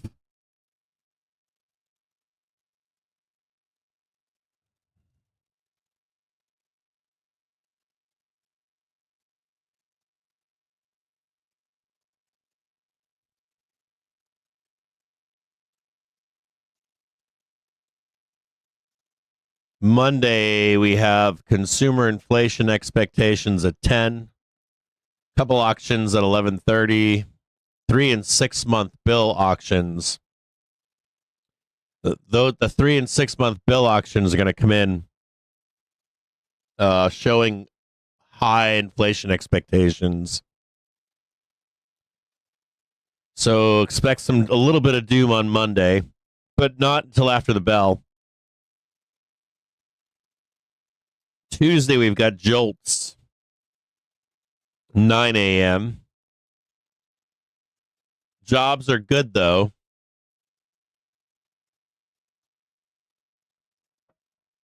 Maybe a nice squeeze up over the weekend, and then pull back on Monday, and some more, maybe a rip higher on Tuesday. That's the 11th. So turn around Tuesday. We get the inflation data on Wednesday. We could be pretty volatile. I gotta warn you guys here. We could see some volatility into next week. Still. So again, more color on the prior piece there as the US mulls how to ease Russia energy sanctions if the war ends. We've got PPI on Thursday, the 13th. On Friday, we get Michigan sentiment. Companies to stop operating in Venezuela, according to sources. And what was nice today about Jerome was Jerome gave a tip of the cap to the statement that Michigan's consumer sentiment is starkly aligned with politics. It's pure politics. If you dig deep into any consumer sentiment studies right now, it's all like Republican, Democrat. If you they actually get who like what they actually take their political leanings into that data, and it's like all the Republicans were like everything's going to crash while Biden was president, and then when Trump became president, it was everything's going to crash from Democrats.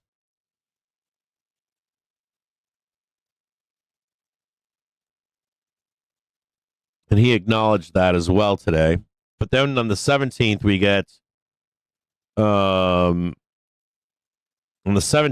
retail sales. We've been switching to inflation with durable goods too. Hold on a second, let me look at something here.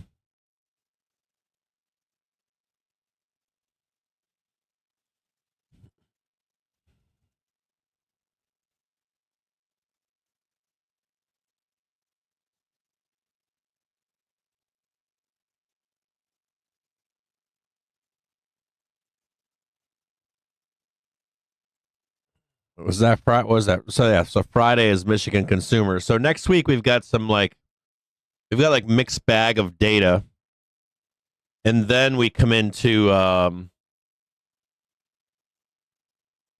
OPEX week and Vixpiration week, and that should also be where we park the market on a flat high, and then we should get into a little bit of violence for Vixpiration, and then DivX for quarterly DivX.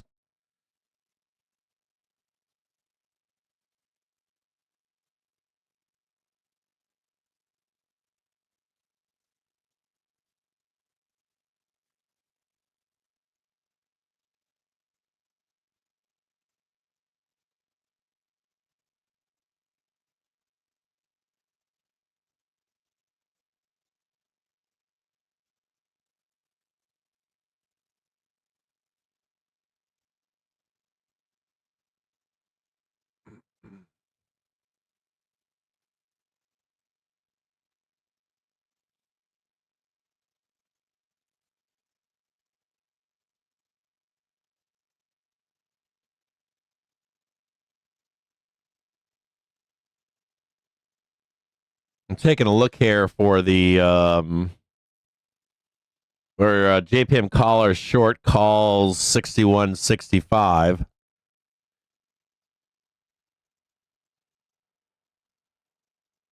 Long puts for 55.65. I've been pestered for the past 2-3 weeks about the JPM caller. you'll see people on public say things like, what about the vortex for the end of month? So like the March 31st. I'm sure that the question becomes, is there a giant sucking sound down to 55, 65, either on the last day of March or in April, middle of April, maybe? Like, do we get sucked back down into that? People have been asking me about that because they know that I watch the collar.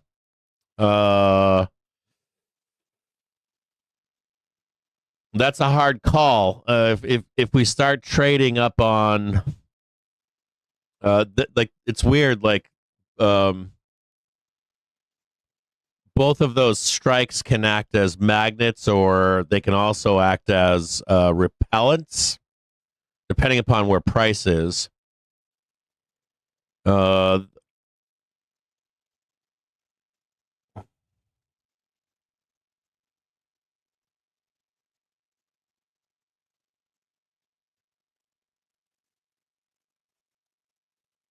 It's a tough one to call. We can pop the collar whenever the fuck we want. There could be an argument made that we're going to go up and trade that bigger upside move. If you watch that earlier today, I charted out those two paths.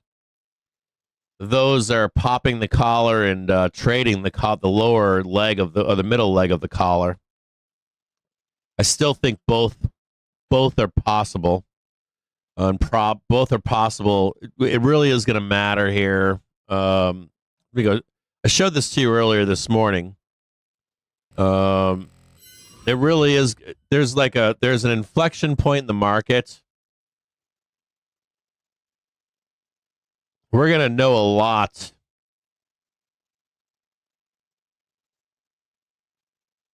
We're going to know a lot more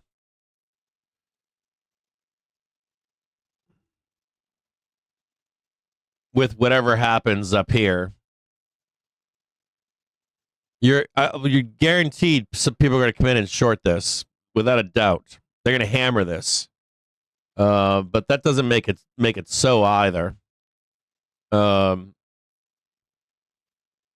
If we break out from this or hold the daily trigger and start trading higher, and if this daily trigger turns up, we can easily pop the collar into the end of quarter or after the end of quarter. So I would be open-minded to both outcomes.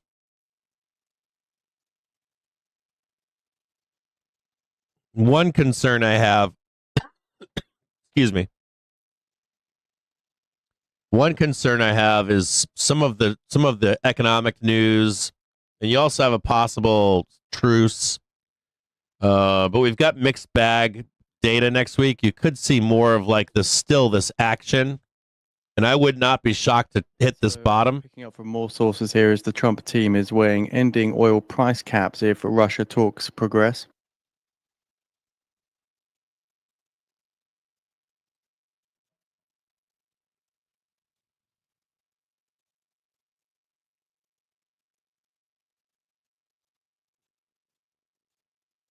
I would play this. I would play this. All of this very loosely. In the short term, in the long term, you don't have. In my view, you don't have to in the long term. But in the short term here,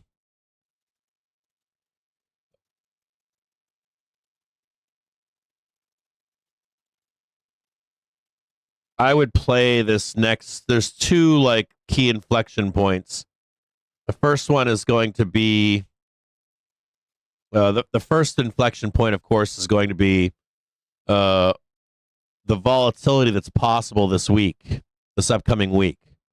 The next inflection point is going to be the 14th to the 18th. As soon as we're done with that ramping, 14th to 18th, we're likely going to get that upside look up here at 98.05. So Do you want to stay up to date with the latest and be on the... I would be open-minded even still. And I would still be open-minded to this getting tagged now. Now, there is some sunshine in this, which I said was not the bear count, but there's a bull count where everything is honky-dory, everything is, farting rainbows out of your butt. We end up trading the big trade. When we come back down in weakness in April, we actually hit the 62 then. But I would be open-minded to more downside or at least some volatility in here. Like I can see like good news, bad news, good news, bad news, good news, bad news. If I can move that up. Early or throughout most of next week. So let's try to do. We don't need that anymore. We hit that earlier. That's still down there waiting.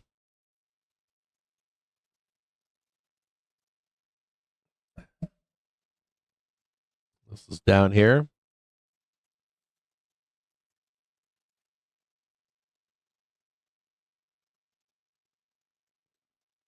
You can get rid of this.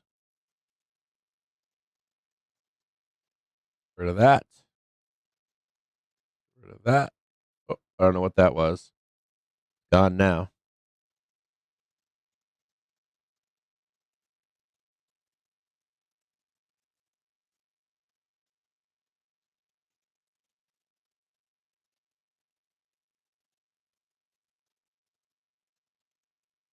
This is a lot of work here. This 4 hours is a lot of work.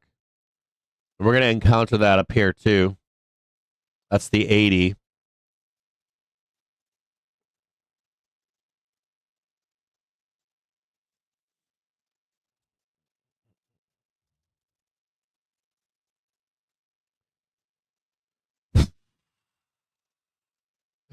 Excuse me here.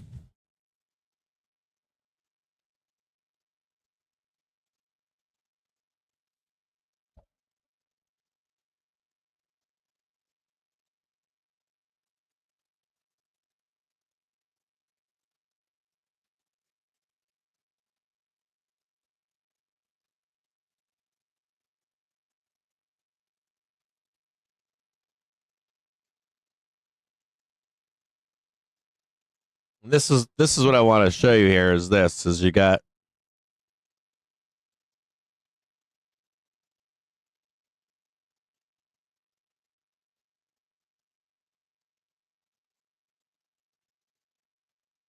Brent crude futures settle at $70.36 a barrel, which is up 90 cents or 1 spot 3% on the session. So I want to show you that we're still range bound in here, right? Came up here, wham, came up here, and we're slightly rejecting right now. What I would say to you would be you really want to see the breakout. And we kind of did. There's a high tick right here. You want to see that really close for a minute. You can see that.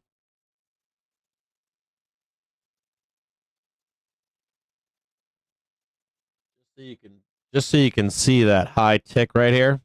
That's a positive to go higher, but it's implying that the way is higher. But what I would say to you would be, if we go to a 15-minute basis,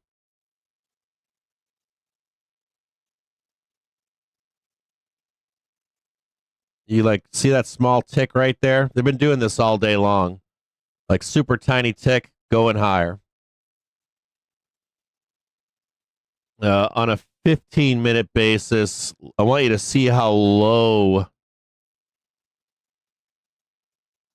the drop can be, which is telling you we're staying range bound.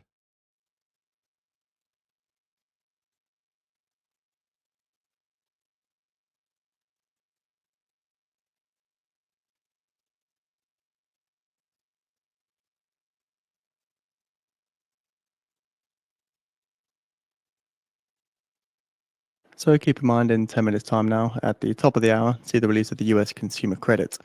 Forecast is for 14.9 billion on the prior 40.85 billion.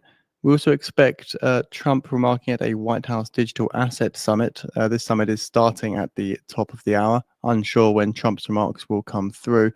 Also expecting comments from Bank of England's Mann at the top of the hour as well.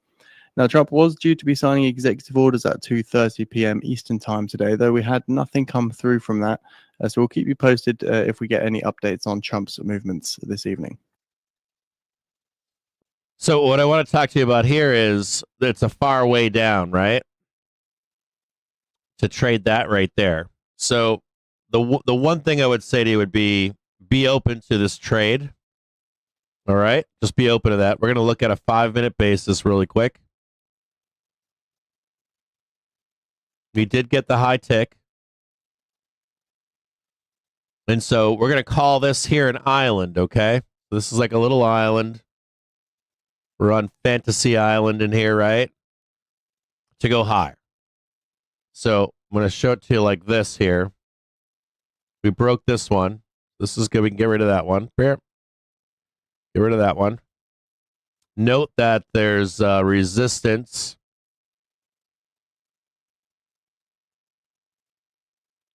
I just want you to just pretend this is an island, okay? So I'm going to draw you a box real quick right here. As long as we stay on that island.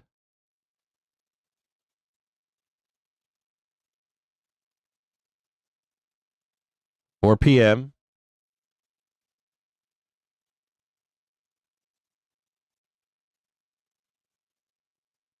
Way is right there, okay? Now, these are expectations for next week.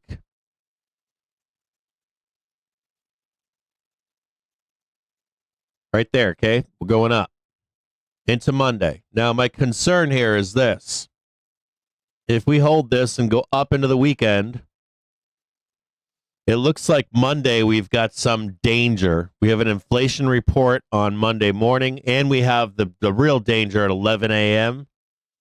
We have a 3 and 6 month bill auction, which when you're looking at inflation right now, everybody's saying, will it become persistent? Is it transient?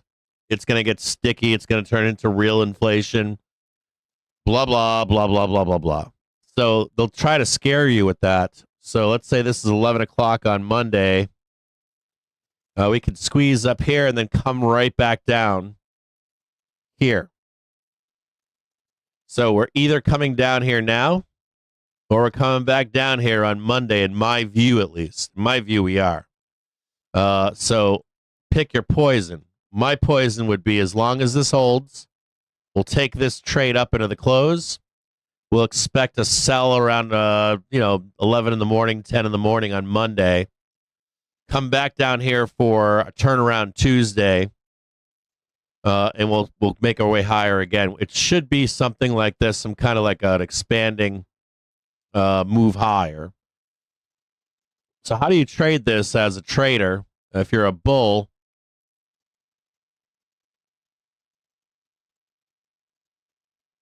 you're long right here.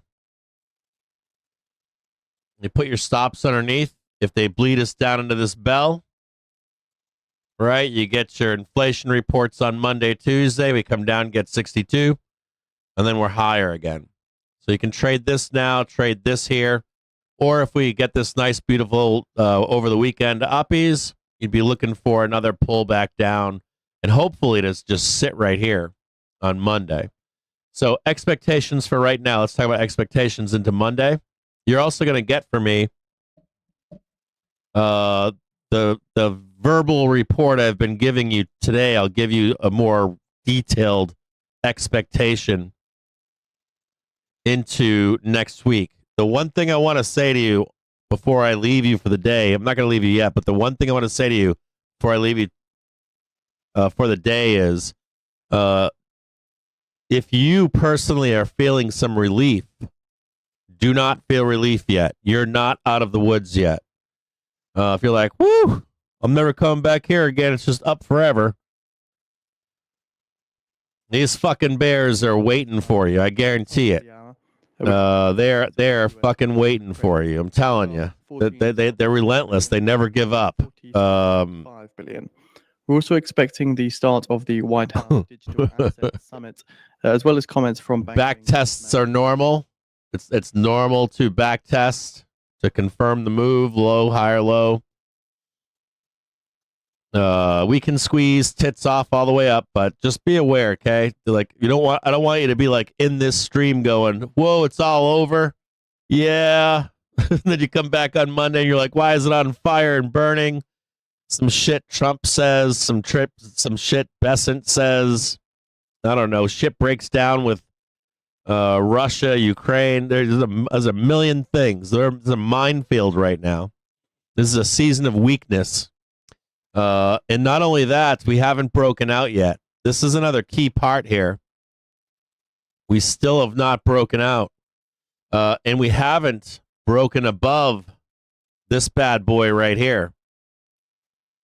Like, you really need to get above this to start talking about the 98 and the 605. This is the better trade up here. A lot of work going on where we are right now. So do not let your guard down. Even if we squeeze, you don't want to let your guard down. Remember, this is the hourly trigger. We're still below the weekly trigger. And we're still below the daily trigger. And we haven't back tested any of this shit. Hell, the hourly trigger is not above the weekly nor the daily. And we're not at a new high above the prior all-time high. So there's a lot of work here for bulls. Posted out on the feed, of course, yet to start. And there are massive minefields here for you as a bull. A live video come to fruition. I'm telling you. Anyways, expectations into the close. Trade higher to 580 or 579, 580 possibly. I don't know that we get to 580, like maybe 580 and some change. As long as the island in the sky holds right here. I am going to expect a pullback on Monday.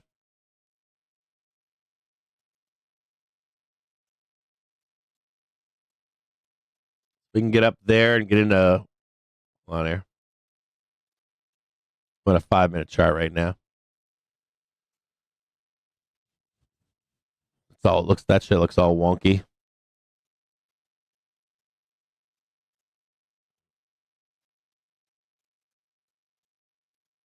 I just redo it again. Thank you.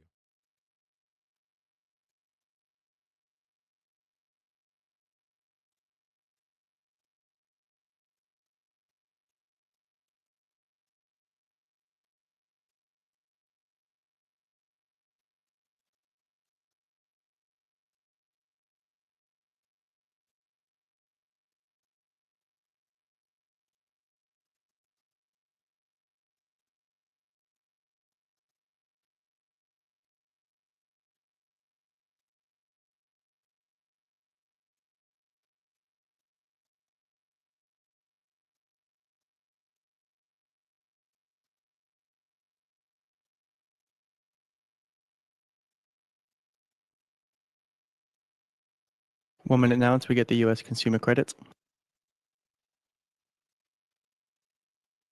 Watch out for this consumer credit. Should be good.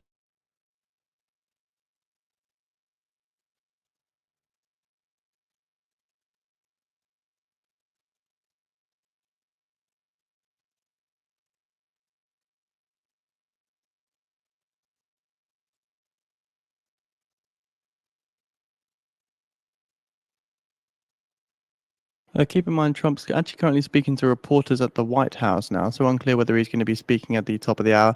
Currently just speaking on FIFA, so nothing relevant to the economy.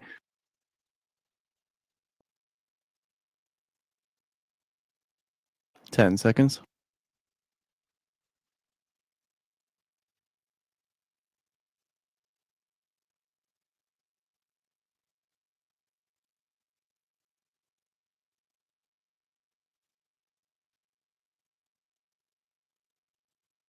Still waiting. 18.084 billion, 18.084 billion, higher than forecast 14.9 billion. So again, just to clarify earlier, just seeing reports that Trump's currently speaking to reporters at the White House, was due to be appearing at the White House Crypto Summit.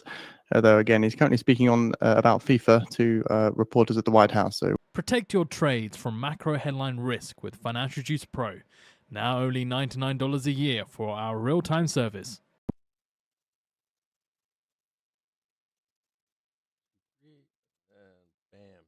This is the scary one down here. 1, 2, 3, 4, 5 down there. This is a tough one right here.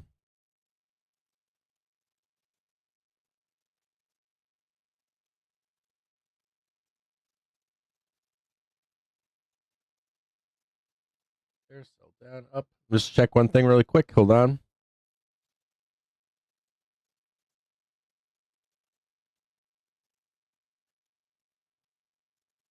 Looks like you're losing the island already.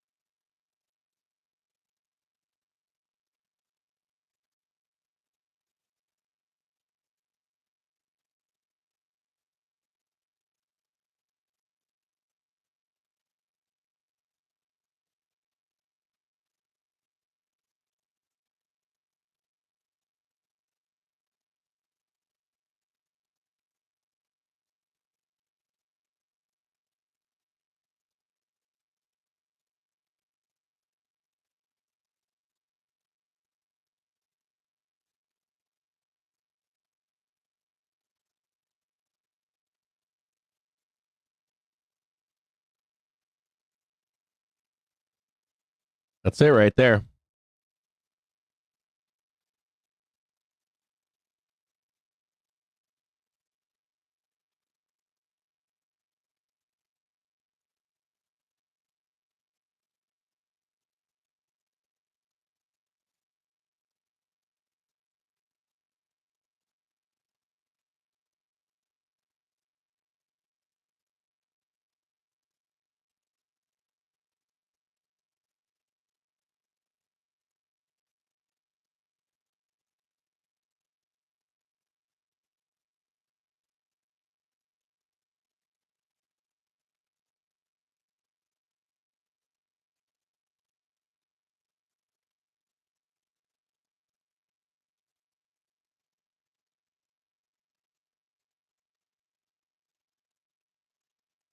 Must break out here.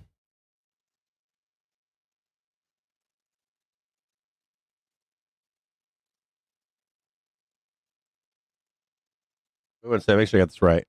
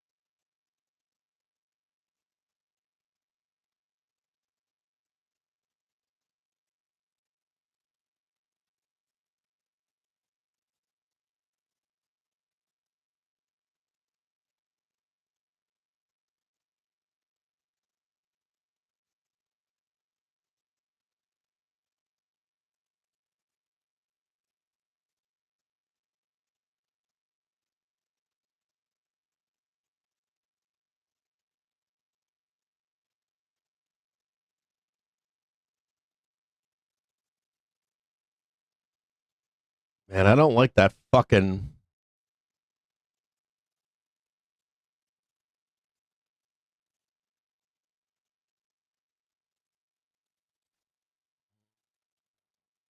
So see this high right here? I don't like that we didn't get it.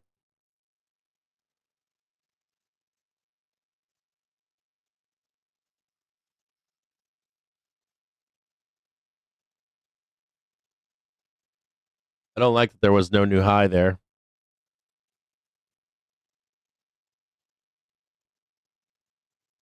We have posted out the US Consumer Credit January 2023 report. That's the January 2025 report on the feed for those interested.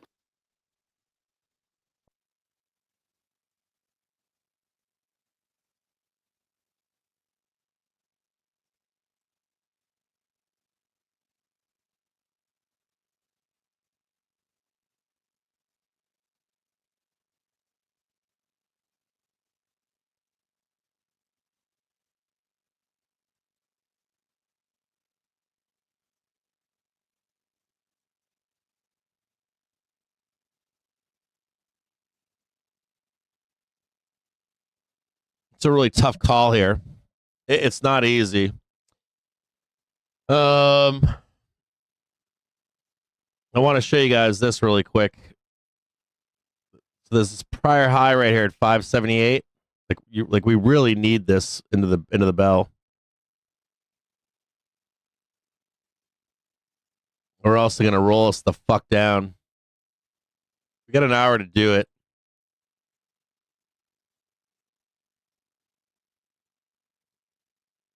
Like we super need this. Trump says there's no clash between Elon Musk and the cabinet.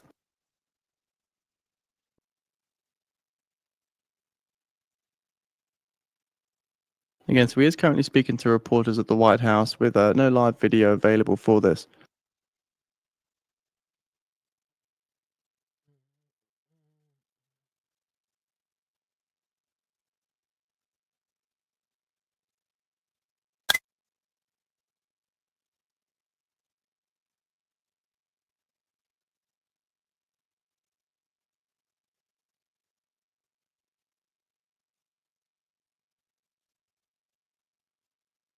That's it right there. That's expectations.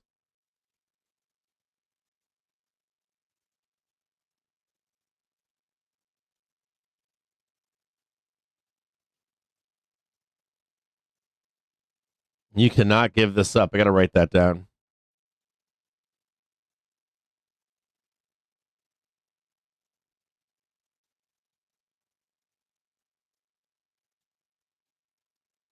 I-73. There we go. Pump it, baby. Hold on, I got to grab some calls here.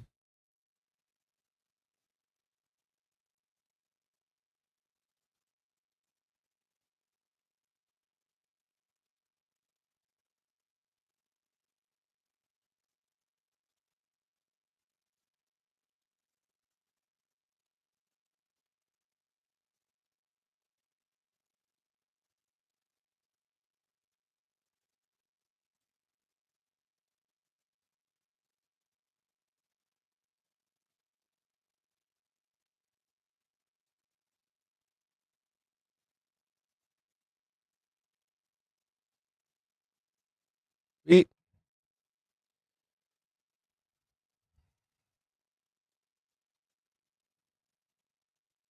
Gotta grab some fucking calls.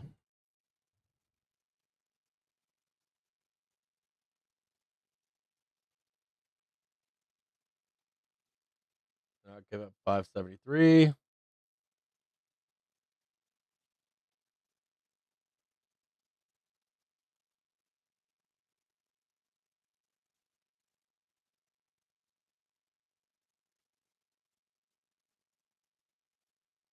Trump says that Musk does not need to be reined in.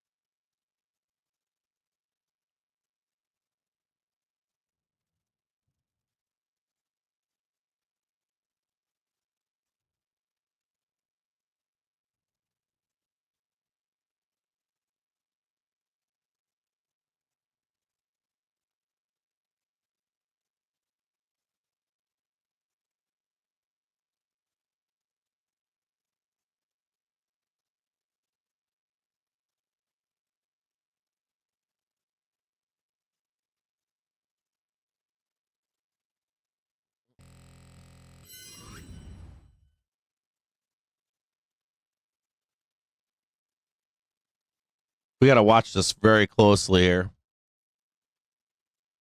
We need to break out from here.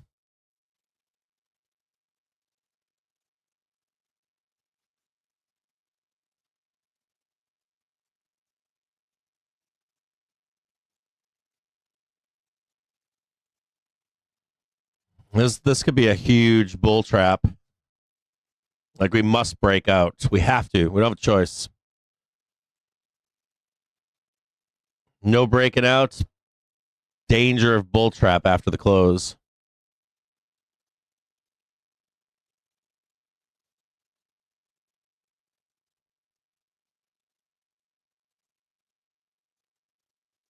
And so Trump has finished speaking to reporters at the White House now. Again, there was no live stream available for this.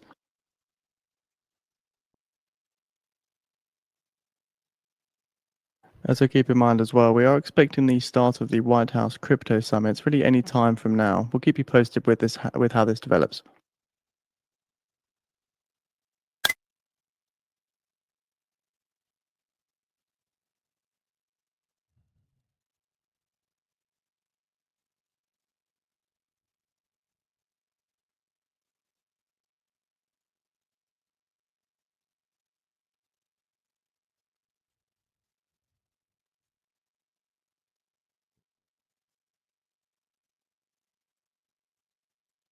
Yeah, we need to squeeze here. We don't have a fucking choice.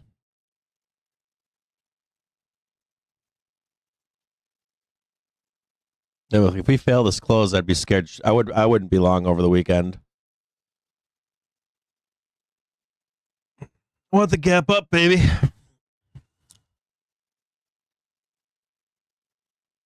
Yeah, we need all gas, no brakes.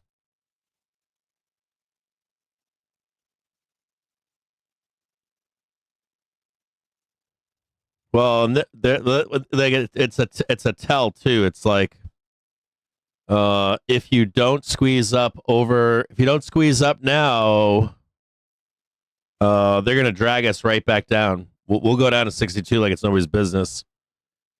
Kind of have a choice here. Well, not necessarily here, but this one right here can't give up 573.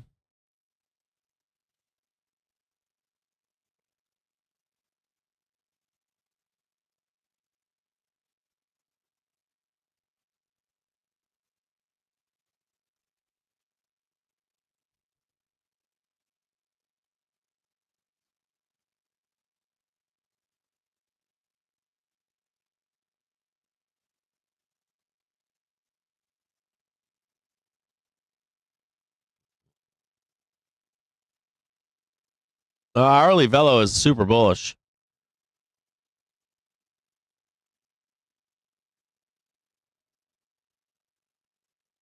I mean, as long as this holds, the hourly Velo should propel us up over the weekend. Unless I'm missing something here.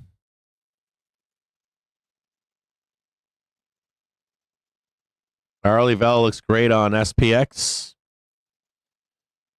Let me check ES really quick. Yeah. ES looks like it wants to fuck too. ES looks super bullish. As long as this island here holds, we good. We could close right here. It'll be fine. Just can't close anything lower than that right there. We're fine with that's all good.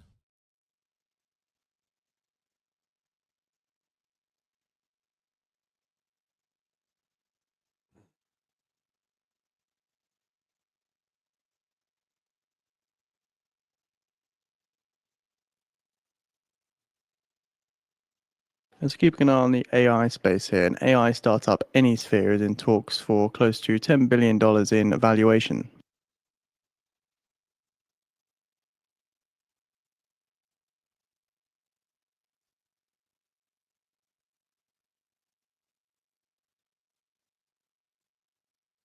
Yeah, with the hangman, like it's a long way down here. If they come down here, man, we'll go fucking boom straight down. Oof. Do you want to There ain't shit holding us. We're close. Like, see how close we are? Then sign up today and get our special offer of Financial Juice Pro for a year's worth of our service. I mean, we'll do party time like it's nobody's business. 2%. Come back on Monday for that. That's how fucking unbullish we are. There's the island right there. We'll find out. We're going to fucking find out. I'm sure Miro, I don't know if Miro's here, but he's probably like, flush this fucking thing down to the depths of hell. Big fucking fat red fucking bar right here. Boom, boom, boom. Brrr. Blood in the streets again.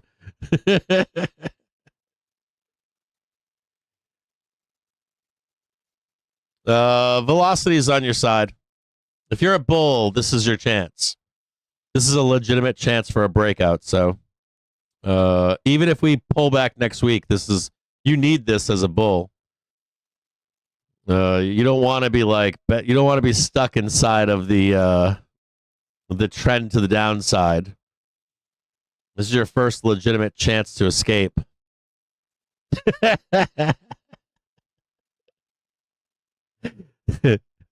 Oh shit, he said it at 3:15. He knows too. See, he knows. He knows that there's a trap here for bulls. This is the only chance for us getting out. If this fails, I'm cutting calls without a doubt. We're going to change the outlook for tomorrow or for Monday to the downside.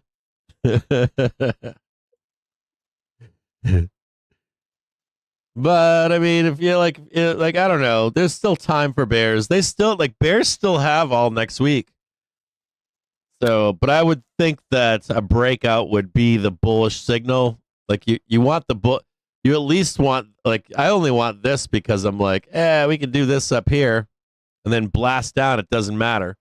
It's just telling you that we're up here and we're coming back again. So, all I need to see is the proof of life.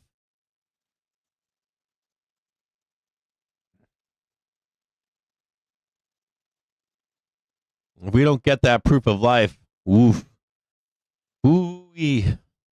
Like, do you guys understand how this works? Like, if you break out, you can still trade the 62. You could actually trade just slightly above the bottom, and you're good to go. But you got to show that there's strength from bulls, from buyers, that they mean business, and you have to show that that sellers are weakening. We'll see. We'll see if I'm wrong or right again.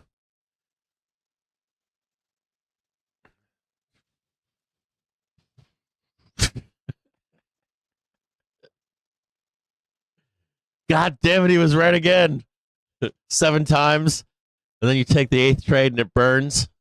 I always like that. That guy hit it fucking 5 times, dude. Slam the buy button, burns. Did you take the other 5 trades? No. Did you trade 100% of your account every time? Yes. Can't do that either. Like, you guys break all the rules. I was talking to a buddy the other day, and I'm like, I got these rules. I'm like, every time I tell people they don't. I'm like, do you take all 10 of my trades? No. Do you? How much of your account are you using? All of it. Like, you can't do that. Can't just take the. Do you only take the? Well, I'll follow them all. Which ones do you follow? Just your degen ones. That's my other favorite. Just the 0 dates. Can't do that either. I know. That's what it is. I know what it is. Talking to a buddy, he's like, dude, people blow their accounts up. I'm like, they don't follow all my trades. They pick and choose. I tell them not to copy trade me.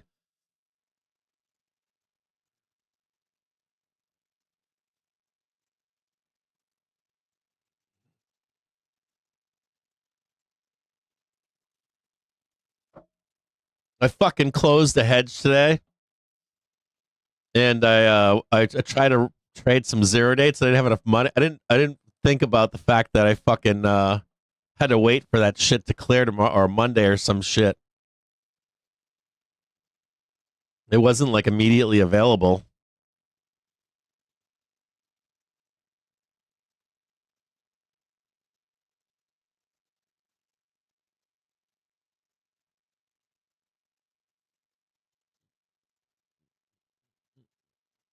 It shouldn't capitulate. VIX would need to for VIX to capitulate it, we would need to trade 604 or 604, I think.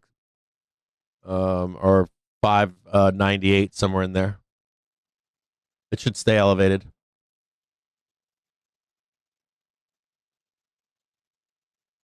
But there's a bigger question here too, right? Are we going to reset the VIX into OPEX, or are we going to elevate the VIX even more into OPEX, right? That's another big question.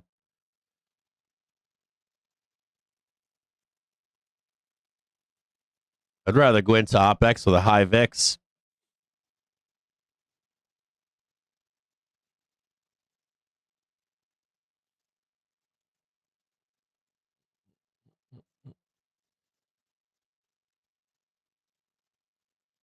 $322. They're going to take a stab at it right now. There comes the half hour.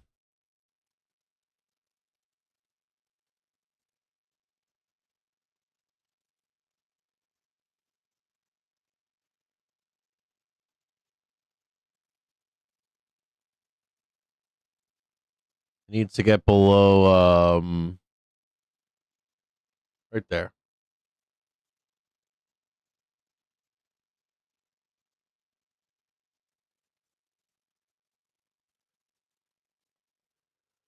Just barcoding away right now.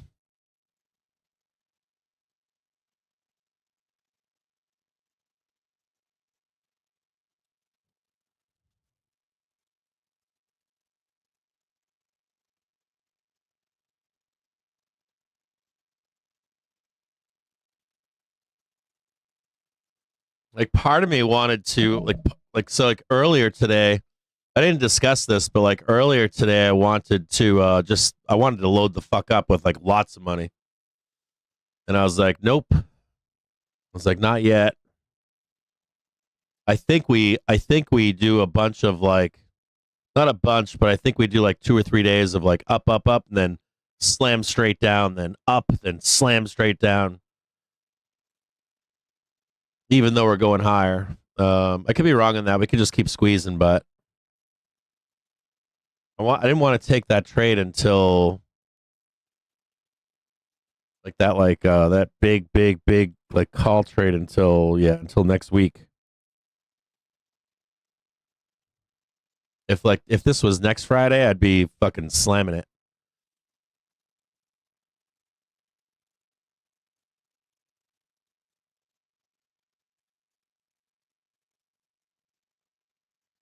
Like I want the next week I want like the 3-4 bar trade, you know? Like just stacking fucking bodies.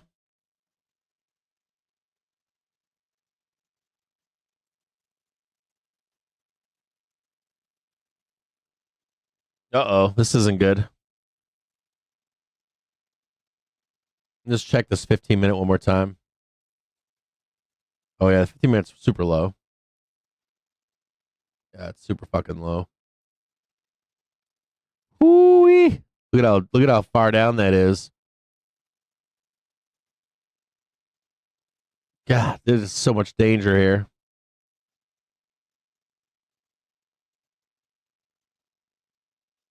We're parked right in the 5-minute right now. You see it? Here, let's just stay in the 5-minute. There's 2 of them right here. Here, let's just get rid of this and we'll just watch it.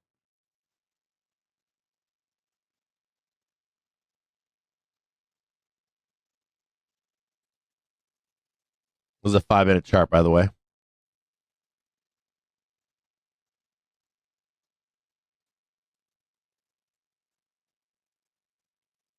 I don't. So like, it's weird. Like this weekend, coming in this weekend, I'm like worn the fuck out. Like I was worn. The Tuesday fucked me up. It was too much. It was too much talking, too much time. And then I got back from traveling. Went to Chicago, party with a bunch of people. I was drinking like fucking Rip Van Winkle and eating and all this other nonsense. And I think it's all catching up to me right now. And I'm supposed to go to a Bernie Sanders thing this weekend, Saturday. And I got a whole bunch of shit to do too. And I'm not feeling any of this. I don't want to do I'll be honest with you guys. Like I don't want to do a fucking thing this weekend. First time in a while where I feel like really run down. Oh, it's been a long week to be. Yeah, it's been a long week, right? And I don't like I hate seeing the emotions. Like I don't hate it. I mean, it really I suck it in. Like I absorb it all. Everyone's emotional. Everyone's crazy. Everyone's upset. Some people are ecstatic. It's just like emotions everywhere, and I'm just like, oh god, let me like take the knife to the heart for this, and take the knife to the heart for that, and I feel terrible, you know. I don't ever like to see people in like pain or losing or anything like that. Resist metal tariff exemptions. What did you just say? Exemptions? What? We need to hear that. Like I was just like, whoa, exemptions, tariffs. I don't know what you just said, but I'm tired. This week was long. This week was long. I should expect that though. Headline risk with so it was a lot of work getting down here, right? Like orderly getting down to this level was it started on February 14th, 18th, somewhere in there. And it's been fucking 2 or 3 weeks.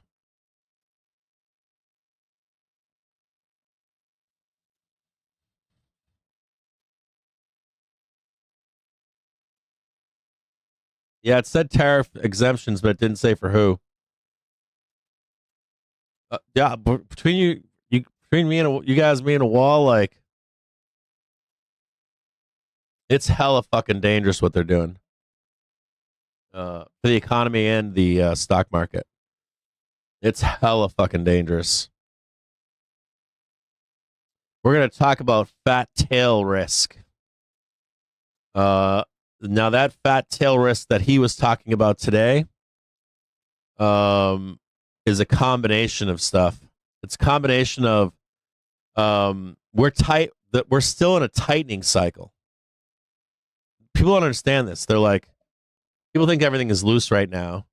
When you hear bears talk, right? It's like people selling newspapers and shit.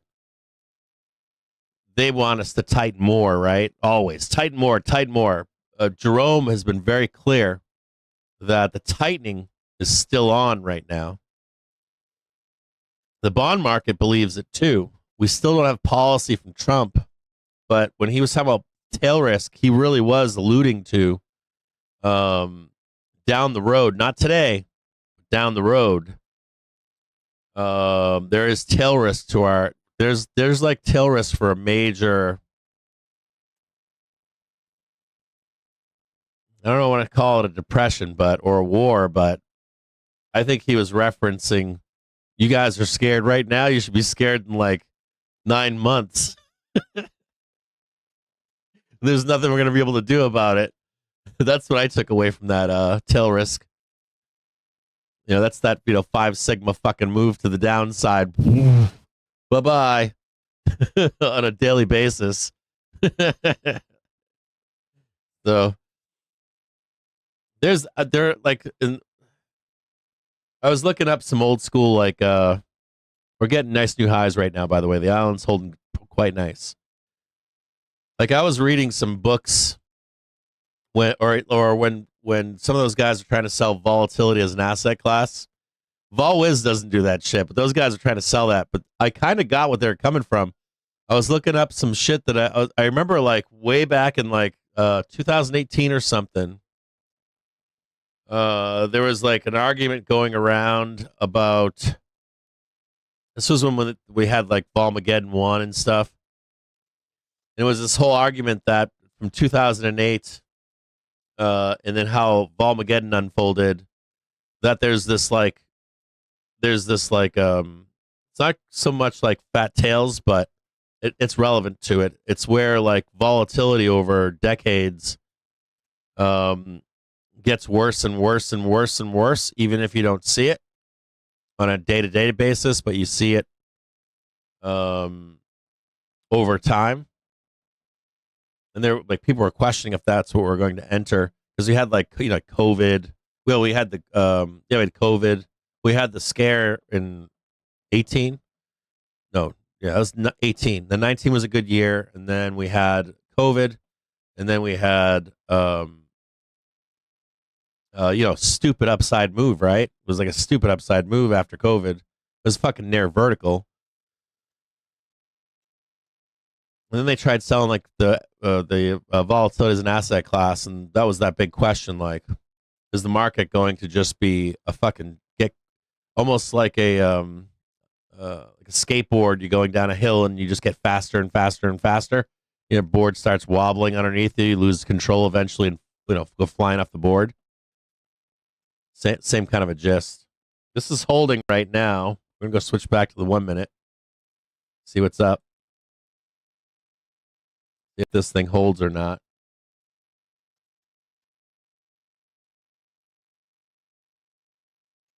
I don't want to have to pull the plug into this close.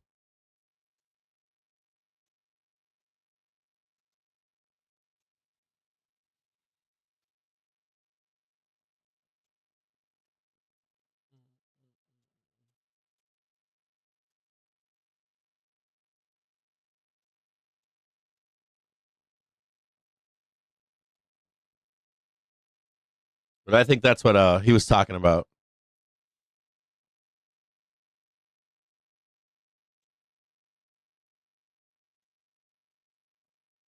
Like these policies, like you get the one-time hits and stuff, but then like a year or two later, there are other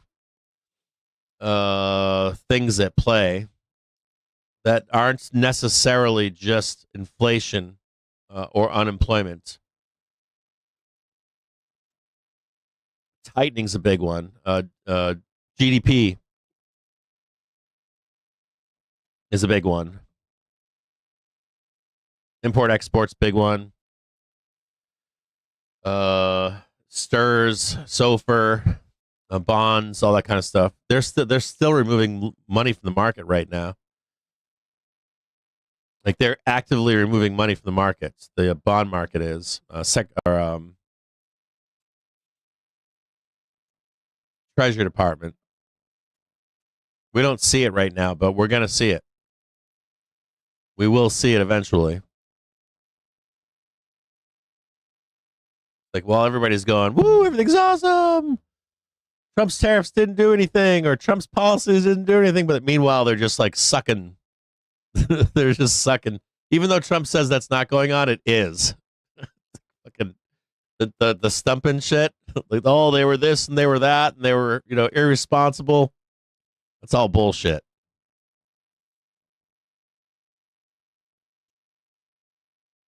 They're being very fiscally responsible right now. Well, I guess that depends on who you're speaking to. If you're not speaking to somebody that wants to see the world burn.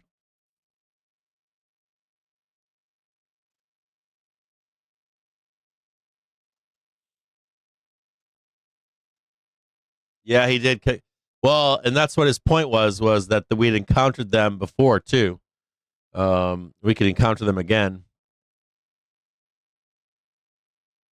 So, like, as an example, in 2018, was it 2018? So, like, when Trump 1.0, there was a crash, I think, in late 2018. But that didn't have to do with tariffs. That was the tails from QT1. That was the end of QT1. We had a bond implosion, or we had some kind of like bond market implosion as well.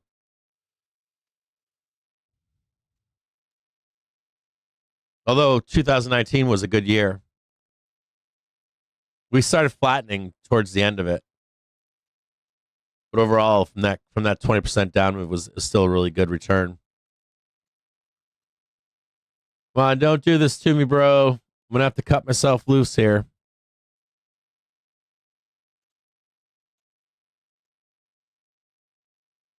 Here we go. Put the stops in.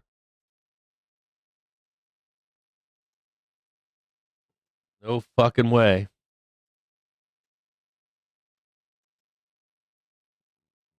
No way you're not rolling me.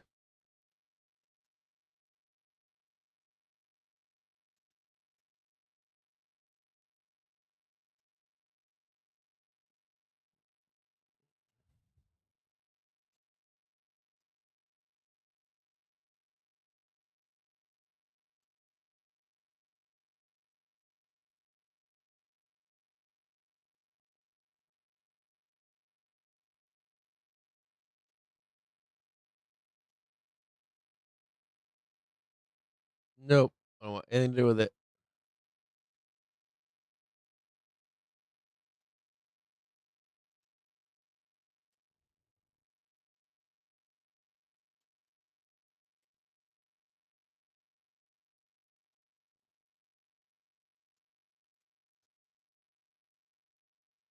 I'm already out. You can't fuck me now.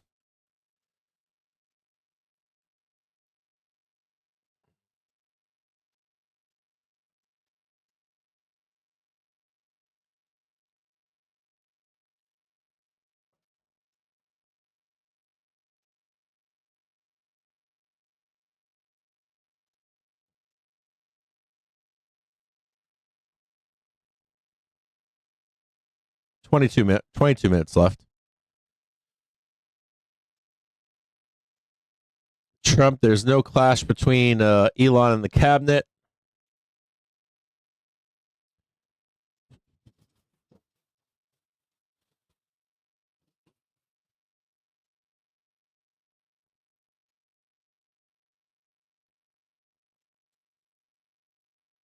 Musk does not need to be reined in.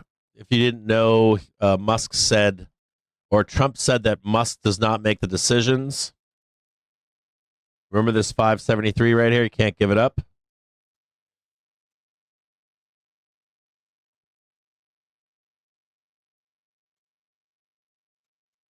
U.S. steelmakers urge Trump to resist metal tariff exemptions.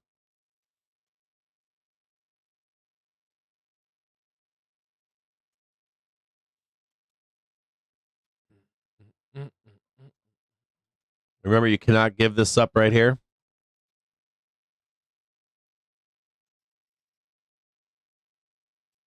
Cannot give that up.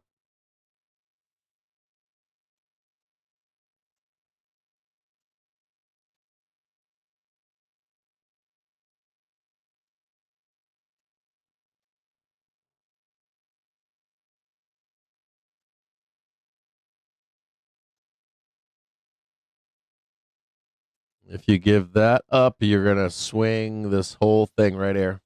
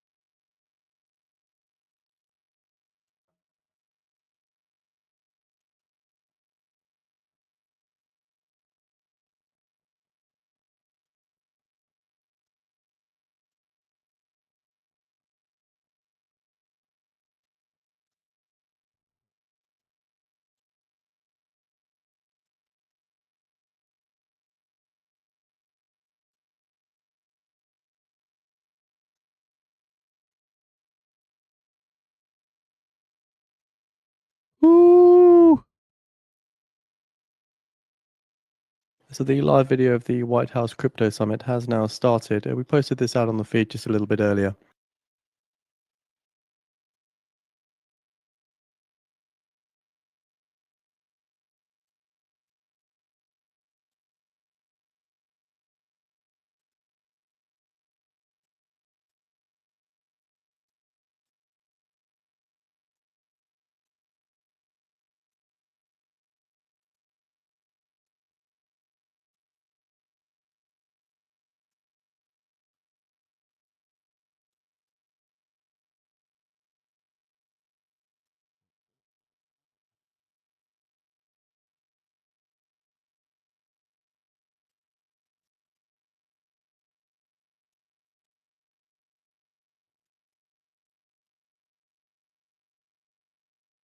$573.02.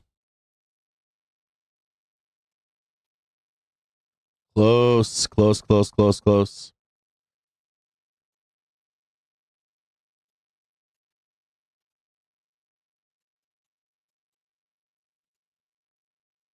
I'm so glad I'm not long anymore. That shit, fuck. They took my ass out like right here.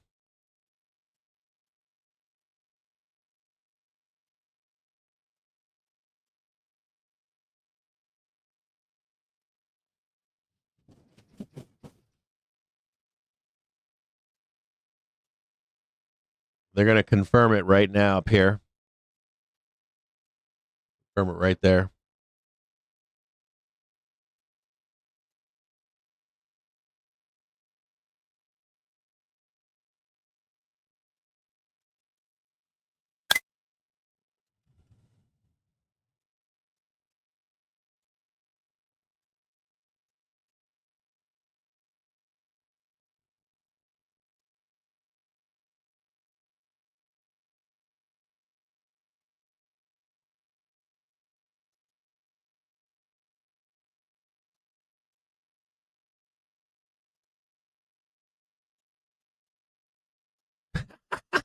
I missed all this.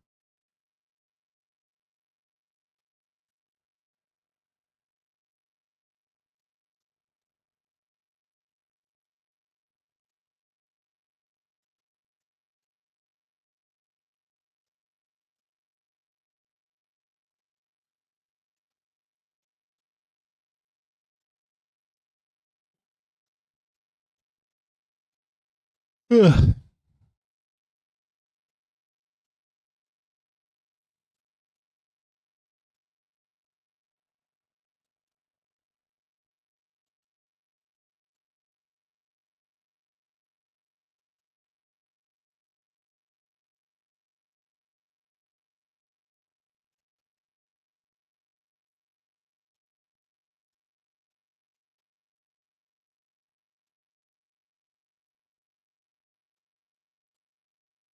It should hold. Wait, how many down days has it been? 3 weeks? 4 weeks? This is your first chance to get out. I'd say probably holds. And you got a window of weakness here too. You got a weekly window of weakness. I bet the window of weakness is to the upside though.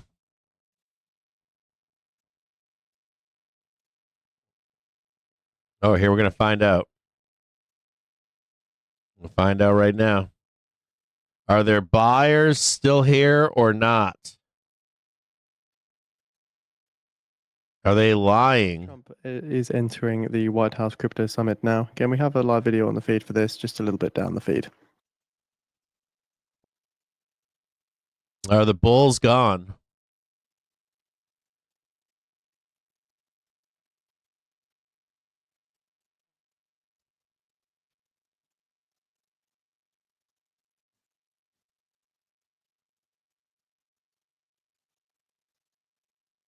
They took it right down to like, cannot give up 573.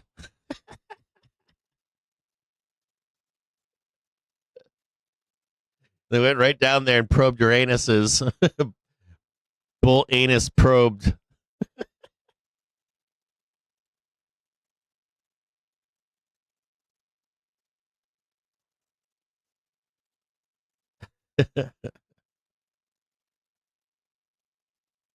They're just seeing if you're healthy or not.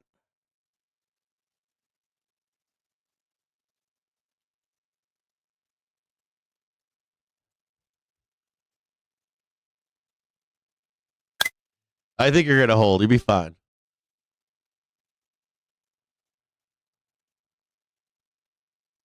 Ah, shit! I'm making jokes in the Discord, and Lisa's in there.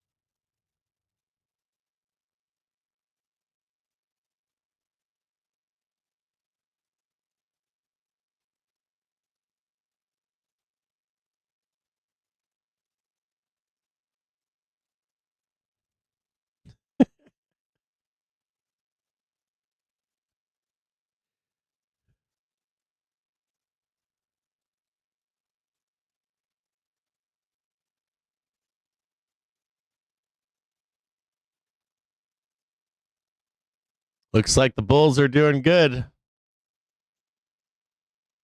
All the Bulls are coming back. Oh, a little bit more, a little bit more. Buyers. Come on, buyers. Oh, you got it.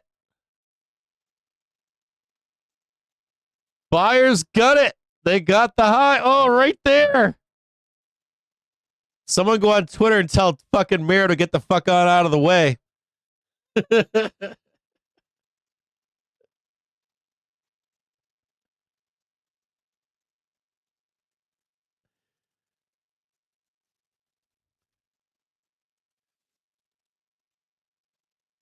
Bulls staying alive, baby.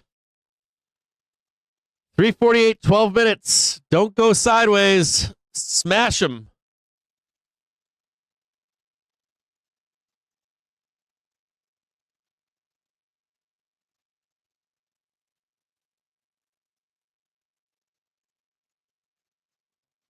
Sellers for the first time overrun in a long time.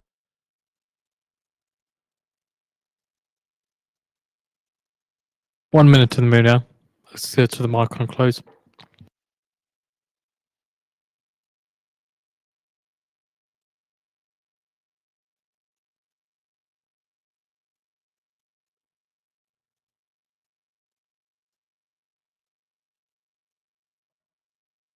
Well, shit.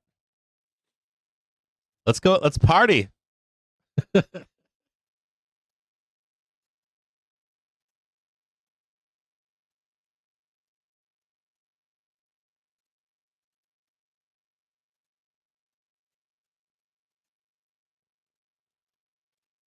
Woo!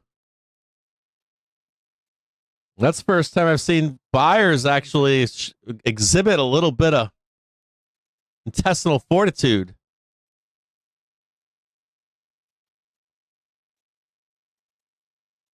Oh, he's mad. S&P 500 market on close imbalance. Buy side 20 million. Oh, 100. Sell side 545 million. Damn. Dow 30 buy side 94 million, and Mag 7 sell side 333 million.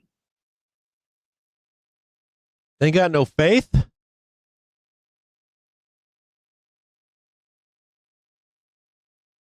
Looks like Condor Man won today, didn't it? I think Condor Man won today. I think Condor Man may have won.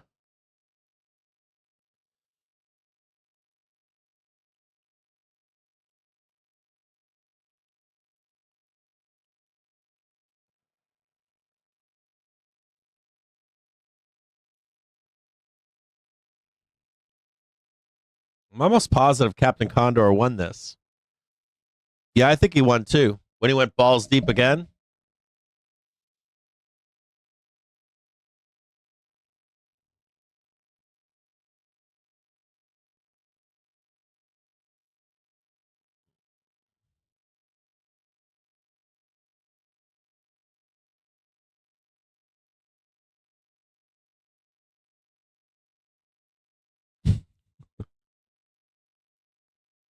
Fucking don't ever trust Dairy Doug. He's like the closest thing we got to a doctor in the house. Dairy Doug will fix us right up.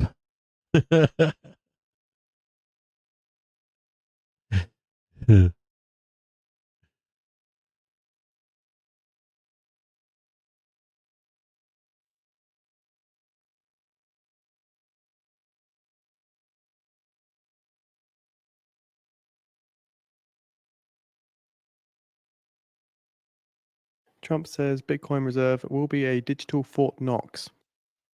That's a goddamn lie. That's a goddamn lie. Dude, he fucking lies all day long. I don't know how the fuck you guys like him. I'm sorry. Goddamn lie. Goddamn lie. It was like Bitnix or something. They broke into that shit in like 2 days. Fucking goddamn lie. They're fucking every goddamn thing that comes out of his mouth is a fucking lie. Payrolls? Then sign up today and get our special offer of Financial Use Pro for a year's worth of our service for the price of 1 month and save 92%. Yeah. Hey, thanks, Frank. Do you guys mind hitting the subscribe button, like button? If you're on Twitch, could you go open it up on YouTube and hit the slam the subscribe and like button? I appreciate it. Hope you guys all have a great weekend. What else? We're holding, so I'm going to expect an upside move into Monday. That'll probably torch all of your theta if you've got calls for like Monday. Trump says the federal government has there is a part to this, like Bitcoin. Again, Trump saying the federal don't get fucked up on theta burn all week long where they whipsaw us back and forth as we go higher. Don't feel like you'll be left behind. You should get nice dips to buy. Even if we're not going to close this today, like close this 15-minute down here, you'll get a chance to close that shit on Monday, Tuesday. You're going to get chances to do it. So if you're like, oh, I can't get in, it's calls, whatever, just wait for a pullback and you can jump on in. What else I got to leave with you guys today? This is the strongest. This moment right here is the strongest I've seen bulls in 3 weeks. We saw a little bit of strength in Bitcoin come through as Trump started speaking on digital assets here. So again, Trump saying they have as many as 200,000 Bitcoin. Current market value there around $17.6 billion. Like all I keep thinking about is like Trump saying that like it'll be like a digital Fort Knox. That's like the guy telling people LifeLock. I'll tell everybody my social security. I guarantee you can't break in. That shit'll be gone. I don't know why. I don't know why he said that. It's like it's just begging. It's just begging to be broken into now. Like North Korea is like, fuck yeah, challenge accepted.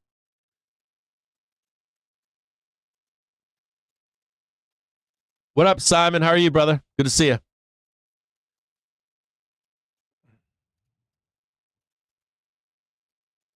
I bet you could, Dairy Doug.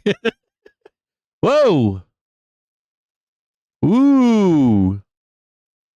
Squeezing on up to the top, squeezing on up. Squeezing to the top. Squeezing on up to the squeezing on top.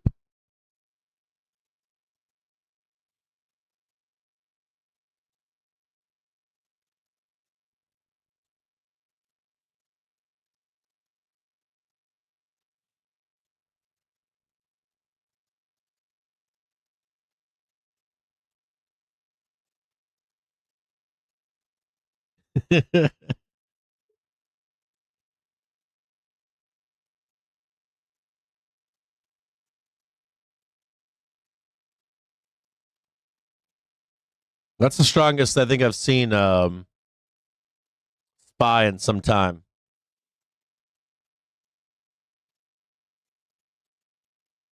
Definitely got to be the strongest I've seen SPY. I'm trying to think of a day where they were strong. I've seen lots of squeezing, but choke point was a Biden admin effort to put crypto in the crosshairs. Trump says, I want stablecoin legislation before August recess. yeah, I'm going to tell you. Well, I don't know if I agree with this, but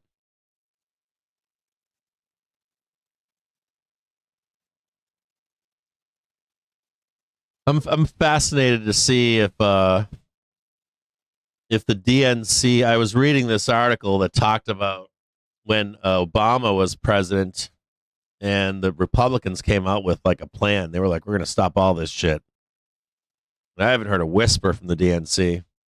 I think the Democratic Party has a chance to be torn down to pieces from within. They're gonna get like a populist, and they keep pushing AOC, but It's noting some I don't know. come through in Bitcoin in the last. I don't know if it's AOC at all. I think she's with them, with DNC, wolf in sheep's clothing. There's real problems coming down the pike for DNC, and I hate populist politics. I don't even want it for the DNC. Not a fan of populist politics. Drives me fucking batty. I think that's where it's going.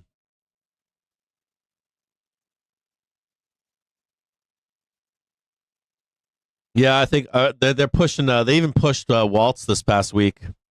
They were like peddling Waltz. Like, what are you doing? And it looks like they're making a deal with AOC. The DNC is allowing her to be the Zipple for upset Democrats. Same fucking story. Same fucking story with Obama. Same fucking story with Bernie to some extent too. They burned his ass down too. They brought Bloomberg in, split the votes, and then pushed the votes towards Biden. They're very famous for this shit. But there's a lot of anger in that party. I was a little shocked. I went to the first protest. I was a little shocked. There were like silos. Winky described it as silos of people. No common message. And then the shit that came out of the DNC people on the podium was way out of touch. And there was a lot of anger there. You know, I got to give Trump that. That guy knows how to he says what the crowd wants to hear, and he's got all the crowd saying the same shit. Truth but fake doesn't matter. DNC, man, they ain't doing it. And like put the rug pull with Bernie, that shit ain't ever flying again either. I'm really fearful for the Democratic Party. I think they're way out of their league. And I think they're pushing Waltz this week because of the money that they pushed. The money, of course, they pushed with Kamala and with him, which all parties do that, but they want paid. Power, money, power, money, power, money, power. Power, money, power. It's always fucking power, money, power, money. It's gross. I can't stand that shit.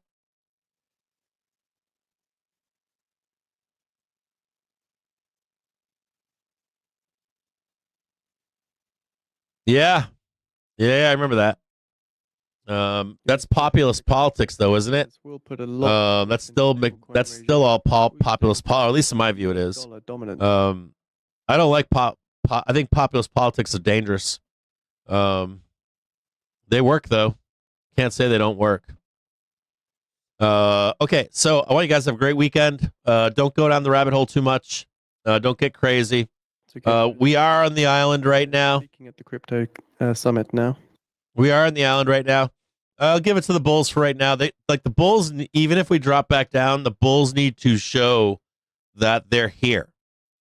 Is very important.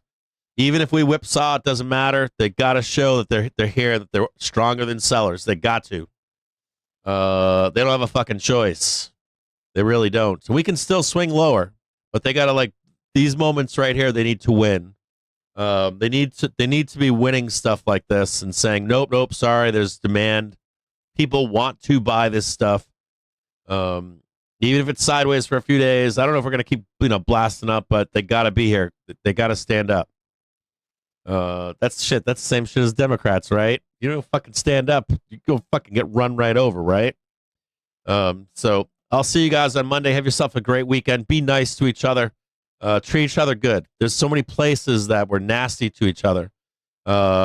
be kind to the people that you know, whether it's on the internet, if it's like, you have to be like, if you got a place where you ship posts, whatever, it's fine, or you rage post somewhere. But if you know people in the Discord, be kind. If you know people in the chats here, be kind to each other. And I'll catch you guys all on Monday.